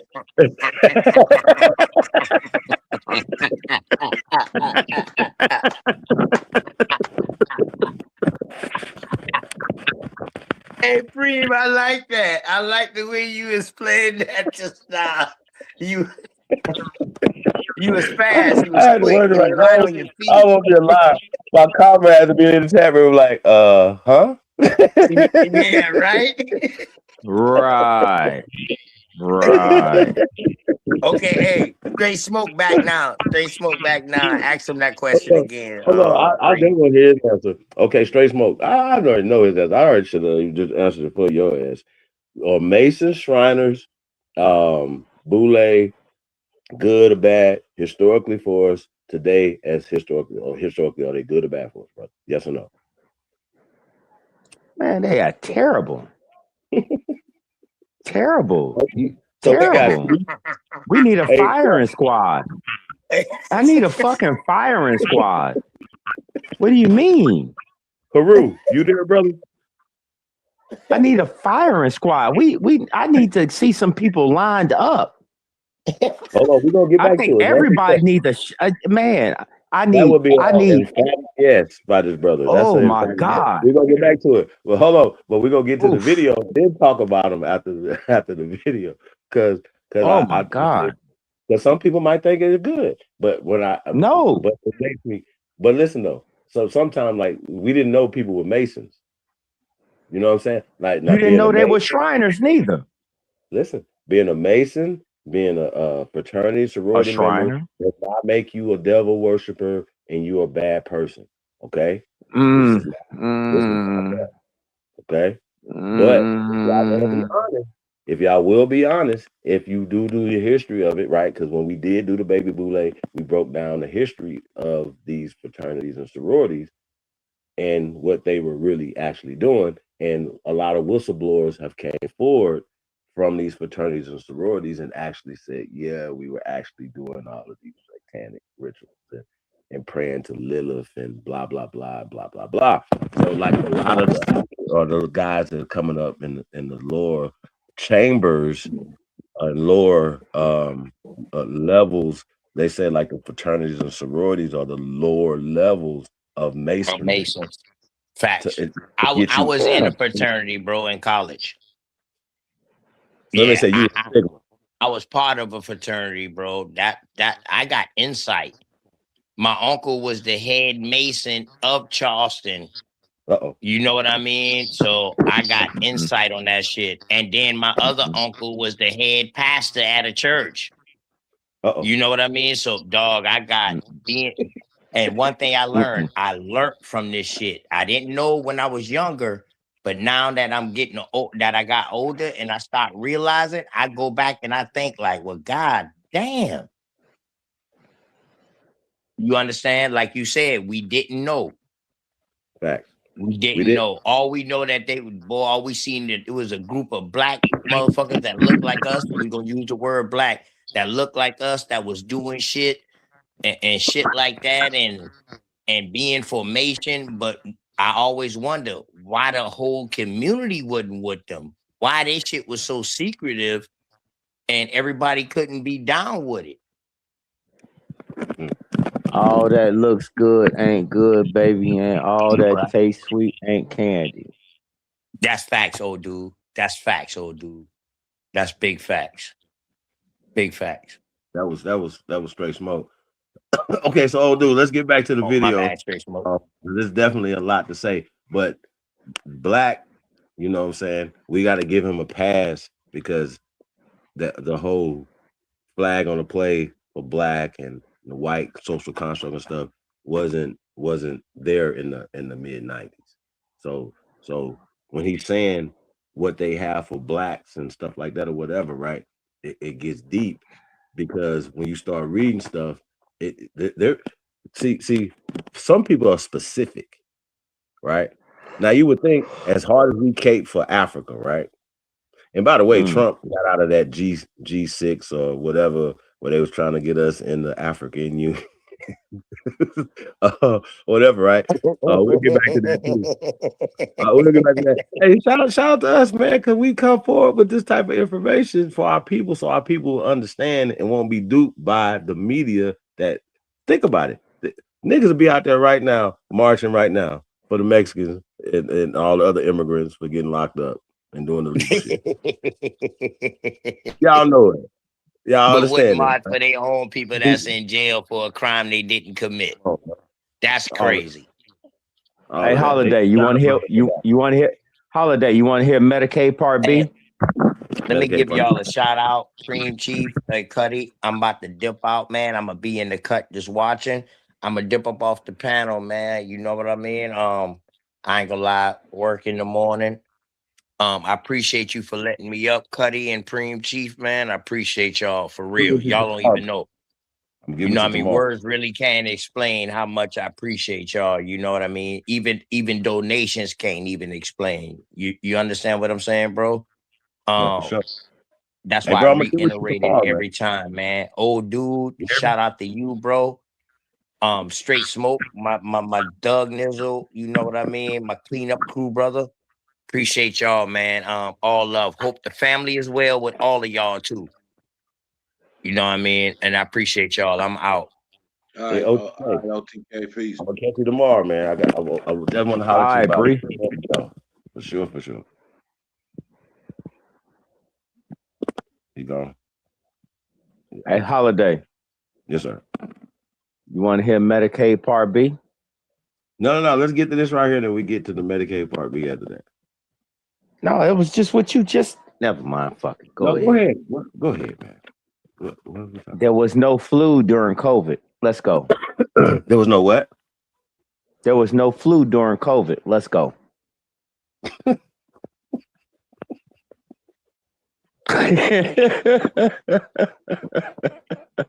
No lie detected. Shit. Oh shit! Go get your flu shots, niggas. 9. I know it. Going back to the video, Steve Coakley. Let's go. Yeah, it's a bestseller in the Black community.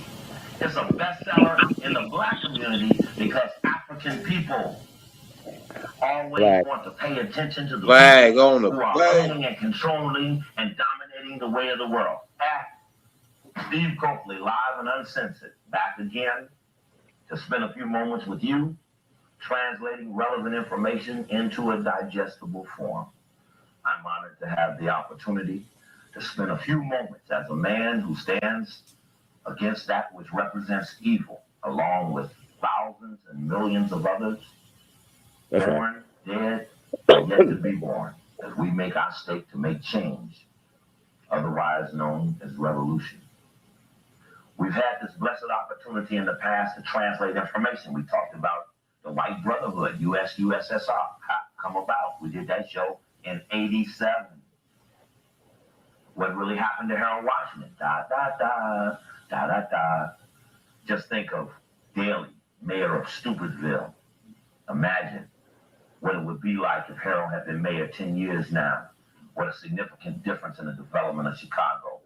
That's right right. now, we're known as Dumbo capital of the world.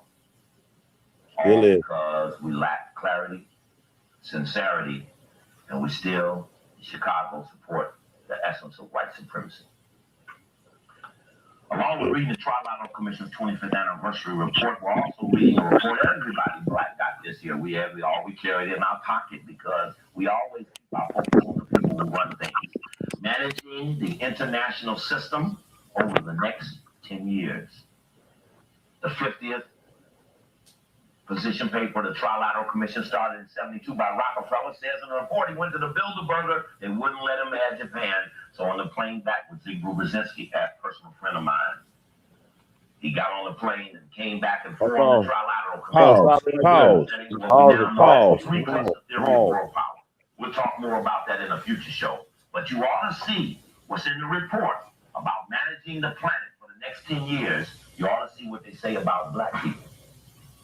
But since this show is shown everywhere, we'll have to talk about it in a black-only setting. But we only want to let the others know that we have our pulse on the people who run the world. Thank you. Go ahead, Holiday. You was first. So he said that. Who's his personal friend? Zabrinsky? So, when I heard this, I had to play it back. Mika Zabrinsky. Yeah, that's Mika Zabrinsky. That's her father, but Zabrinsky is we'll get into him, but he's definitely when we say high up there and it comes to CIA, government, and all that type of stuff. It's really interesting that he says it's a friend of his. Sheesh, that's interesting, y'all. Shout out to Copper God, shout out to Copper. Oh, wait. Nope. I'm not about to let you just. You're going to gloss over that he said Zabrinsky was a friend of his? Let's make sure we heard that correctly. Can you back that up 10, 15 seconds, please? It's shown everywhere. We'll have to talk about what's in the report about managing the planet for the next 10 years. You ought to see what they say about black people. But since this show is shown everywhere, we'll have to talk about it in a black-only setting. But we only want to let the others of you know that we have our pulse on the people who run the world. And if it's bad, I guarantee you will never get away with it. Hey, what we got here? A caricature of the white man's best friend, the Black Male Secret Society, the Boule, the Black Male Secret Society, Sigma Pi Phi. And all over this country, we make sure African people, I want you to know that our program to make change is not focused on a set of people based on what their color is. This program is based on your relationship with the secret societies that have unfairly owned and controlled this country, as well as other countries over centuries. And whether or not you're in Skull and Bones at Yale, or a Rhodes Scholar out of Oxford, or a Kappa out of Morehouse College, or a Sigma Pi Phi as a prosperous and prestigious black man, you, as part of that secret society, have been what has endangered African liberation.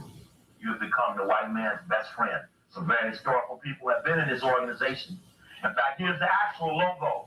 Here's the actual logo of the organization.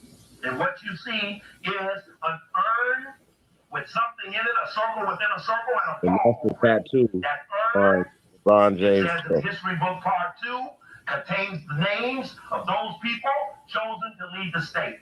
So what does that mean? It means that the premier black organization in the African community is compelled never to name the names of the people who own and control those things, including America. On the dollar bills, the pyramid and all seeing line, that represents a secret society. That secret society has been anti-black. It can be proven. This is a criminal enterprise called America. It is a criminal enterprise, and in 1776, we're going to invoke, by the year 2000, the RICO Act and claim all those things that have been gained as a result of the illegal enterprise called the original 13 states. But the Boule, Sigma Pi Phi, we'll be talking more about them later. We're not going to talk about them right now because tonight is award night. See, normally Steve Coakley Live and Uncensored is about the news. We want to tell you things of current event, of value, that allow the player in the world game to know how to make it, what we would call sophisticated decisions based on heightened understanding of information. Ask Clarence Woods about the Boule. He's head of the Human Relations Commission, sent in here on behalf of the Chicago Community Trust, some of the richest, most powerful white people. He was sent in here as a part of the Coakley question. 10 years ago, right now, I was being thrown out of the mayor's office. I'm so glad that I got out of here and got around the world, but we have built an army of people who will fight injustice. I'm so glad you gave me such a chance. Pause.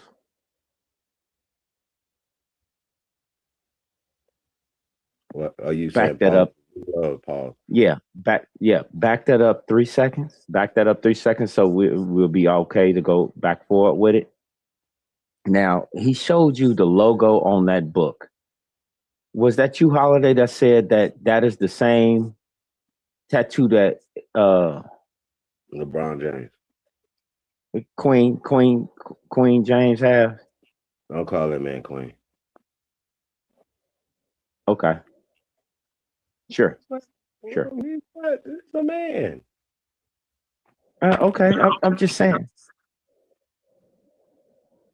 I'm just saying. He said ain't no party like a Diddy party, but right. So what's the problem? I ain't been to them Diddy parties.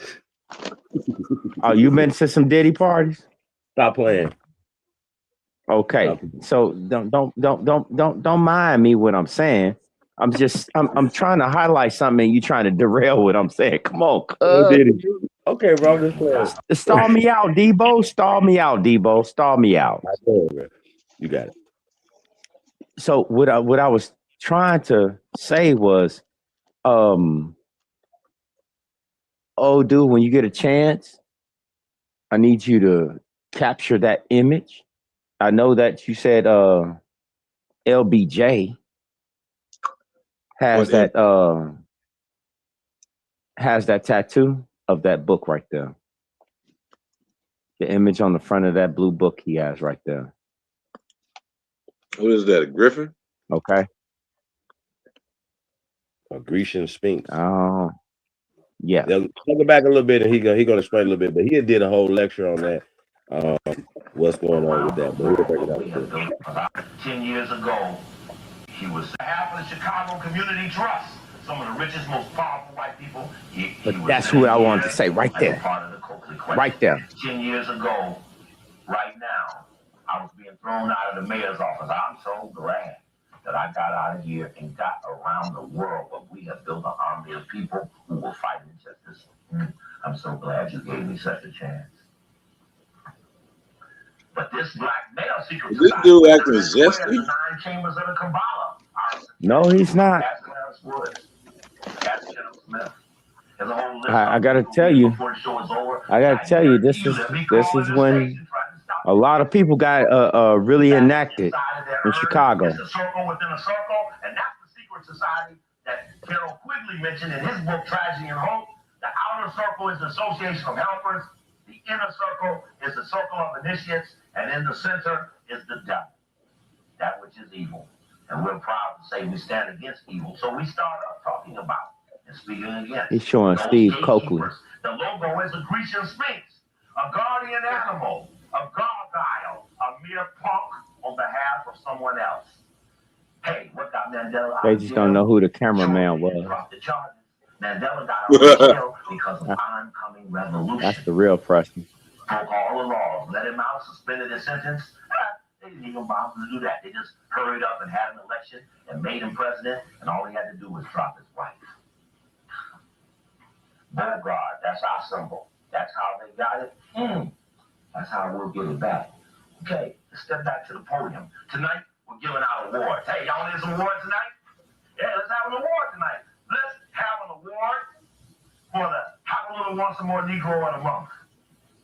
Hey, you know, in the past, we've had such great winners as Clarence Page, who got a Pulitzer Prize 10 years ago, condemning Steve Coakley for being a courageous Negro willing to write an editorial that embarrassed his own race. And for that, you can get a Pulitzer Prize. I'm so proud. Nah, fuck. It's true. Be worth just a mere Pulitzer. But anyway, I'm still here. I see Clarence Page all the time in D.C. He's fighting. I went to see Coakley. I went to Chicago City Hall Press room last night. You should have seen, oh, that's Coakley. We thought we killed him 10 years ago. Hey, wow. We'll talk more about that later. Hey, have a little once. It was a look. I have to tell you who the winners are, but it was close. I almost gave the Do y'all know where this was recorded at? of the month award to the person who wrote I this don't. article undermining the Million Youth March that's going to be held in Harlem in New York. Whoever wrote this article has to be working on behalf of the U.S. government because this article undermines the original Million Youth March in New York. Now some artificial march has developed by government agents up out of Atlanta. And in fact, I'll tell you so much as to say, this has to be, brother, the worst letter you ever wrote. Never, ever should I see you asking about legalize and legal teas, speaking up on behalf of Mayor Giuliani, suggesting that we shouldn't come to New York because somehow children would be unsafe. Brother, I'm going to tell you affirmatively. You just missed being the Have a Little Once More Negro of the Month, but please don't ever let us catch you undermining African progress. Especially since we had to combine and bury our ill feelings to help you advance to have your day under the sun. I have a lot more to tell you about that, but right now in front of other people, I ain't gonna say no more. Our ill feelings to help you, especially since we had to combine and bury our ill feelings to help you advance to have your day under the sun. And we shouldn't come to New York because somehow children would be unsafe. Brother, I'm going to tell you affirmatively. You just missed being the Have a Little Once More Negro of the Month, but please don't ever let us catch you undermining African progress. Especially since we had to combine and bury our ill feelings. Is that Farrakhan?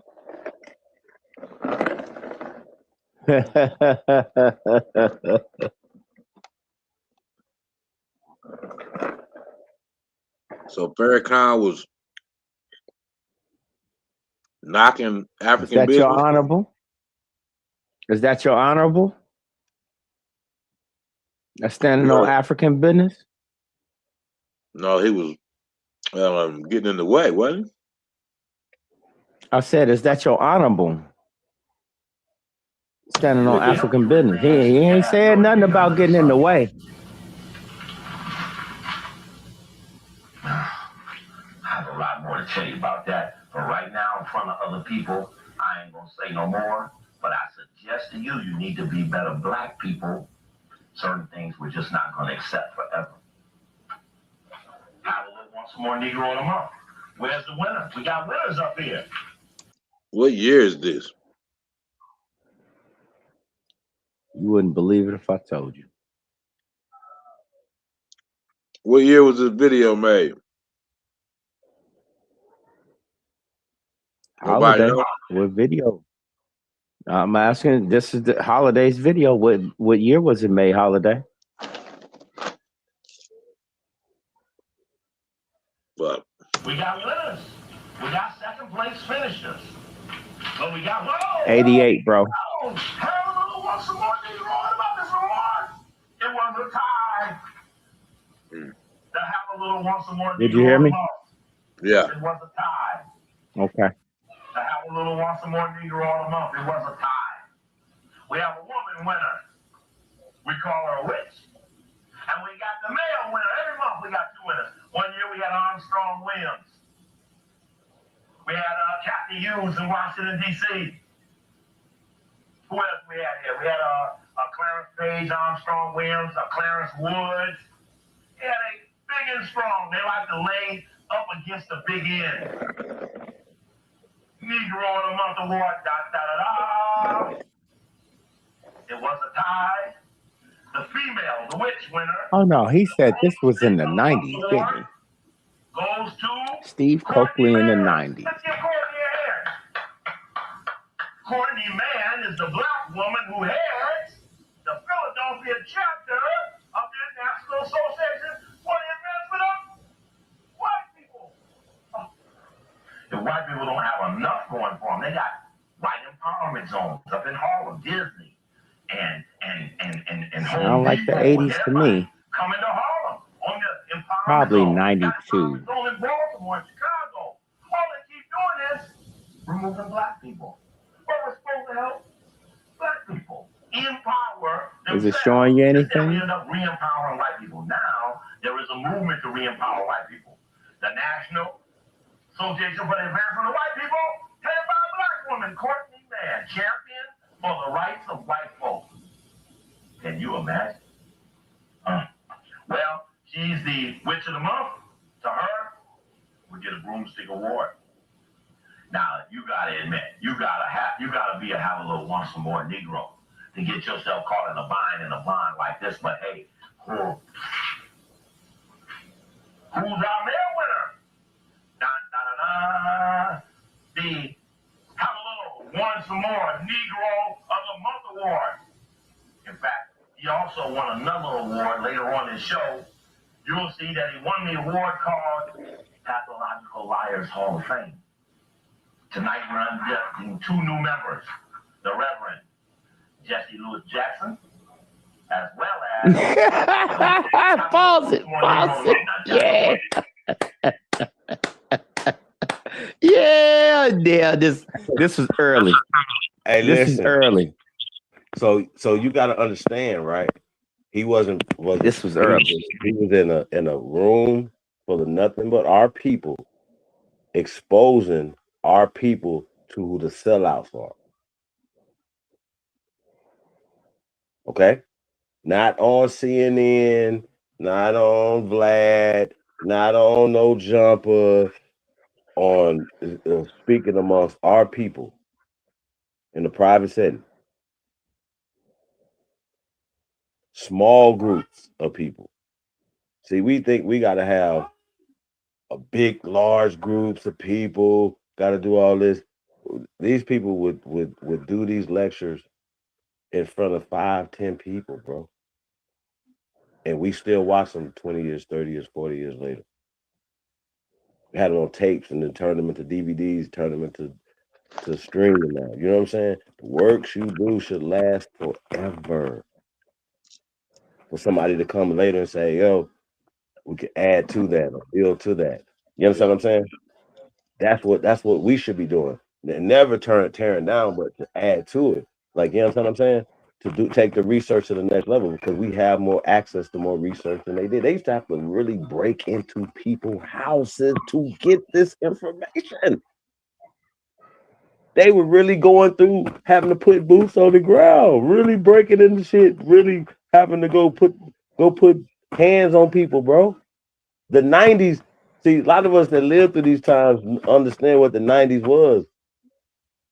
We had to put belt to ass. This couldn't be, dude. This had to be early 90s. This was not late 90s.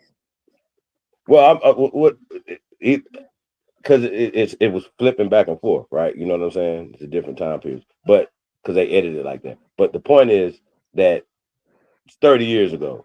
and we now have we say, okay, well, what's going on now? Well, the same playbook is still happening. It's just a different sellout from media to politics to what. It's the same fucking playbook, and the people are tired of it. But we have to get on code and say, okay, look, we got to stop this right here. We got to stop supporting that. We can't elect you in there, but you're working for them and not for the people who put you in office. That's just how that works. Well, the only reason he don't act like he's not going to take care of his Asian community if he becomes the mayor. What that look like? Oh, ask San Francisco. The hell is wrong with y'all? Ask Florida. Holiday. They make us seem like not. I'm just saying these people. We come to our places where we are indigenous to, and they make us seem like we are foreigners to where we from. Are we second class citizens there? That's a fucking problem. What you say, brother? The only reason I said what I was saying is because the reason I brought up the dating is because I remember when everybody was calling him Lewis. What? Okay. Like real nigga shit. What are you talking about? We ain't even talking about Minister Farrakhan right now. That's not Minister Farrakhan, brother. Bro, who are you talking about? You talking about Steve Copeland? Jesse Lewis Jackson. Oh man, that's his middle name. He always said That's that. what He I'm- always was talking about his listen to me. I remember a time when that's all they called him was Lewis. So no Jesse Jackson, just Lewis Jackson? It was Lewis Jackson. Sir? When he was trying to run. I've never heard Lewis Jackson before. That's because you are you are no, you are there. Oh, stop. Hold on. Hold on.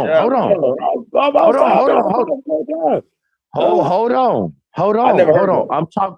I heard Jesse. Did you know? Jackson. I never heard that. What you Right. said? Hold on. You know Perm. Come on. Jesse Perm. Lewis Jackson. Perm. No. When he had the perm. No. That's not what we talk about. None of that, bro. Did you know about the curl? No perm, no nothing. You said just Lewis Jackson, sir. There's nobody named Lewis Jackson in American history, sir. I had a curl when I was a kid. No, you missing what you're missing what I'm saying, bro. Listen to me. Okay. So he had the fro when he was around Malcolm. When he became and he wanted to become something else, he got a perm and he got a curl. Okay. That was a persona. Bro, everybody had Jura curls back in the day, man. Oh my God. All right, now never mind. I'm not even gonna try to explain it. Fuck it. Just go ahead. You're not even on you know you're not you down other rabbit holes, which is cool, but we on this right here, bro. I got what you're saying. I'm trying to get you to understand when that man called him Jesse Lewis Jackson, that is in a time frame in itself. Right. Well, we know we're looking at something that's 30 years old. Crazy man. We've already established that. It's the 90s. What is happening right now? Oh, never mind. Okay. It wasn't even DVD. Oh, you was there. You was there, right? You was there, right? Right. Okay. I could have been on security right there. You hear me?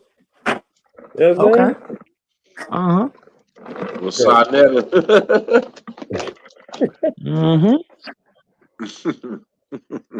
Crazy man. Let's go. This nigga don't want to fuck around, put a perm in this nigga naps. Somebody should have put a cap in his head. Water before, so he understands it.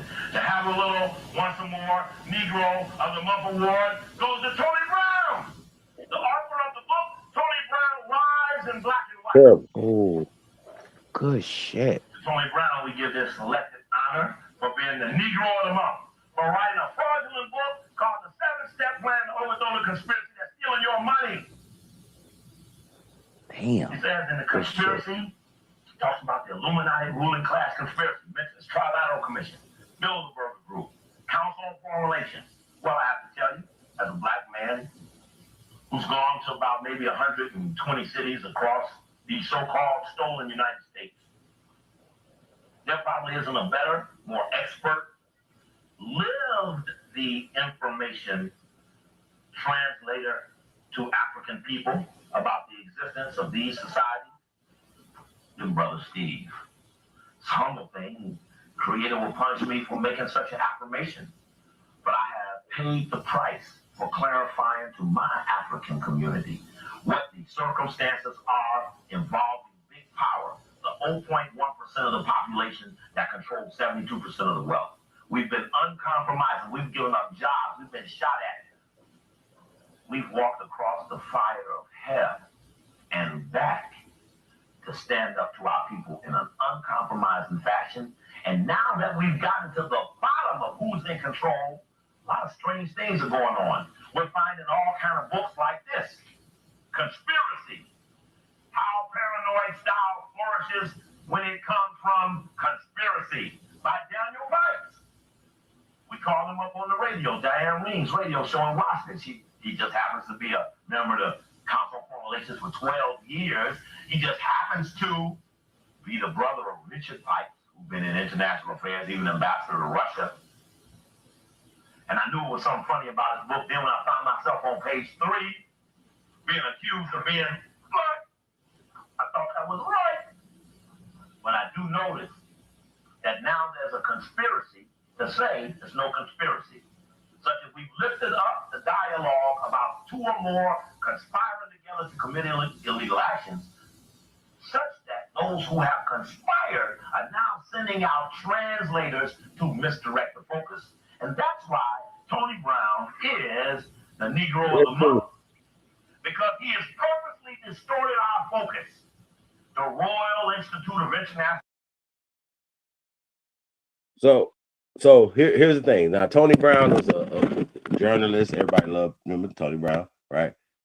The reason why I chose to throw it back right here, right?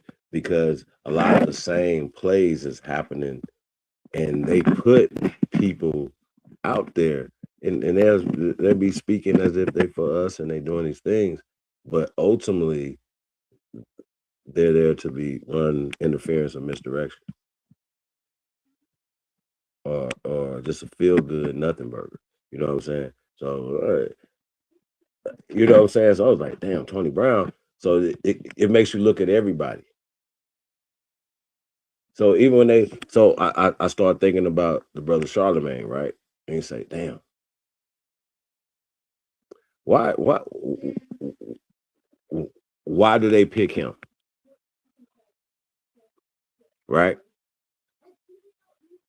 And what they do is they say, okay, well, we're gonna give you you're gonna get the black sector of streaming, right?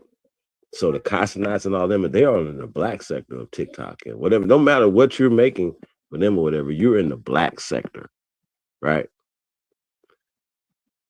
And you're not respected. But they give certain ones, like you know what I'm saying, and say, okay, you guys are the gatekeepers for who comes through here. This is the only way you're doing it. So whatever industries or whatever, they'll say, okay, oh, this is what you're trying to do. We're gonna put you over here in the black sector. You understand what I'm saying? So for him to expose Tony Brown, because a lot of people are like, Tony Brown's a good dude because he's bringing all our scholars on there. You know what I mean? Or whatever. But he's breaking it down what people are doing to sell out. When we talk about selling out, right? So when we're exposing sellouts, Coons, and Tethers, we're going to be exposing you for what you are actually doing, not what you're saying out your fucking mouth, but what you're actually doing. That's how this works. That's the difference. Because they can say anything. They sound good. Like I don't be liking to do this to our people. Like, you know what I'm saying? But if you selling out, you cooning and you tethering, we're gonna have to get you. Especially if you funded by these people, man. And that's just what it is. And so we go back to George Soros funding Black Lives Matter. That came through this community, you guys, exposing that years ago.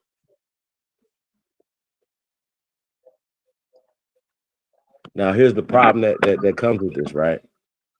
You can get information off this internet from niggas like me talking and other niggas that's giving information, right? And you could take that and you can get your motherfucking self hurt. Locked up. Nobody got hurt locked up. What about Darren Seals? What about all the people that was listening to people on these internet talking, talking? That's why I say we have to be responsible about the shit that come out our fucking mouths. Are you doing that? Are you the shit that you coming out your mouth? Are you saying? Are you actually doing that? The advice that you're giving, have you actually done it? You see what I'm saying? So yeah, man, I just think we have to be held accountable for what we say out our mouths for sure. Not only just with each other as men, how we talk to each other, whatever, and how we talk to our sisters and shit like that. How we push our culture, right? But just in general, the things that we're saying. Just in general, like is that a positive thing to push our culture forward? You know what I'm saying? And so once again, exposing people or whatever for the degenerate shit and the stuff that they're doing, that's just what it is. But guess what? We don't get when you do that, you don't get the sponsorship. You get shadow banned. You get, you understand what I'm saying?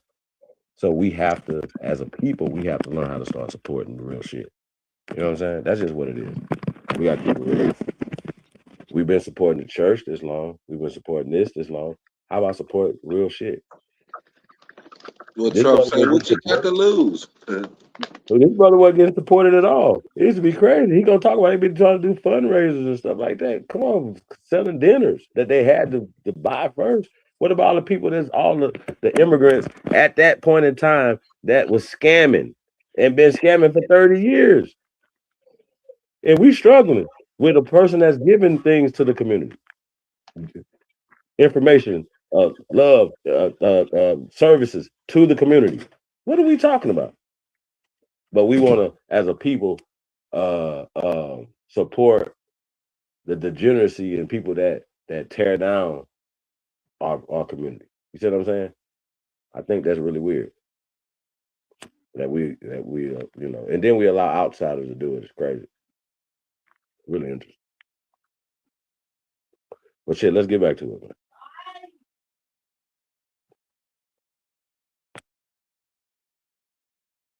Affairs in England has a baby.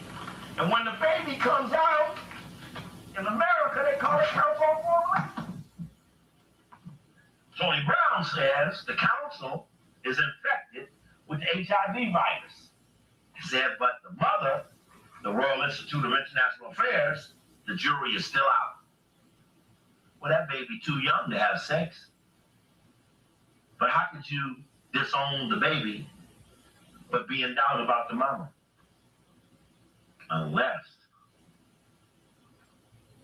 you're in on the conspiracy.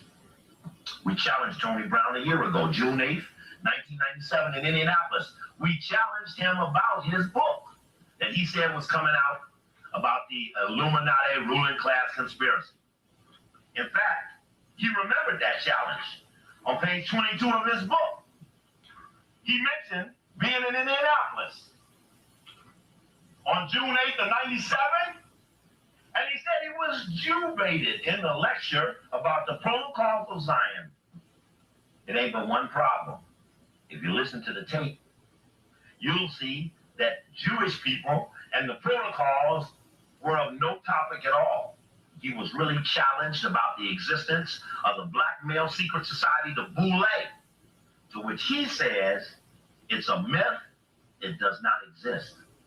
That caused disruption in the audience because they have been educated by the brother and others in a way that when they hear falsehood, they attack it directly. So Tony Brown, he was upset. He didn't like that. So he mentioned it in his book. But he says he was Jew-baited. Why not call Abraham Foxman and tell him that Tony Brown inserted their name into a rivalry between black people because they were the appropriate scapegoat instead of answering the black question to a black man in an all-black audience, he goes and gets a book financed by the William Morrow Company, and he injects Jewish people where the question was over the boule. He goes on to say that the only secret society he's in, he said, I've never covered for any conspiracy or belonged to any secret society, which is just what he said in Indianapolis when he was challenged. I'm a proud member of Alpha Phi Alpha fraternity. Well, his membership list is open to the public, and the goals and this and that are only secret. He's proud to be an African Greek, and the ignorance of history, our envy of all of these Greeks, make us envy them. Which is garbage. It's garbage. It's trash. It's yin-yang language. In fact, it's probably all of one and none of the other. It lacks balance. It's double talk. It's Agentville. It's the conspiracy to say it's no conspiracy. And then he mentions that he's an alpha. Said he don't know nothing about the boule. Well, the boule is established based on something at Skull and Bones, which started in 1832. I've been to the door of New Haven, Connecticut, knocked on the door of Skull and Bones and tried to get in. I've been to the boule convention, shot all the film we needed. Oh God, it took the membership list from the chairman. My point is, he say it don't exist. But then it's strange that the boule, which is based on Skull and Bones at Yale, which Anthony Sutton clearly talked about in his book, The America's Secret Establishment, he even mentions how education, which the boule's primary job has been to take over education, he mentions how when Skull and Bones got going at Yale, one of the people who helped get Skull and Bones going and taking over education was Andrew Dickinson White, the first president of Cornell University.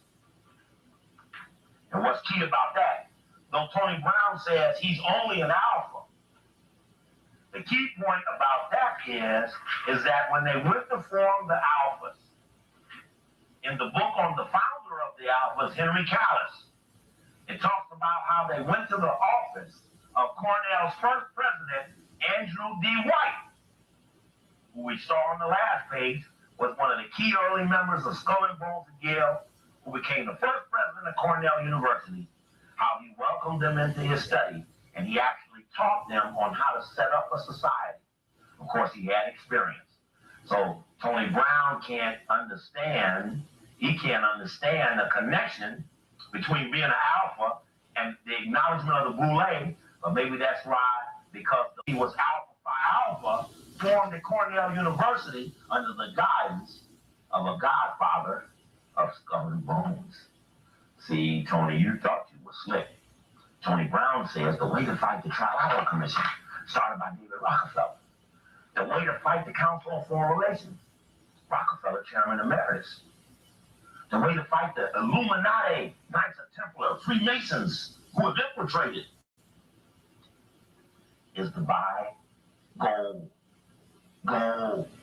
Could you imagine buying gold? Who runs gold? Who runs gold? Anglo-American Corporation of South Africa, De Beers, Minocco. Interlocking relationships. He says the way to fight these people is to buy gold. That's hilarious.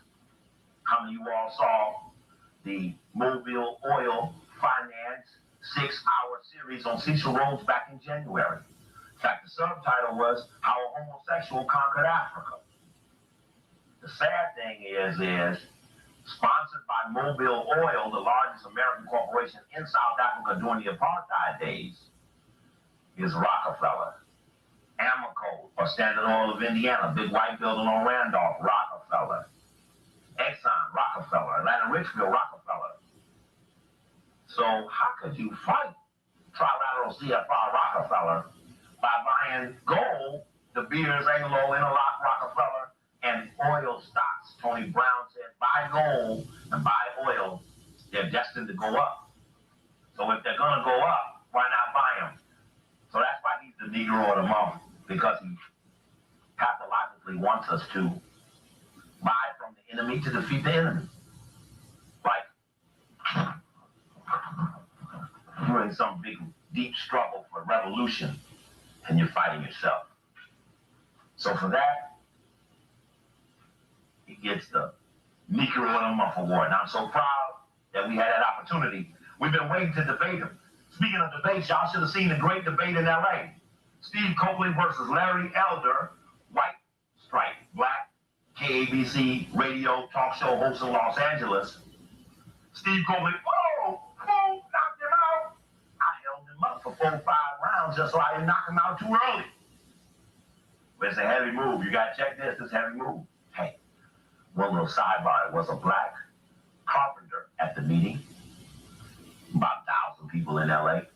He said, didn't know black people work on a style. A movie about black people. There was some black people naked getting thrown off the boat. They worked in it. But nobody worked on it. They complained to Debbie Allen. They hired 2 people. They worked 30 days. Something unique about Spielberg movies. Don't nobody black work on it.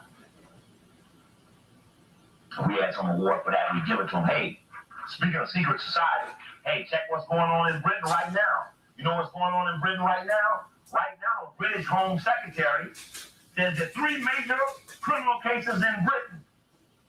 And this is New York Times, March 29, 1998. A good white source. Says that the British Home Secretary says that masonry is a threat to law enforcement and has now asked every Mason in law enforcement to register with the government. And I, too, am an advocate that masonry, to standing on the square, to traffic court, and getting a judge who this and that, going to chamber, and some law enforcement person assisting some other illegal lawbreaker because they in the same lodge, is dead. That's what hurts the little people, non-members, oath takers. We choose not to be oath takers or pledge our allegiance. Why would someone you met one day at the lodge give you a ritual and an oath that would separate you from your wife of 20 years, your children of 40 years? Don't let nobody come between you and your family. Black Mason, white Mason, I don't care what Mason. No ritual. Let no ritual separate you from your family. Your family is the highest level of loyalty another person could have to another person. In Gattaca, you saw it was genetic discrimination, so don't underestimate the power of the gene, especially these good Kemetic ones. Hey, then he gave a list of people who were Masons. Some interesting people on there. Nathan Meyer, Rothschild, Roy Rogers, Peter Sellers did the movie Being There. 5 minutes left? 5 minutes left? 5 minutes left of the show?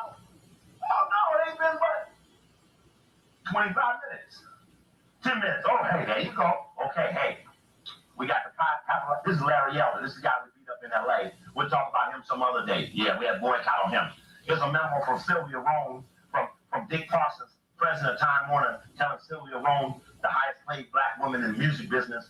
If somebody asks you why we said Steve Copley couldn't speak, you tell them you did.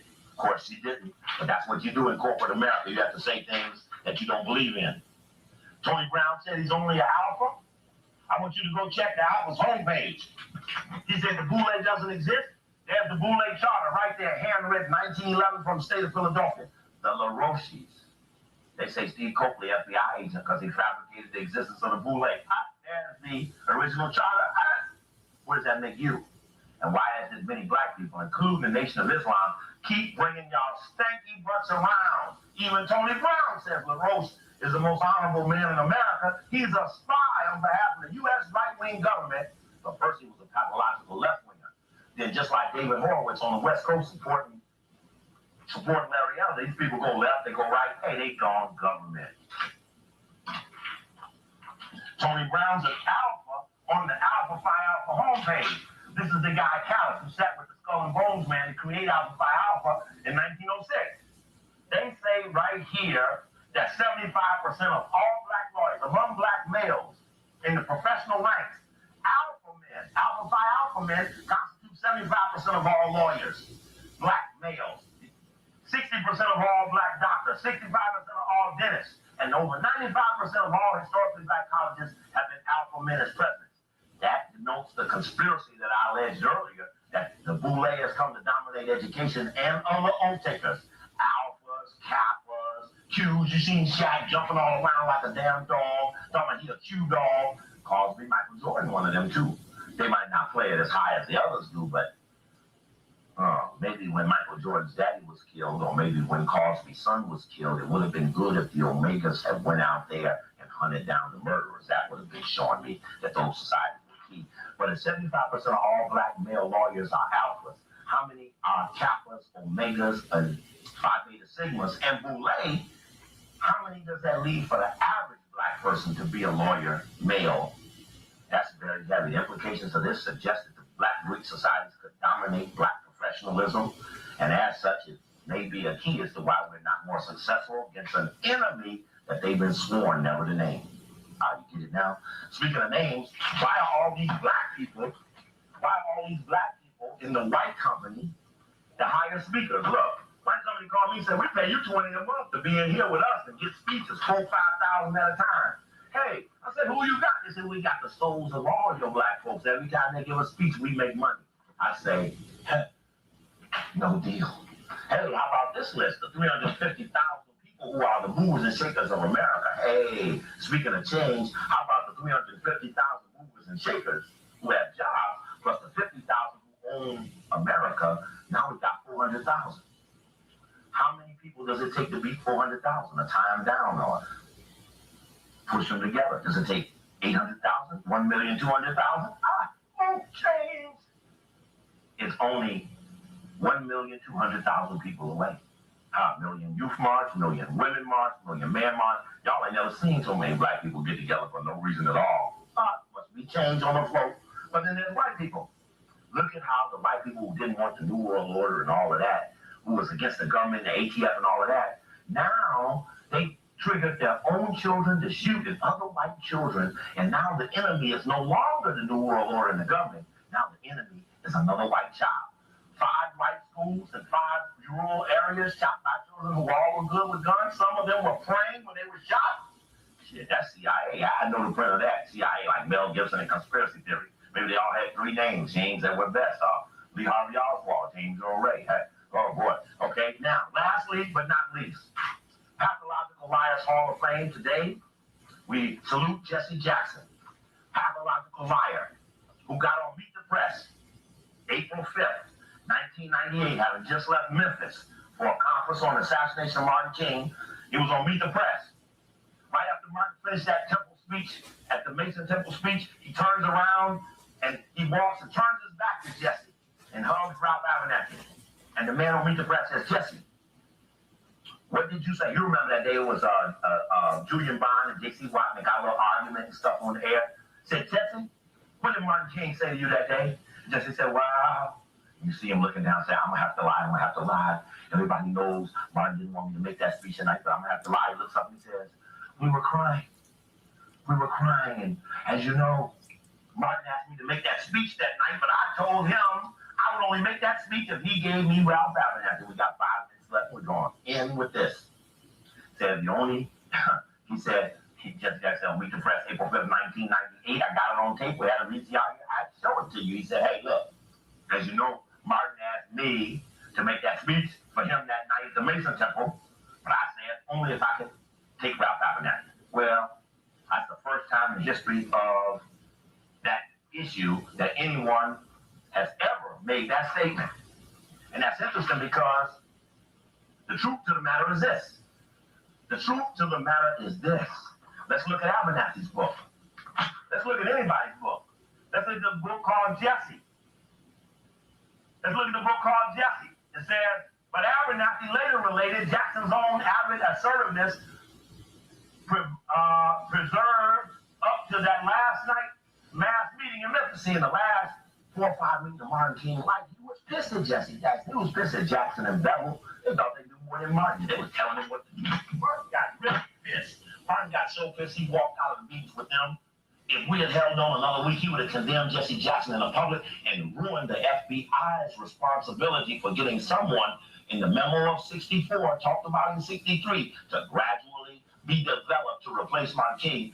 The government said it was Samuel Pierce, but look at his profile of who's who in America. You see he was prosecutor in New York, prosecutor for the feds. Now, you couldn't have taken him and put him into the SCLC. So it couldn't have been but the person who you see May 24th, New York Times front page, 1968, touted him as the next black leader in America. Then along with the other 1,500 articles that touted him as the next great black leader in America, even though he wasn't the next in line, even in his own organization. Says, Abernathy suggested him, why don't you let Jesse go? He loves to speak. And King's Tart replied, nobody else can speak for me. Abernathy asked if he could at least take Jackson along, and King said, yes, but you do the speaking. Thereafter, says Jackie, Reverend called me back and said, I'm going to church tonight. Martin may not come because he's not feeling well. He's awfully down. And he said he might speak that night if Martin didn't come. They didn't know about the crowd. Of course, the reality was Martin didn't want him to speak. And then when Ralph said, we better get Martin, Jesse said, don't call him. If you don't want to speak, then I'll speak. That was kind of odd. In fact, right before the shooting went out, Jesse Howard, our leader, I wonder if that was a code word for all the people who were not wearing ties, because we know something about that. How about this book? Here's Ralph Abernathy's book, and the walls came tumbling down. And he said, well, what did Martin say? Martin, Ralph, I want you to go and speak for me tonight. This is the night before Martin King was assassinated. Jesse claims that Martin wanted him to speak. We're looking at the record. I hesitated, as I knew that the people who showed up, however few, would be deeply disappointed to hear a substitute. Why don't you let Jesse go? I need a cue, 1 minute, 2 minutes. Why don't you let Jesse go? I suggested. He loves to speak. Martin brushed the suggestion aside. Nobody else can speak for me. I want you to go. Can I take Jesse? Yes, but you do the speaking. But Jesse got on Meet the Press and said, I told Martin I would go if I could take Abernathy. This has been in the record 10 years. Jesse's never contradicted it, but he jumps up on Meet the Press and said, hey, look, this is the move. This is I said this. But then there's other books. There's other people who may have saw it. How about the book Jesse? How about the book of the Jackson Phenomenon, written by his former press secretary?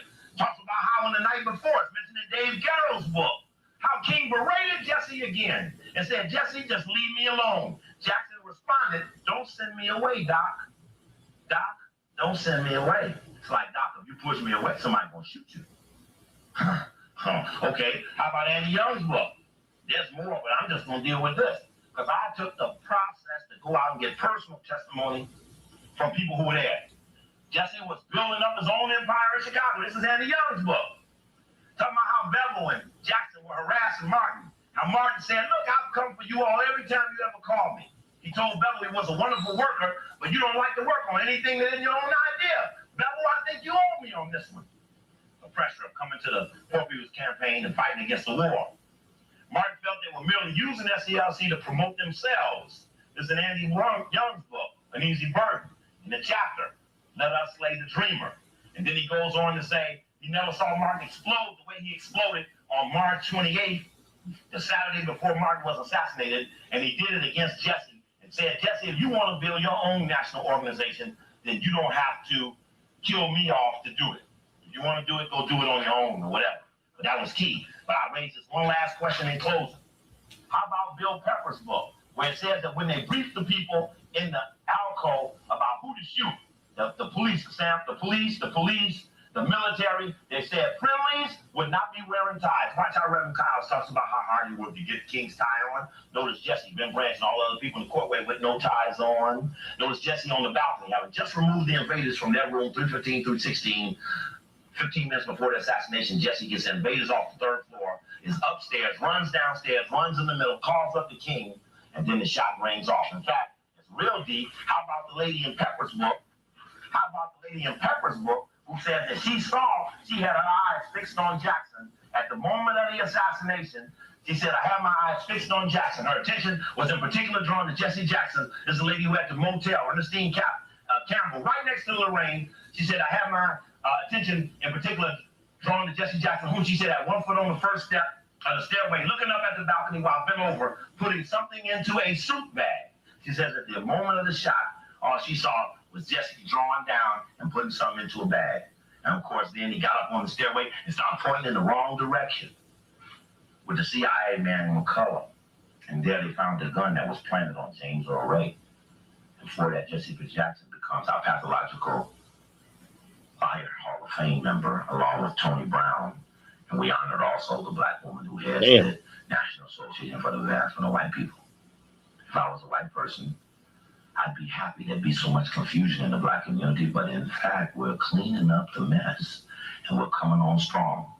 We're stopping being undermined by people who you act like you don't like, but you love privately and have supported and have never criminally indicted them. They have never even had so much as an assassination attempt on their life.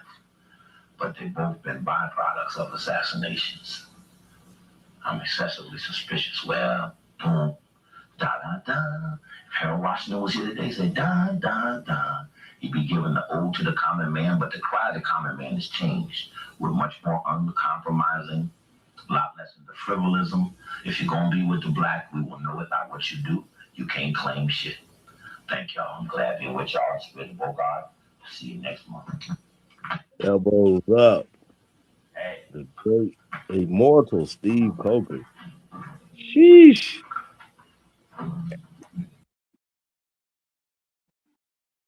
Oh, dude, you there? Cut, you there? Cut out of there.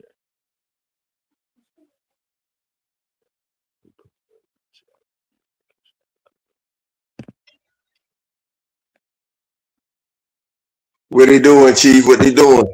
They sleep? Man, I thought you was asleep, man. You good? No, I'm over here chilling.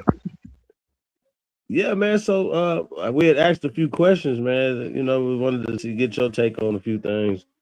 So did you check out that Steve Coakley joint right there? Did you catch that? Yeah, I'm familiar with all Steve stuff, man. So I think you know what's always been intriguing to me.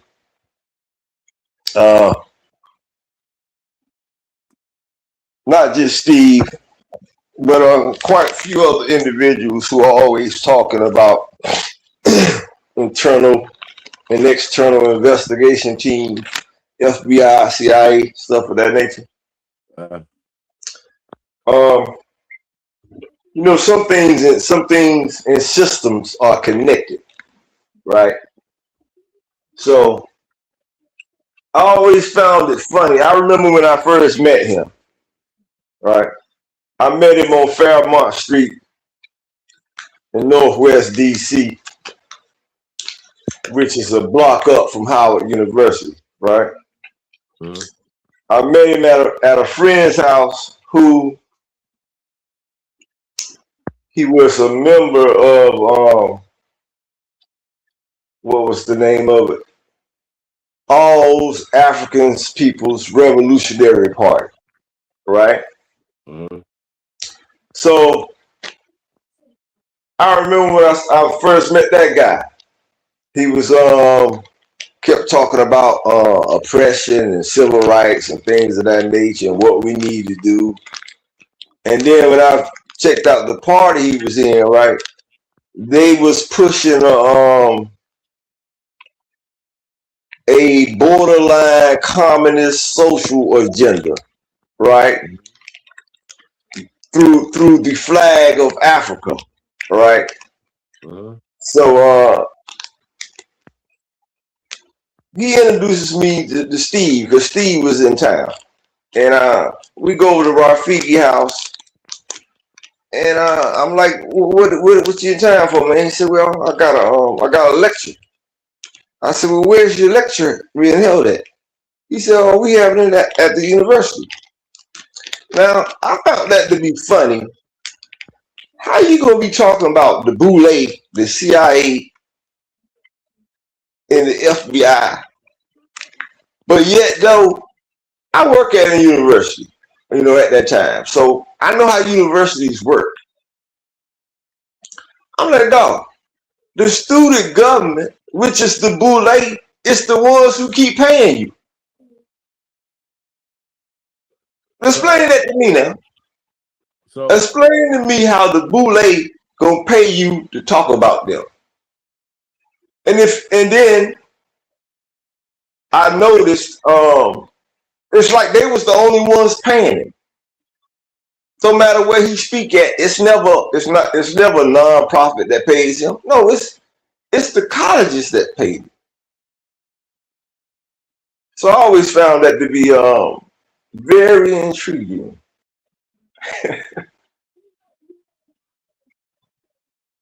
Yeah, man. I mean, yeah, bro. You have to be careful. People will get your attention off of what it needs to be on at the moment if you're not careful. You know what I mean?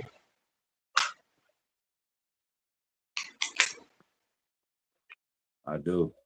It's like right now, I'm gonna tell you, I had somebody ask me this tonight. They asked me, have you seen Donald Trump lately?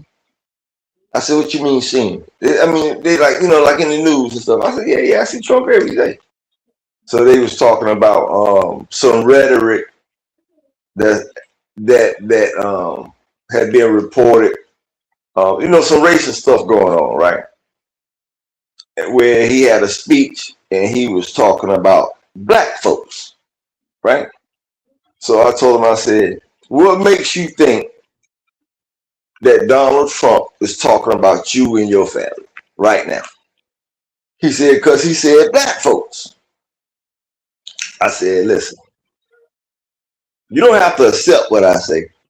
I say, but I'm going to show you some stuff that people be missing in life. I said, it's been about 2 months now.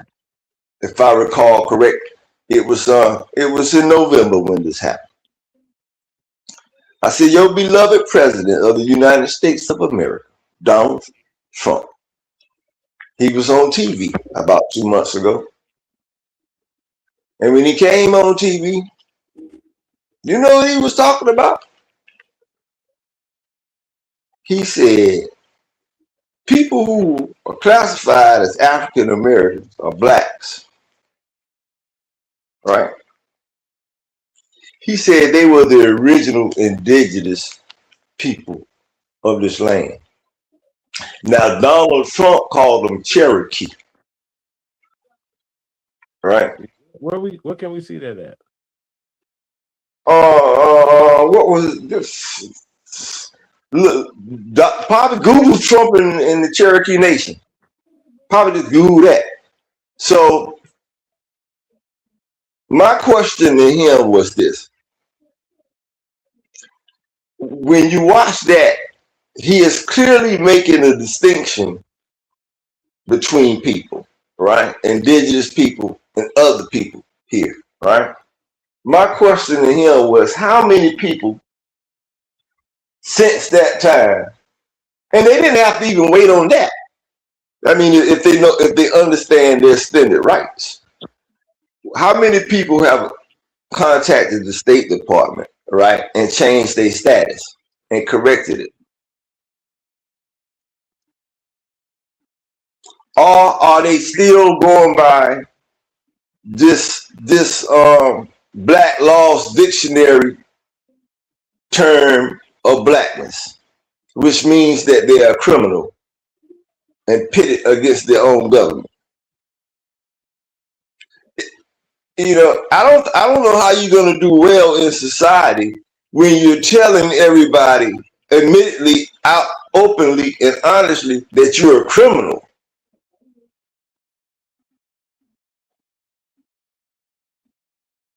I don't know why it's so hard for these people who love this term black to understand that. It's real simple. Just go get a Black Laws Dictionary.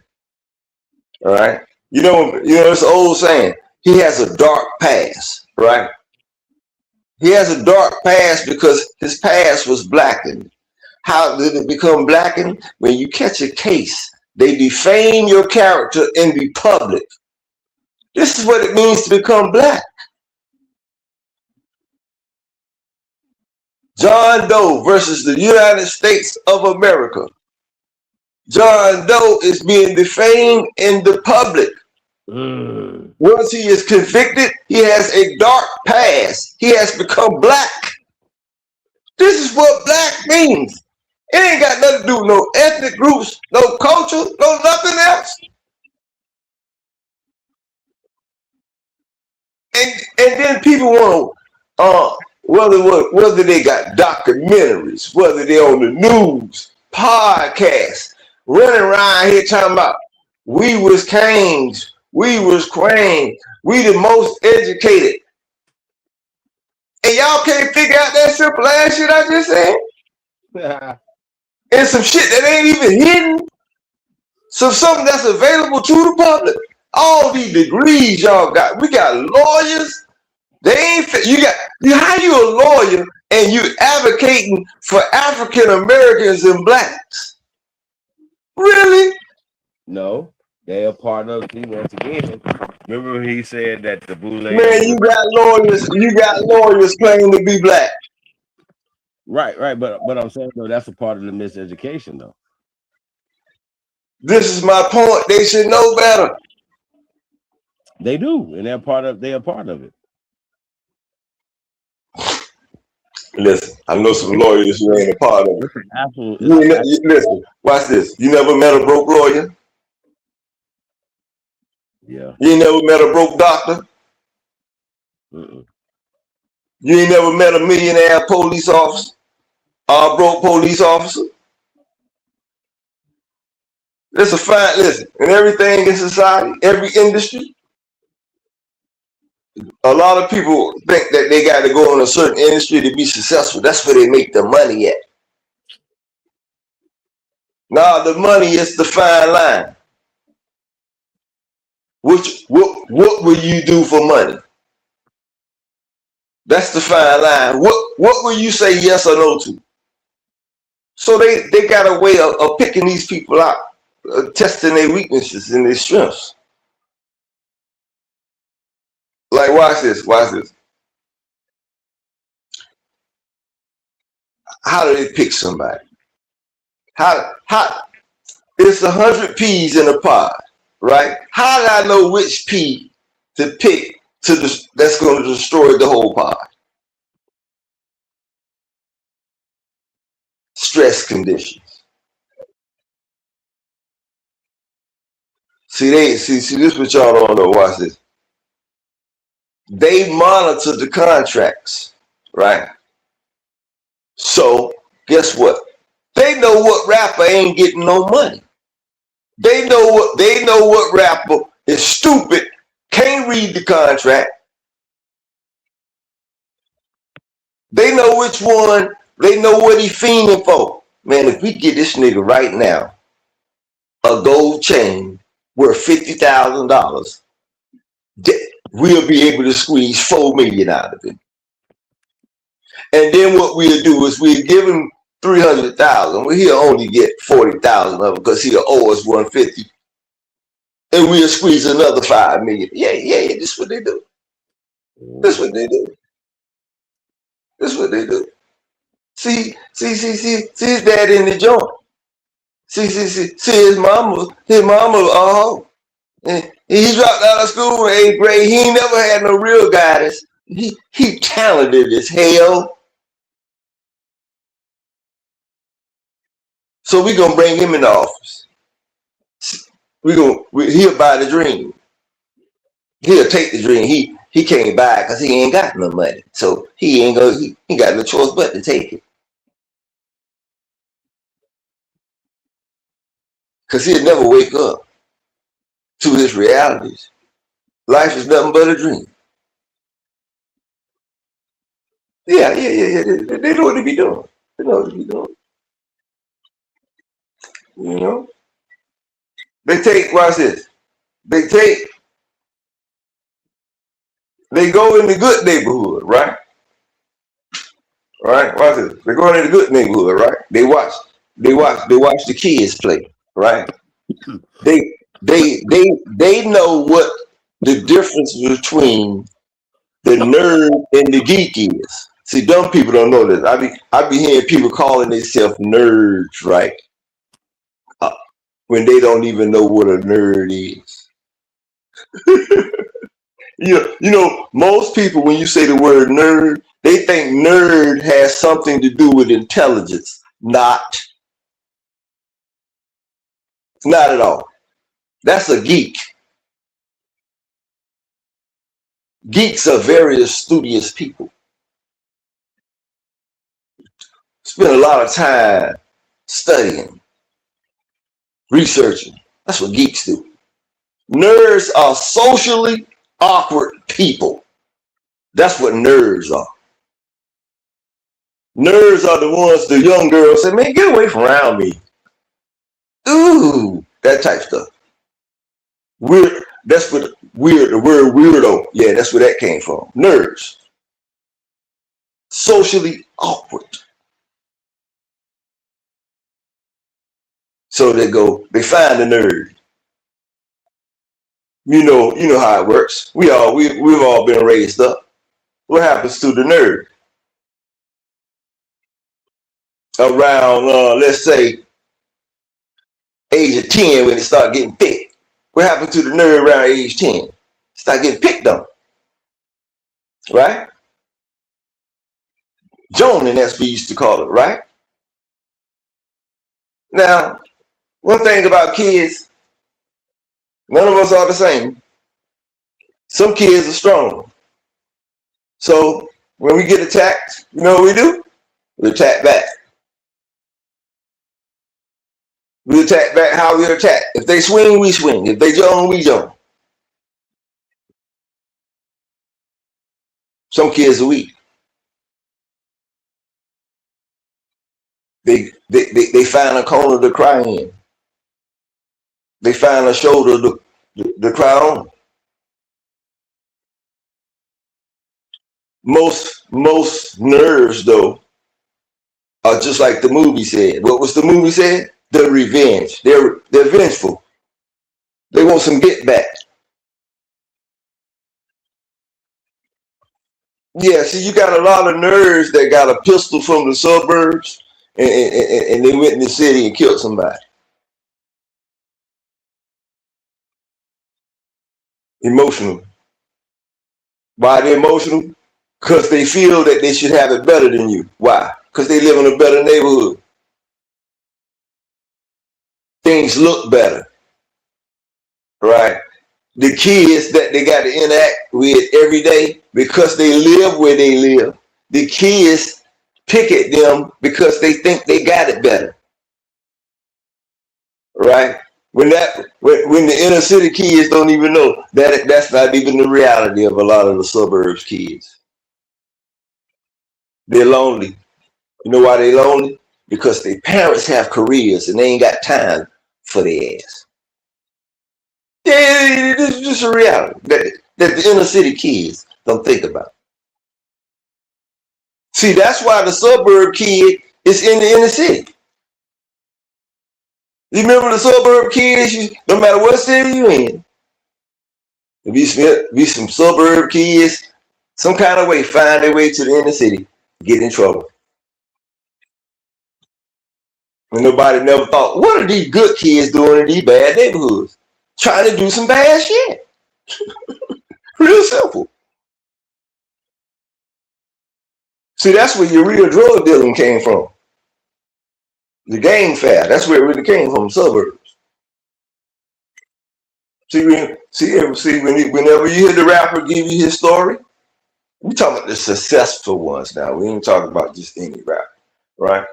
They are, if you listen to the story, it's always somebody put them on, right? If you do the research of who put them on, you always find your ass sitting in the suburbs. Every time. Because see, ain't nobody in the hood got no money. Right? In the so-called hood they call it, ain't nobody got no money. So they can't go buy no dope to sell. And I don't know where people got that fantasy from, like cartel looking for people to front dope to. It don't work that way.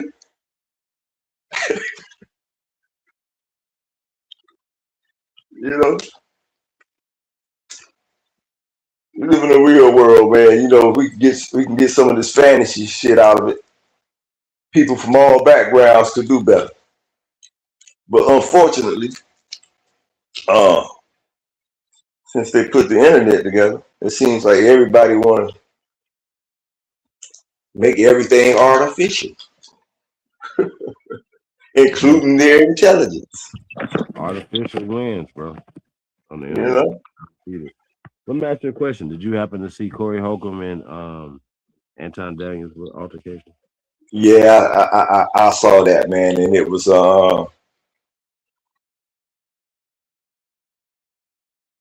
you know, Chief, I'm an older man. I'm not a young man, so I'm just gonna say it what it is. Based on what somebody's supposed to stand for, I'm gonna say this again. Based on what somebody is supposed to stand for, which is only what you know is what they show you, right, and what they say out of their mouth, right. I found Anton to be out of his mind.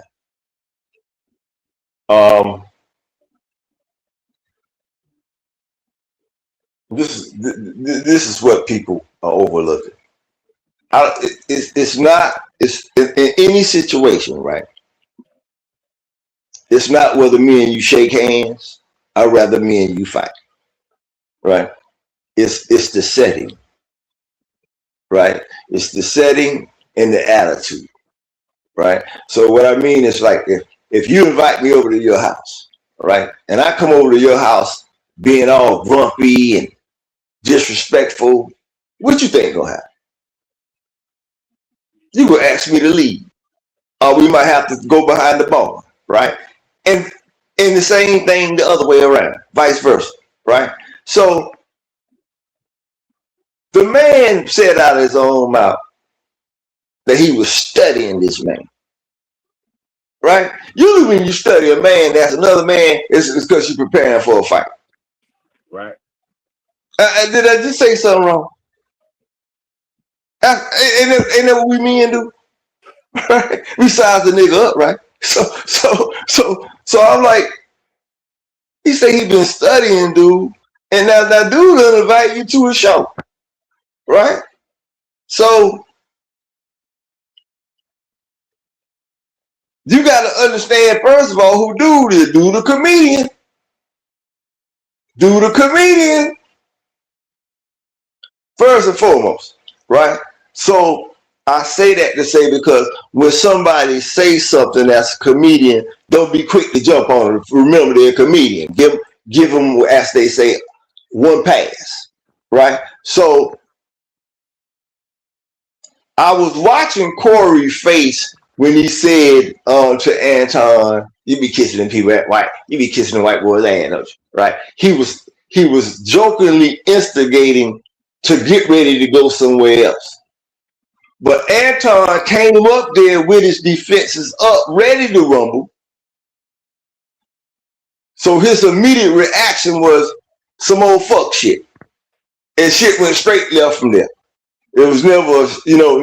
But then once they had the confrontation, I was like, can somebody please cut the OJs on?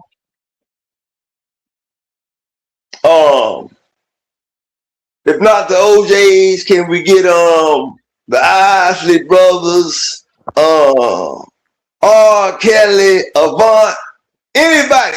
Just give us a slow. Can we get a slow jam? Cause they wanted to dance so bad.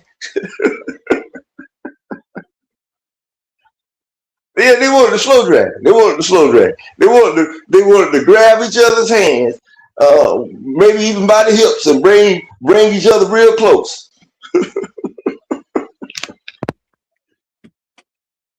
Come on, man. They know better than that bullshit. They know better than that bullshit. You know what I mean? But that's common now. You know what I mean? You got your president. You got your president flipping the factory work off of Amazon, telling him fuck you. You see that?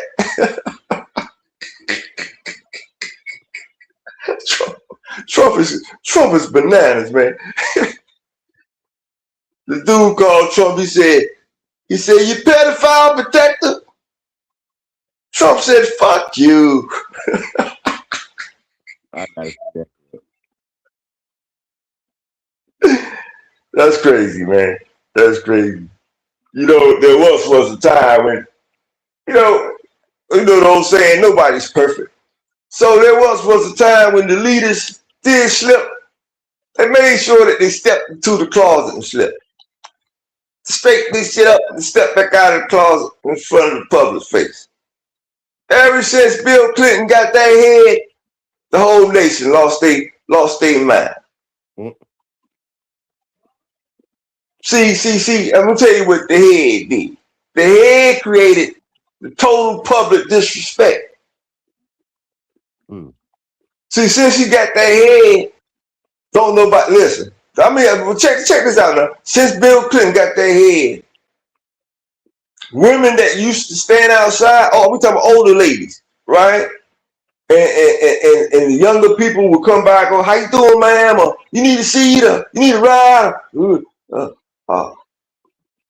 know, older lady come and watch what you say. Now she's standing there and it's, motherfucker, bitch, shit, bitch, hoe, motherfucker, shit. What the?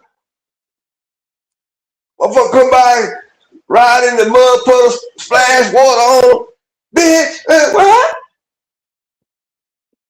Yeah, that's what society has become since then.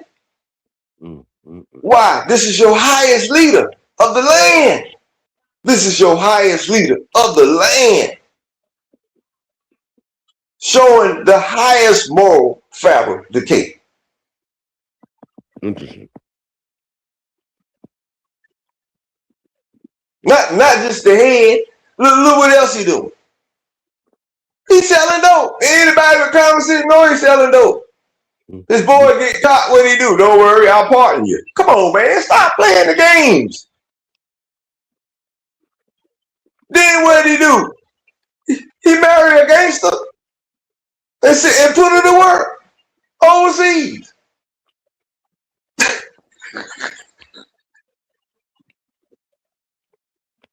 Boy, I tell you,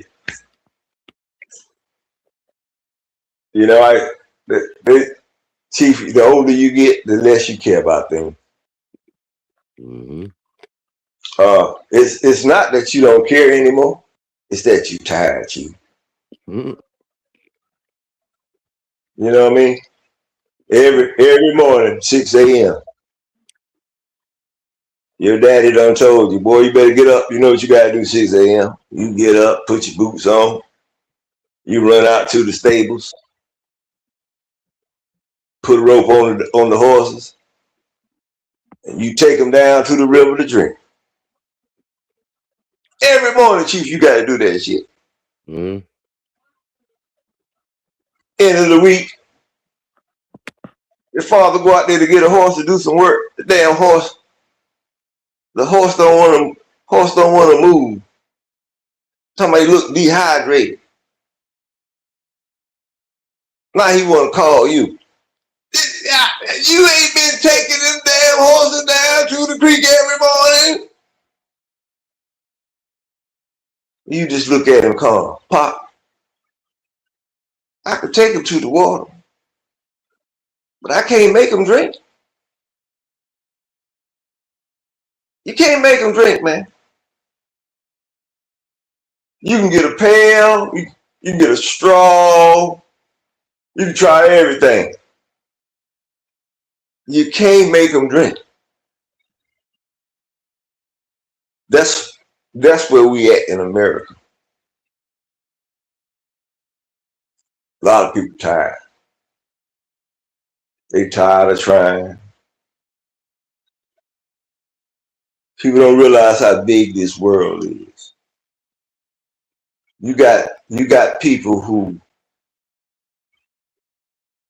60, 70, 80 years old, just finding shit out.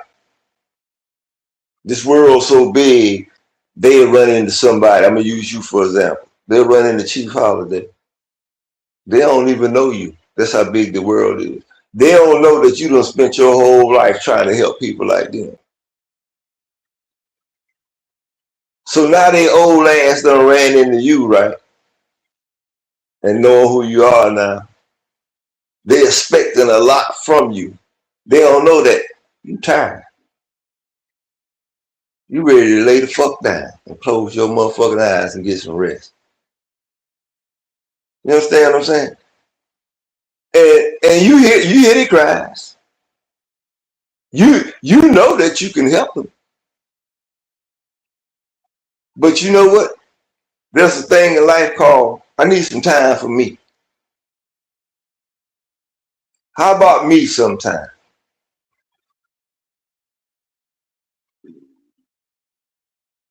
You know, you see it. You see it. Everybody see it. Everybody see it's in their own family.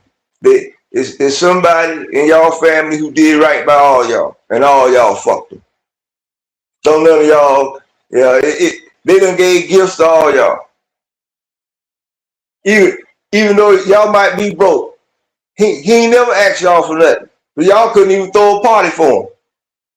Just to tell him you love him. He always had a pocket full of money, so he ain't never required nothing of you but love and loyalty. And y'all can't even do that. Y'all can't wait for him to die, cause y'all can fight over his possessions. Cause after you've been stealing from him his whole life anyway. He know it. Y'all think you're being slick, but he know it. See, he organized, so he know where everything at. Keep account of everything he got. That's what most intelligent people do. So you're not slick. Just fooling yourselves.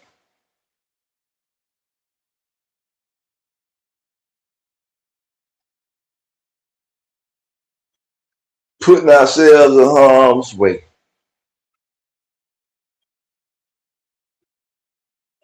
You know, some of you out there who may hear my voice, know of the warnings I gave you months ago about things.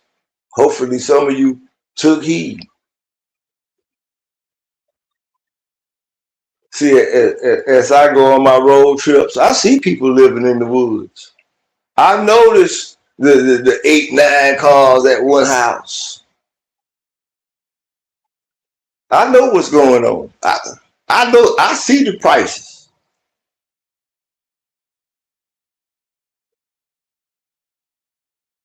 You know that old saying, oh, you can't tell a nigga shit.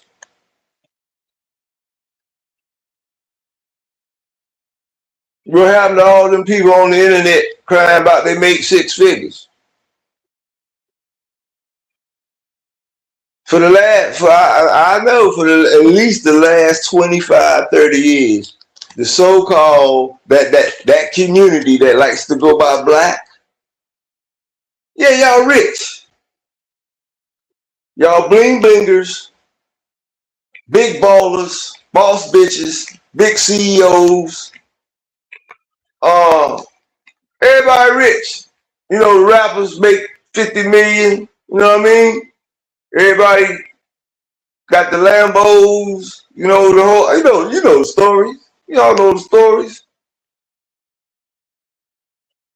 Where y'all been at? I ain't been seeing y'all floss lately. You know, floss is one of my favorite words.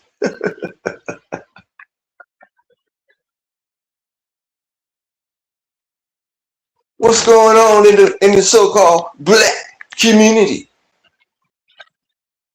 Y'all got this. Hold up, man. How y'all got all this money, but then I see internets of y'all robbing stores and all kind of stuff. Wait a minute now. Hold on. You can't. This cannot be the same culture that's running to throw money away. We call it strip clubs. Y'all, wait a minute. This cannot be the same culture that's crime broke. The same culture that throw money away. Hold on. Make it do what? Make it rain. Make it hurricane. Make it tornado. What? Crime broke. Impossible.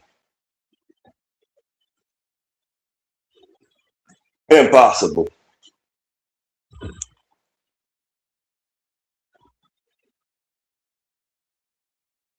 This shit is crazy. That old saying, Grandma say you make your own bed up, Who you think gonna sleep in it? Sure ain't gonna be me.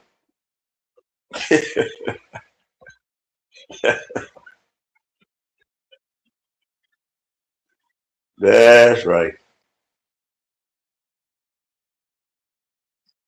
Young people better keep your butts in school. You better take school serious. Serious don't mean pass. That ain't what serious means. Serious means to learn. With it passing, it's automatic.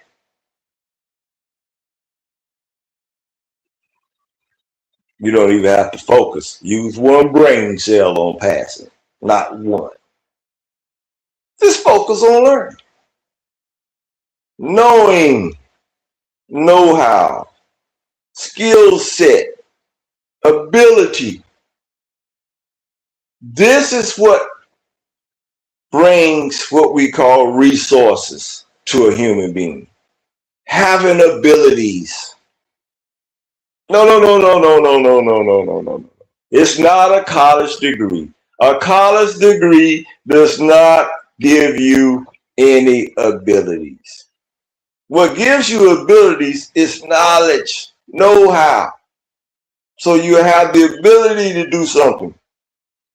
It's a lot of people with college degrees don't know how to do shit. Nothing.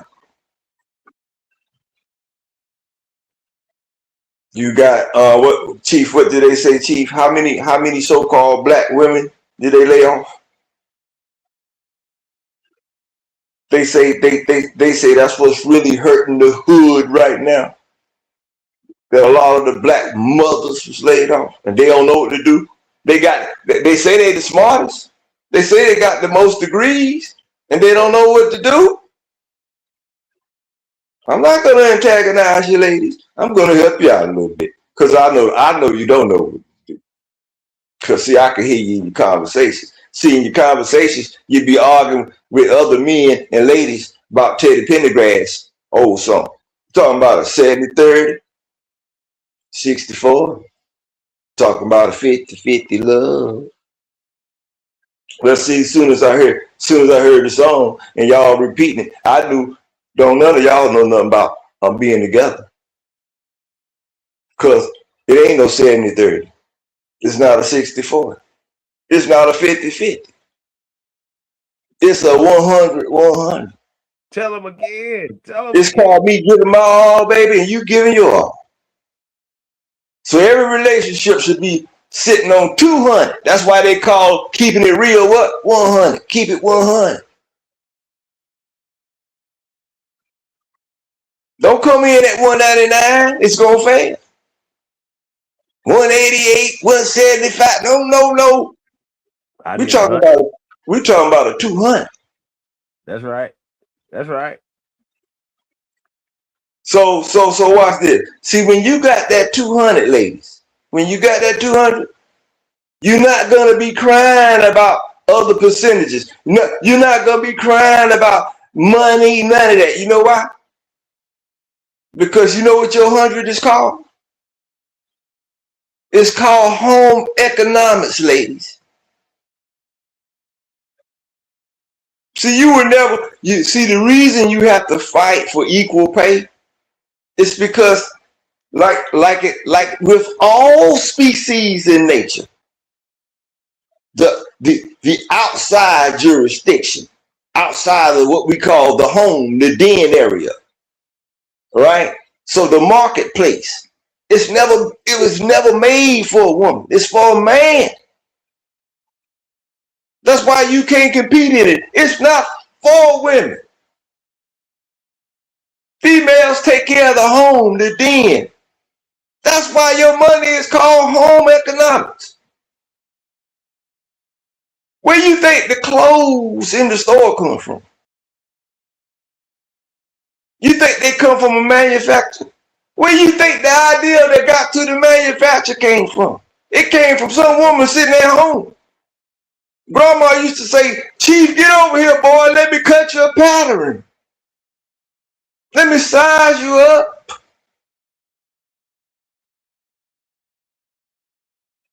Where you think the food come from? You go to the grocery store, you could buy a cooked meal. Where you think the idea of the cooked meal came from?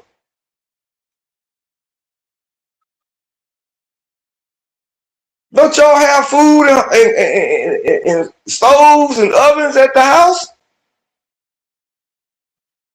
Don't y'all know how to separate needs from wants?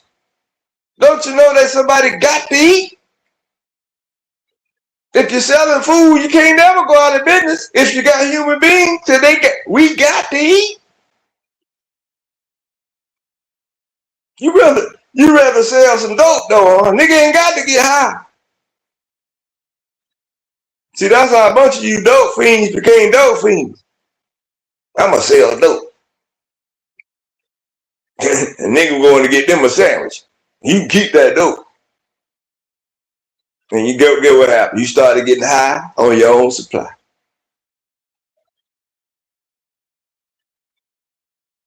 You ain't bullshit nobody but yourself. People gotta eat, not get high. People gotta eat,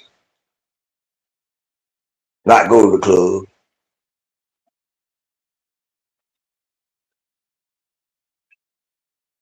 We start talking about economics, we have to center our focus around people's needs.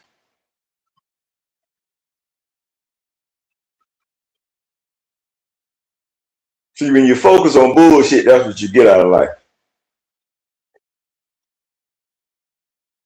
Yeah, you know, America's home of the fronters. Y'all the frontest ass people in the world. How you doing? Oh, everything's fine. Nigga just left the doctor. The doctor told him he got 4 days to live, and he telling everybody, oh, everything's fine. Nigga just got a divorce and lost his kids. Everything's okay. How you doing, John? Oh, I'm fine. How's the wife? She's fine. He just shot that bitch and buried her in the backyard.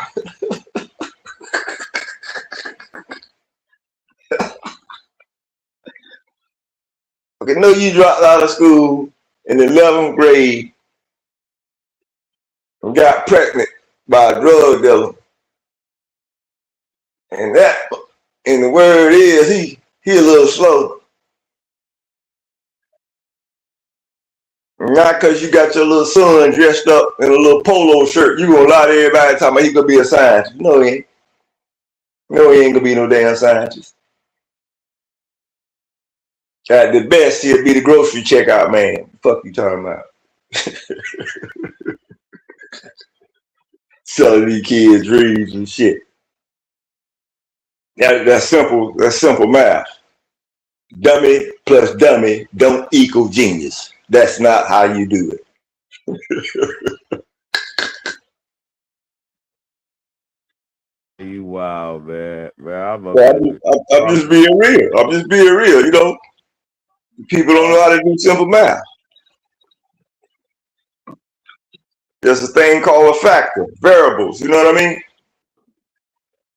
Plug-ins. We doing our equations. To get our desired result, we got to know what we're dealing with when we plugging them into the equation. Real simple. Hey man, shout out to everybody up in there, man. Hey man, y'all watch Power? Y'all into Power?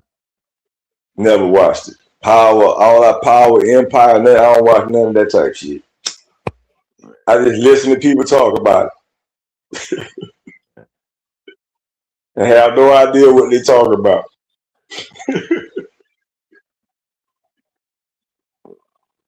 They definitely get conversations going. Oh, yeah. I find it amazing. You know, I was reading the story of that game, what they call themselves, BMF. Uh-huh. I didn't know they could be that stupid. I mean, all bullshit aside. I've seen some stupid shit in my life. When you be like, what the fuck was he thinking? I don't know if I've ever, and I'm dead serious now. I'm laughing a little bit, but at the same time, I'm dead serious because I'm thinking, I'm trying to top it. I'm trying to see if I ever seen a motherfucker dumber than Big Meech ever. Have you, Chief? So are you saying, so real fast, are you saying just on the topic of him of him basically advertising? Yeah, he got to be the dumbest motherfucker ever. Well, if he ain't number one, I'd be goddamn if he ain't in the top 3 ever. I mean, to that because I don't want to say he's dumb. But man, no, what you call it then? Well, what's your word? I mean, cause think about it. No. We gonna go to the top, boy. We gonna race my shit. We gonna race that motherfucker. We was outside. Me and you was outside then, correct? Right. So how did we look at it then? Tell the truth. No. I've never known nobody. That's how I'm saying personally. I don't know nobody personally who tried to let the authorities know that they do shit illegal. I don't know them type people. I do got to say this though. The late 80s, early 90s, right? It wasn't. It was different. You talking that? Listen. I know what you're talking about. This what you're talking about. See, this is what happened. See, I really lived this, so I know what you're talking about. This is what happened. See, you had some Bammers, right? Who and to be honest with you, see, this is about some of our conversations. See, I really be knowing shit other niggas don't know. No, all the criminals in America. When I say all, I'm not being absolute. I mean percentage wise, most of them, right? When I say most, as high as 90% of them, right? Ain't none of them from here. Irish gangs, Chinese gangs, Italian mafias, Jamaican posses. I can go on and on. Ain't none of them from here. Some sell weed, man. Some sell dope, man. So the weed man don't want to be with the dope, man. I know all that shit. I know what coming what way. I know all that shit. So I be seeing shit totally different. So what happened was, watch this. You know how men work, right? Men minds work through ego and intimidation. Right? You 5'8", 140. Motherfucker don't know you a killer. Right? He's 6'2", 220. He think he can come over there and fuck with you. Mm-hmm. Just on regular time. That's how men think. That's why the graveyard stay full. I'm just being real. That's real. So watch this. So if one man think he can intimidate you, right? What the fuck you think 4-5 can do? Right? And what you think is gonna do to their ego? Right? So watch this. I done took 15 broke ass niggas from the projects, right? And I gave them niggas some dope. Now the niggas got pockets full of motherfucking money. And guess what else new? There ain't nobody else think about. They getting pussy they never would have got. Let's just keep it 1,000 now. This is what was going on back then, right? So now you got a posse, a group of niggas, right? A gang of niggas, right? They think they like that. They think they can overpower something, right? Mm-hmm. So when the North come around there, all the plain clothes come around there, you know what they do? They don't do like the old sensible niggas. Hide. Get the fuck up out of here. You know that nigga beat 2:30. I ain't gonna be around that motherfucker dog about 4 o'clock. You know, shit like that. Man, look, man, I ain't even gonna wear that shit around there. I'm gonna drive my hoopty around there. Yeah, niggas used to do all this shit. Man, I'm catching the subway. Yeah, I'm doing all that shit. Now, a motherfucker up 7 a.m. in the morning, gonna stay in that motherfucking spot all day except when he run to the store to get something to eat until 8 at night. And then he driving a motherfucking Rolls Royce. And this nigga living in Tilden Projects. Get the fuck out of here. Niggas is stupid than a motherfucker, man. Nigga driving an S-Class, a motherfucker 2 years old, and his rent $7. Really?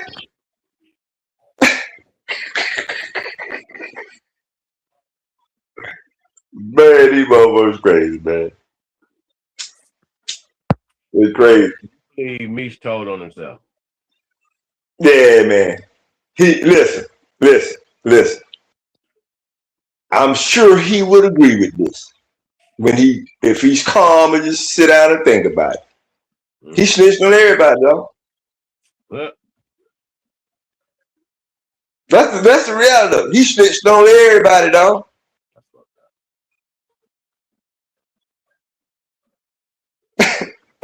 I know his brother probably love him, but probably hate him like a motherfucker.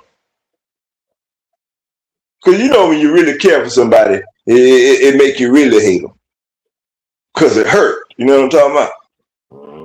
Not like me and my first cousin. I hate that motherfucker to death. Because I love the fuck out of him. I ain't gonna lie about it. It's the love of that nigga, man. I raised that nigga. For him to do that fuck shit to me that he did.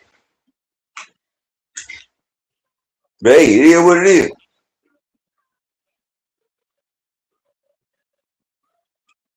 It is what it is.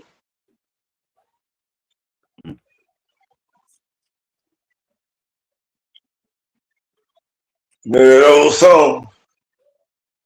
It's so hard to say goodbye to yesterday.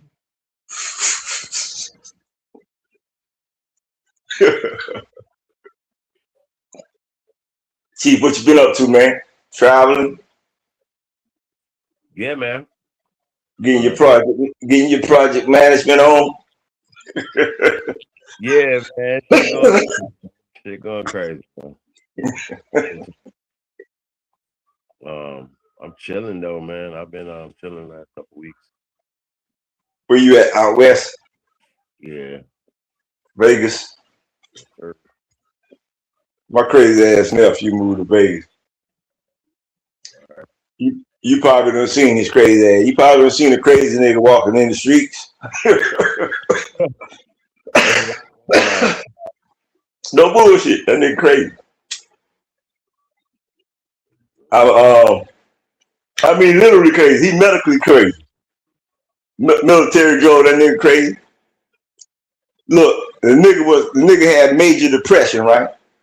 So he like everybody else with major depression. They introverted, quiet, nothing crazy acting, just introverted, right? The nigga went to the VA, my nigga. They gave this nigga the wrong motherfucking medicine. What? I look on the motherfucking medicine sheet. Guess what they get this nigga medicine for? Now he got major depression and it's in his files. He goes to the doctor. They get this nigga medicine for schizophrenia, right? This nigga been crazy than a motherfucker ever since. Now he crazy for real. That nigga he got about 5 personalities. You ever seen the movie Sybil? It's an old school movie, came out in the 70s. About this girl, she has 7 different personalities because she got abused and shit, right? Well, that's how this nigga is. He got 5 different personalities. And the shit'll be so funny because them motherfuckers will show up right together and it'll fuck your head up. Like I'm gonna give you an example. Like say I'm him and you me, right? He'll call me, he'll go. Hey, what's going on? How you feeling? How's everything? I was just thinking about you. I wanted to call you. Then all of a sudden, a nigga go, fuck you, you motherfucker.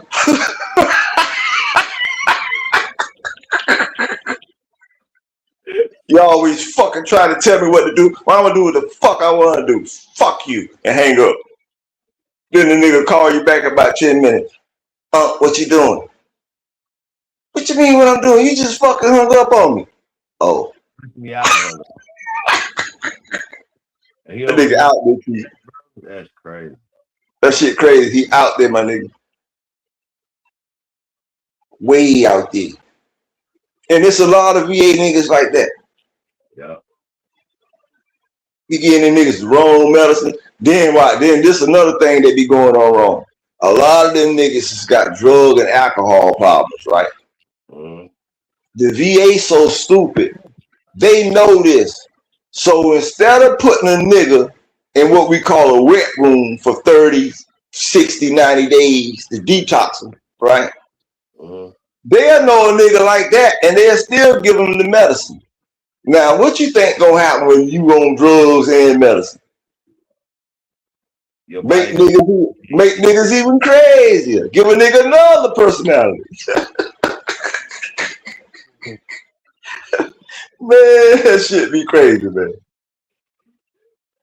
Yeah, that is wild. As I used to care about that shit, but then I don't care about that shit no more because the people's family don't care, and some of them don't even care. So fuck them all.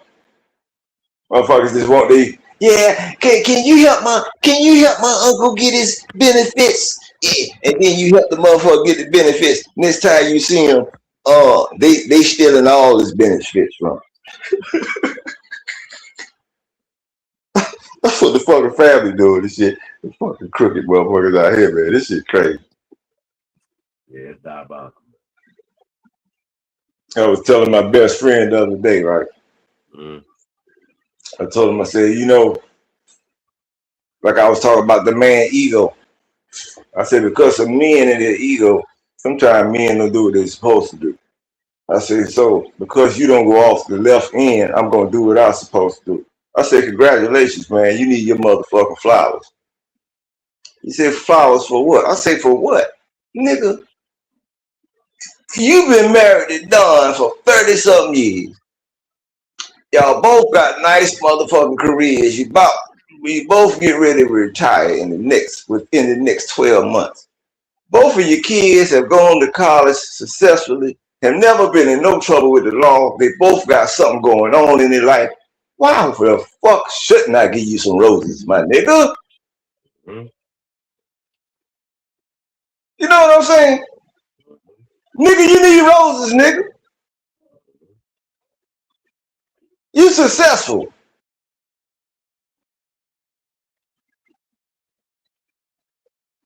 And you about to retire comfortable. Yeah, both of them about to retire. Shit, both of them make 6 figures, and both of them about to retire. Kids doing well. You know what I mean? Everything good. Mm-hmm. I'm like, give yourself some flowers, man. It's okay. You know, and the reason I was telling him that, Chief, was because, and he's the prime example. Here this man is successful, but he's stressed the fuck out. Mm-hmm. You know why he's stressed the fuck out? No, not because of his kids. No, not because of his marriage. I just told you, that shit butter. That shit's sweet. Mm-hmm. No, not because of his bank account. No, not because of his crib. Nigga living in $1 million crib up in Marlboro. He chilling. Mm-hmm. It's because of niggas you love, nigga. It's because of the motherfucking horses that you love, that you get up 6 o'clock for, to take them motherfuckers down to the water. You know them niggas ain't sipping, man.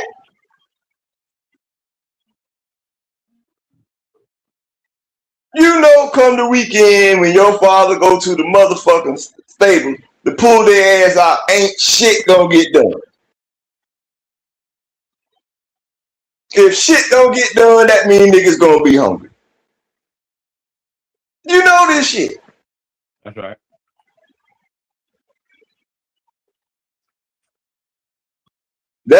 That should be the question of 26. In simple form, how can you get the horse to sip? Sip.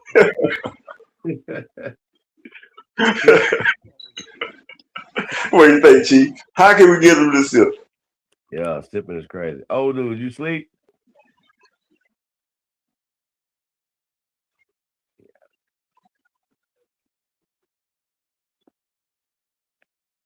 Old dude on the West Coast, right? Nah, he in the middle. He in Cali somewhere. Sorry. Where Cut go? He been out of there. You done took you a nap. Oh man, you done went to sleep. Missed the whole show. Came back wide awake, going in. Cut funny, man.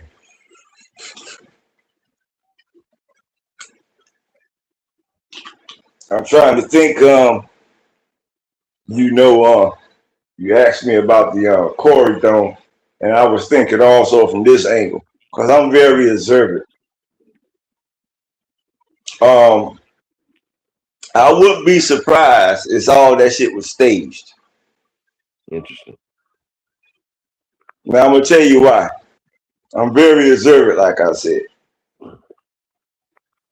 I'm gonna show you how observant I am, Chief. Watch this. Motherfuckers love to steal. Listen to me. Don't hear me. Motherfuckers love to steal. So watch this. Things evolve quickly when they motherfuckers stealing. Right? So watch this.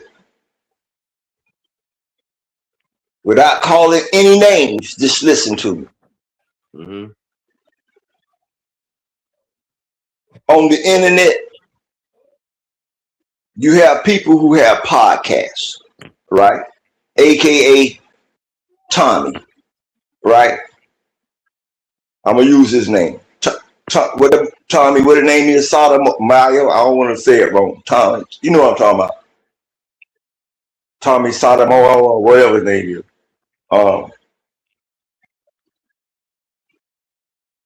From my understanding, I don't know because I'm not a follower of his, a subscriber, or nothing. I just run across him when I'm on Hamp channel, and so he comes across my timeline, and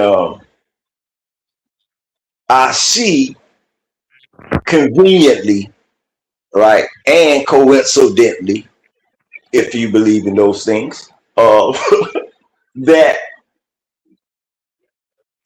the trend is the beef between the friends, right?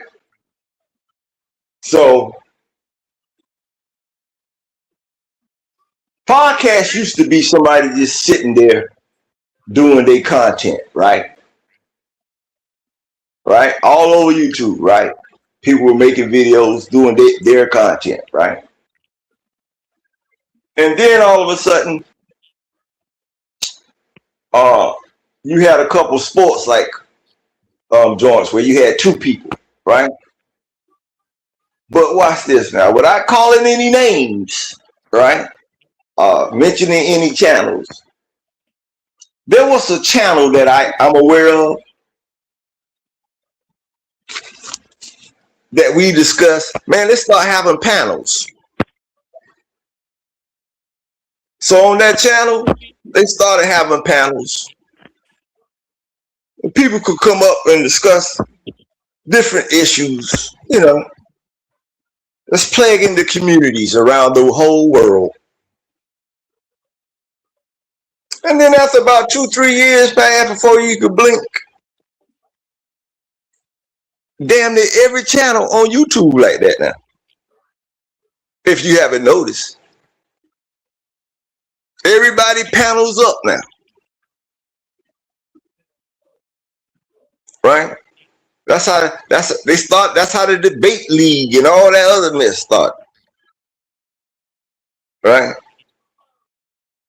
So people on YouTube were going to other people's YouTube and they stealing. They getting their ideas, right?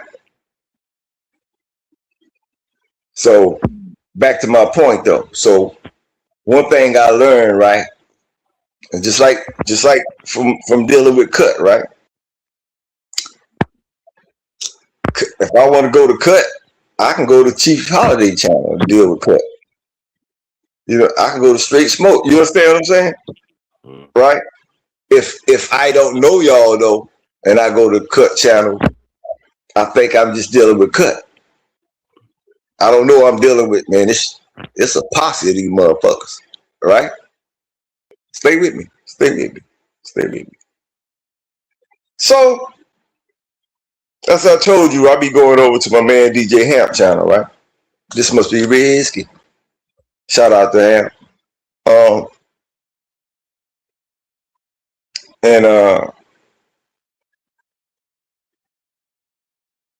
I noticed, like I said at first, when I first went over there to Hamp, I went to Hamp show because I was just watching it, and I was noticing that he's a great moderator. I know it's tough for him sometimes because I know his background. I know what he stands for, but he'll still let people get their shit off. He's a great moderator, and he keeps it how I would say functional. You don't let it get too chaotic. So yeah, I'm over there checking half them out, man, and I realized then, like I was telling you about all these subsidiaries, because they start coming across my timeline. So before the accident happened with Anton and Corey, I noticed that on all the subsidiary channels, at least two of the so-called originals, right, started beefing. That's like a prime example. That's like somebody tuned in one night and me and you cursing each other out. They tune in another night, me and motherfucking Cuddy caught cursing each other out. The next night, you and Cut going off. Alabama and me going off. You know what I'm saying? They be like, what the fuck? I thought all them fought with each other. So as soon as she finished beefing with Fatty, then the Corey thing come. I'm like, man, that shit staged, man. They staging that bullshit to get views. And you know why I stage? You know, watch this. You know how I know they staging this shit to get views? Because if you're aware of YouTube, like I am, and Instagram, there's a whole lot of people who was making money who ain't making no money now.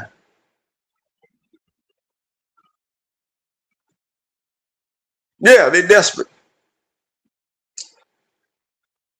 Yeah, see, it costs to be the boss. And see, the average person, like I said, they big boss, they big CEO, they bling bling. Even if they ain't got but $5, that's what they are. So whatever they get, it ain't gonna last so long, unfortunately.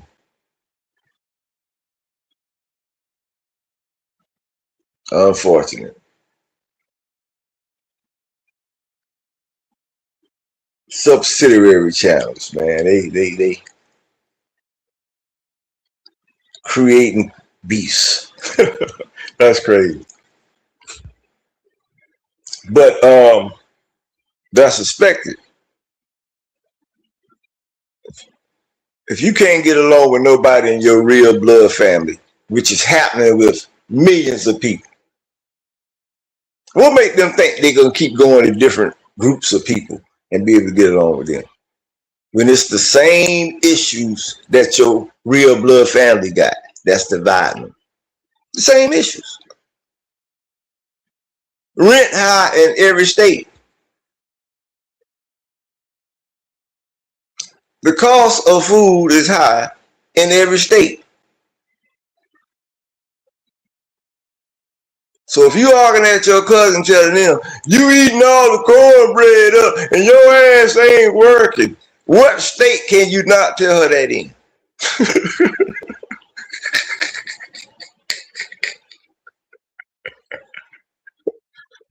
Shit.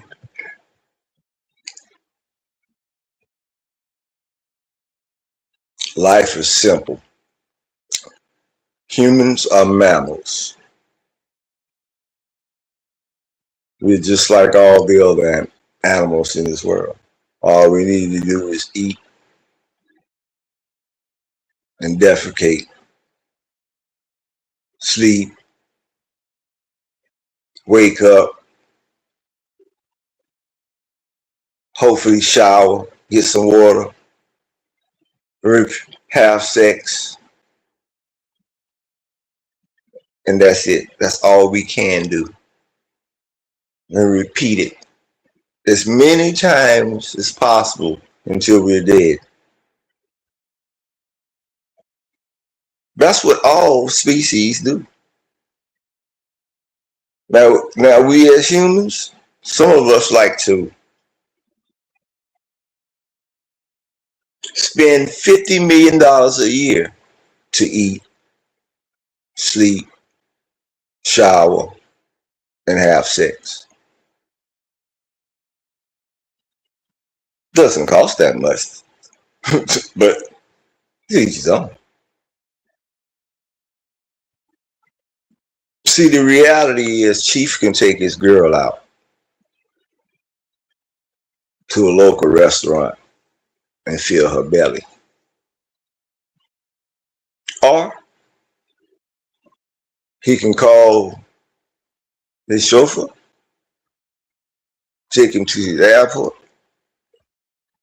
get in a private jet, fly to the south of France,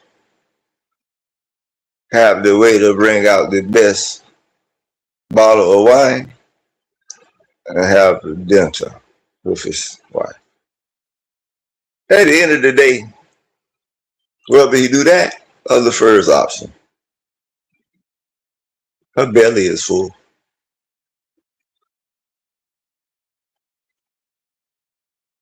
Pick and choose how you spend your money.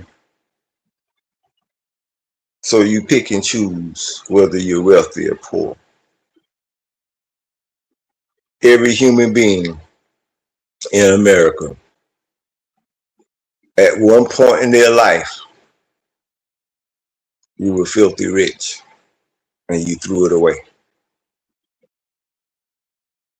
Yeah, all of you. So watch this. Watch the Chief. Watch the Chief. How old are you, Chief? I'm 8,000 years old. Okay, so when you were 3,000, right? What were your toys? Why did you throw them away? You threw your wealth away. Not saying you, but I'm showing people how they throw their wealth. There were items that you had in your childhood worth thousands now. Right. Now watch this. Your elders told you to take care of yourself. They told you to put it up. Nah, you want to leave it out, tear it, get it tore up, and all kind of stuff, right? You want to devalue it, throw it away, and all kind of stuff. Now man, I had one of them. Man, I had one of them. Man, goddamn. Man, I can't believe. Unbelievable prices. Unbelievable.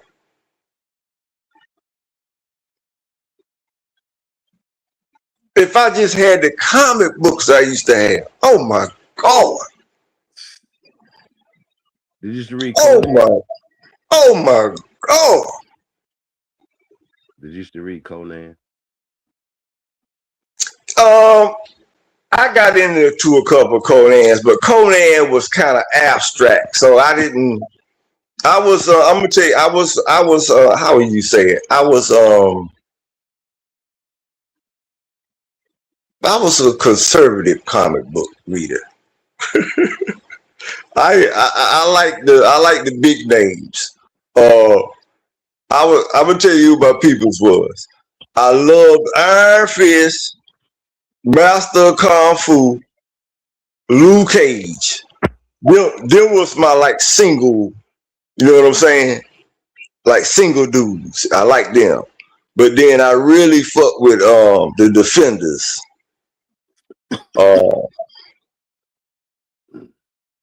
I like the Defenders more than I did the Avengers. The Avengers was alright, but I like and I still like the Fantastic Four because I still like Ben Grimm, the Thing.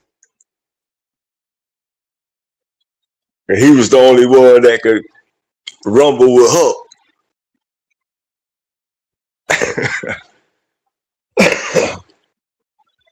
Yeah, man. Comic books. See, Conan was fighting. The first, matter of fact, watch this. Since you brought Conan up, you probably know this. The first Conan I read was when Conan versus Swamp Thing. Kind of remember something. What you know about that? That's a classic, Joe. Swamp Thing for sure. Swamp Thing was no joke now. Crazy. But he's Marvel or DC? DC. Swamp Thing's Marvel and DC. Defenders switched. There are very few groups that did that. And it usually had to do with an individual. I think the flip with the Marvel DC with the Defenders had a lot to do with Wonder Woman, who really claimed Wonder Woman, right? I think Wonder Woman was a free agent.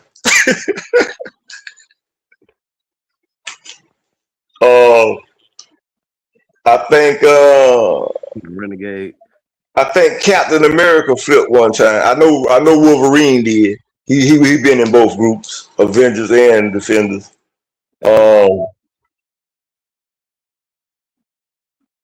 Doctor Strange, he been in both.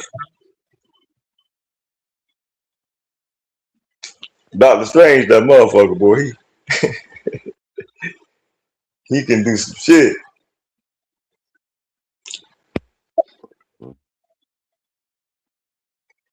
You know, those. I wish. I mean, I don't know what. I'm not going to perceive to be wrong. I hope that the kids today are heavily involved with comic books, because comic books can be very educational if you understand what you're reading. You know, society has always been that way. Be it movies, be it music, be it books. There have always been artists who have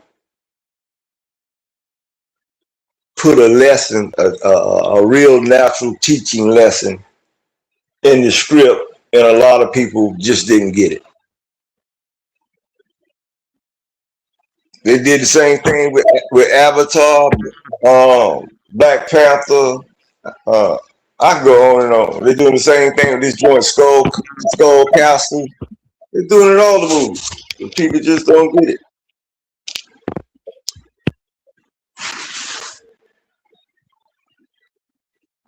You know where the movie Skull Castle is coming from, right?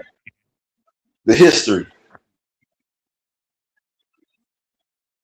That's a real castle. That came from the feudal kings. When they was doing all that killing, they was putting their heads on the stake. Ended up making a castle with the head, with the skulls. That's real shit. So people see the movie, they think, oh, that's just a movie. No, that's real shit.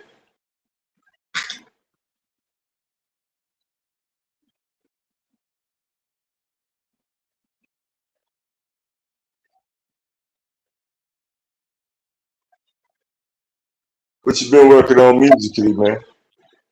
Say that again. I said, what you been working on with the music?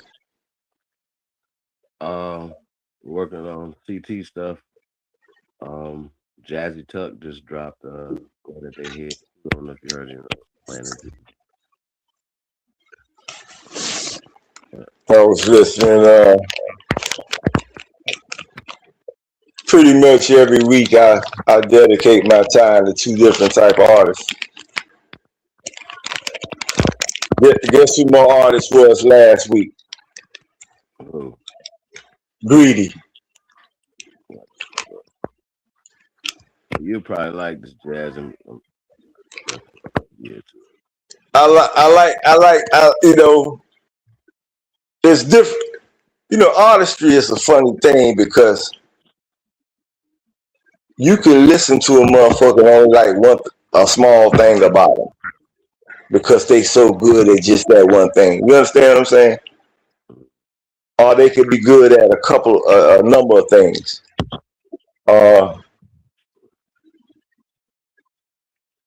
I was listening to Greedy and shit, right? Greedy, it's funny. I listen to Greedy music. It puts me in a time period, right?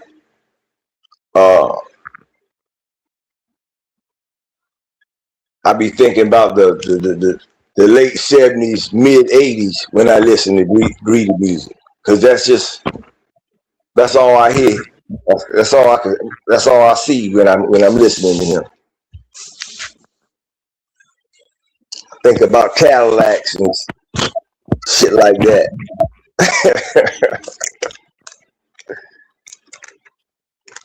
Bro, I'm a good sponsor for you, man. Everybody fell asleep. So they need to. It's fucking 3. It's almost 3:30. Yeah. Get out of here. See y'all up in there, man. Shout out to OTK, man. Shout out to Straight Smoke crew. Nice. These nights be going into each other. Shout out to DJ Kuttack. Everybody, man. We definitely appreciate you guys. Alibaba, Alibamu. Shout out to Alabama coming. Everybody just contributing, man. Liking and sharing and loving on us, man. We love y'all, man. Keep loving on y'all, man. We're gonna keep bringing the content.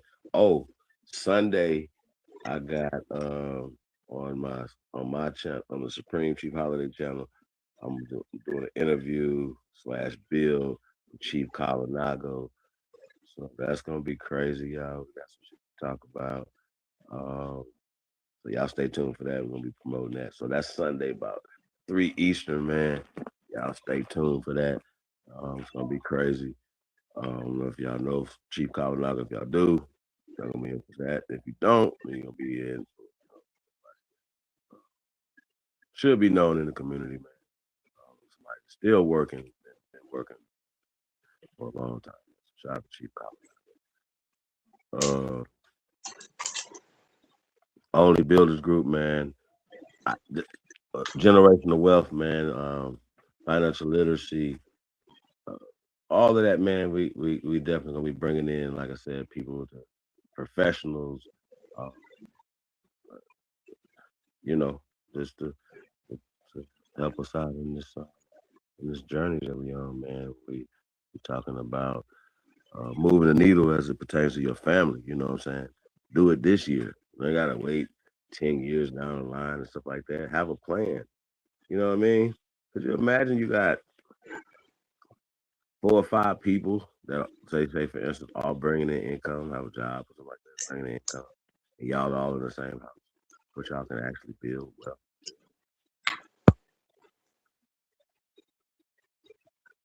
2 people can do it, but 4 or 5 people working together.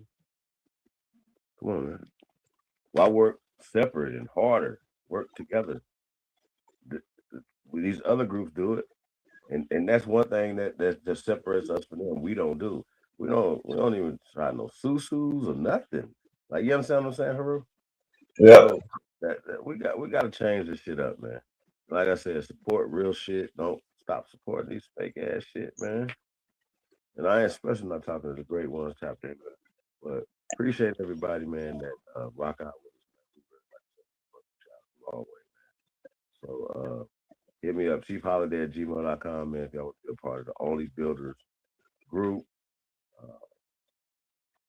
Like I said, we got a lot of great programs, a lot of opportunities out there, man. Job, these opportunities, man. chiefholiday@gmail.com. Jobs starting out at $35 an hour to $100 an hour. So tap in with your boy, man. There's real shit going on out here. Tangible things going on, man. I'll let your boy, man. Also, if you got a group, a nonprofit, this, that, and the third, or whatever, tap in with your boy, man. Plug with some people, man. Get some funding if you need some. So there's a lot of things going on. Ali, man, like I said, I stay busy, bro. Even when I'm chilling on vacation, I'm working. Shout out to everybody, man. We got other things coming up, man. We got some cruises coming up this year, man. So everybody want to be a part of that. All-Star Weekend. If y'all gonna be in LA, man, we're gonna be out in LA, man. All American All-Star Weekend going down February 13th through the 15th. Tap in, man. chiefholiday@gmail.com, man. Y'all. Shout out to everybody, man, that's rocking out, man. AP, A1 Truth. Y'all know, man. Shout out to brother Takeoff Tyson, man. Y'all know, man. Free Stone, free Neat Growth, man. Shit, man. We just grinding, man. We working, man. Real talk, man. So we're gonna keep it going. I see Isness up in there. Appreciate everybody, man. Real talk. Izzy. Yeah. I see DJ ZPE up in the building, man. I ain't seen in a minute, man. Fabulous, Smith, Jen. Like I said, man, really appreciate everybody tapping in, man. Y'all, I'm slurred and everything. I'm tired of shit. Selling Hope, shout out to this. Selling Hope, how you doing? All them out there, goodness gracious. I say all them in the chat, goodness gracious. Yeah. That's West Coast though. That's West Coast. It's not too late on the West Coast. It's too late for me. It's fucking 3:30. It's 3:30 over here. Yeah, 12:32. But shit, man. Yeah, man. We definitely appreciate you guys, man. Y'all stay strong, man, and we're gonna keep going. Like I said, we got more. There's always content, man. There's always shit going on. So, appreciate the love, man. So, one love, man. Appreciate y'all. We'll see y'all later. Yo, peace. We out.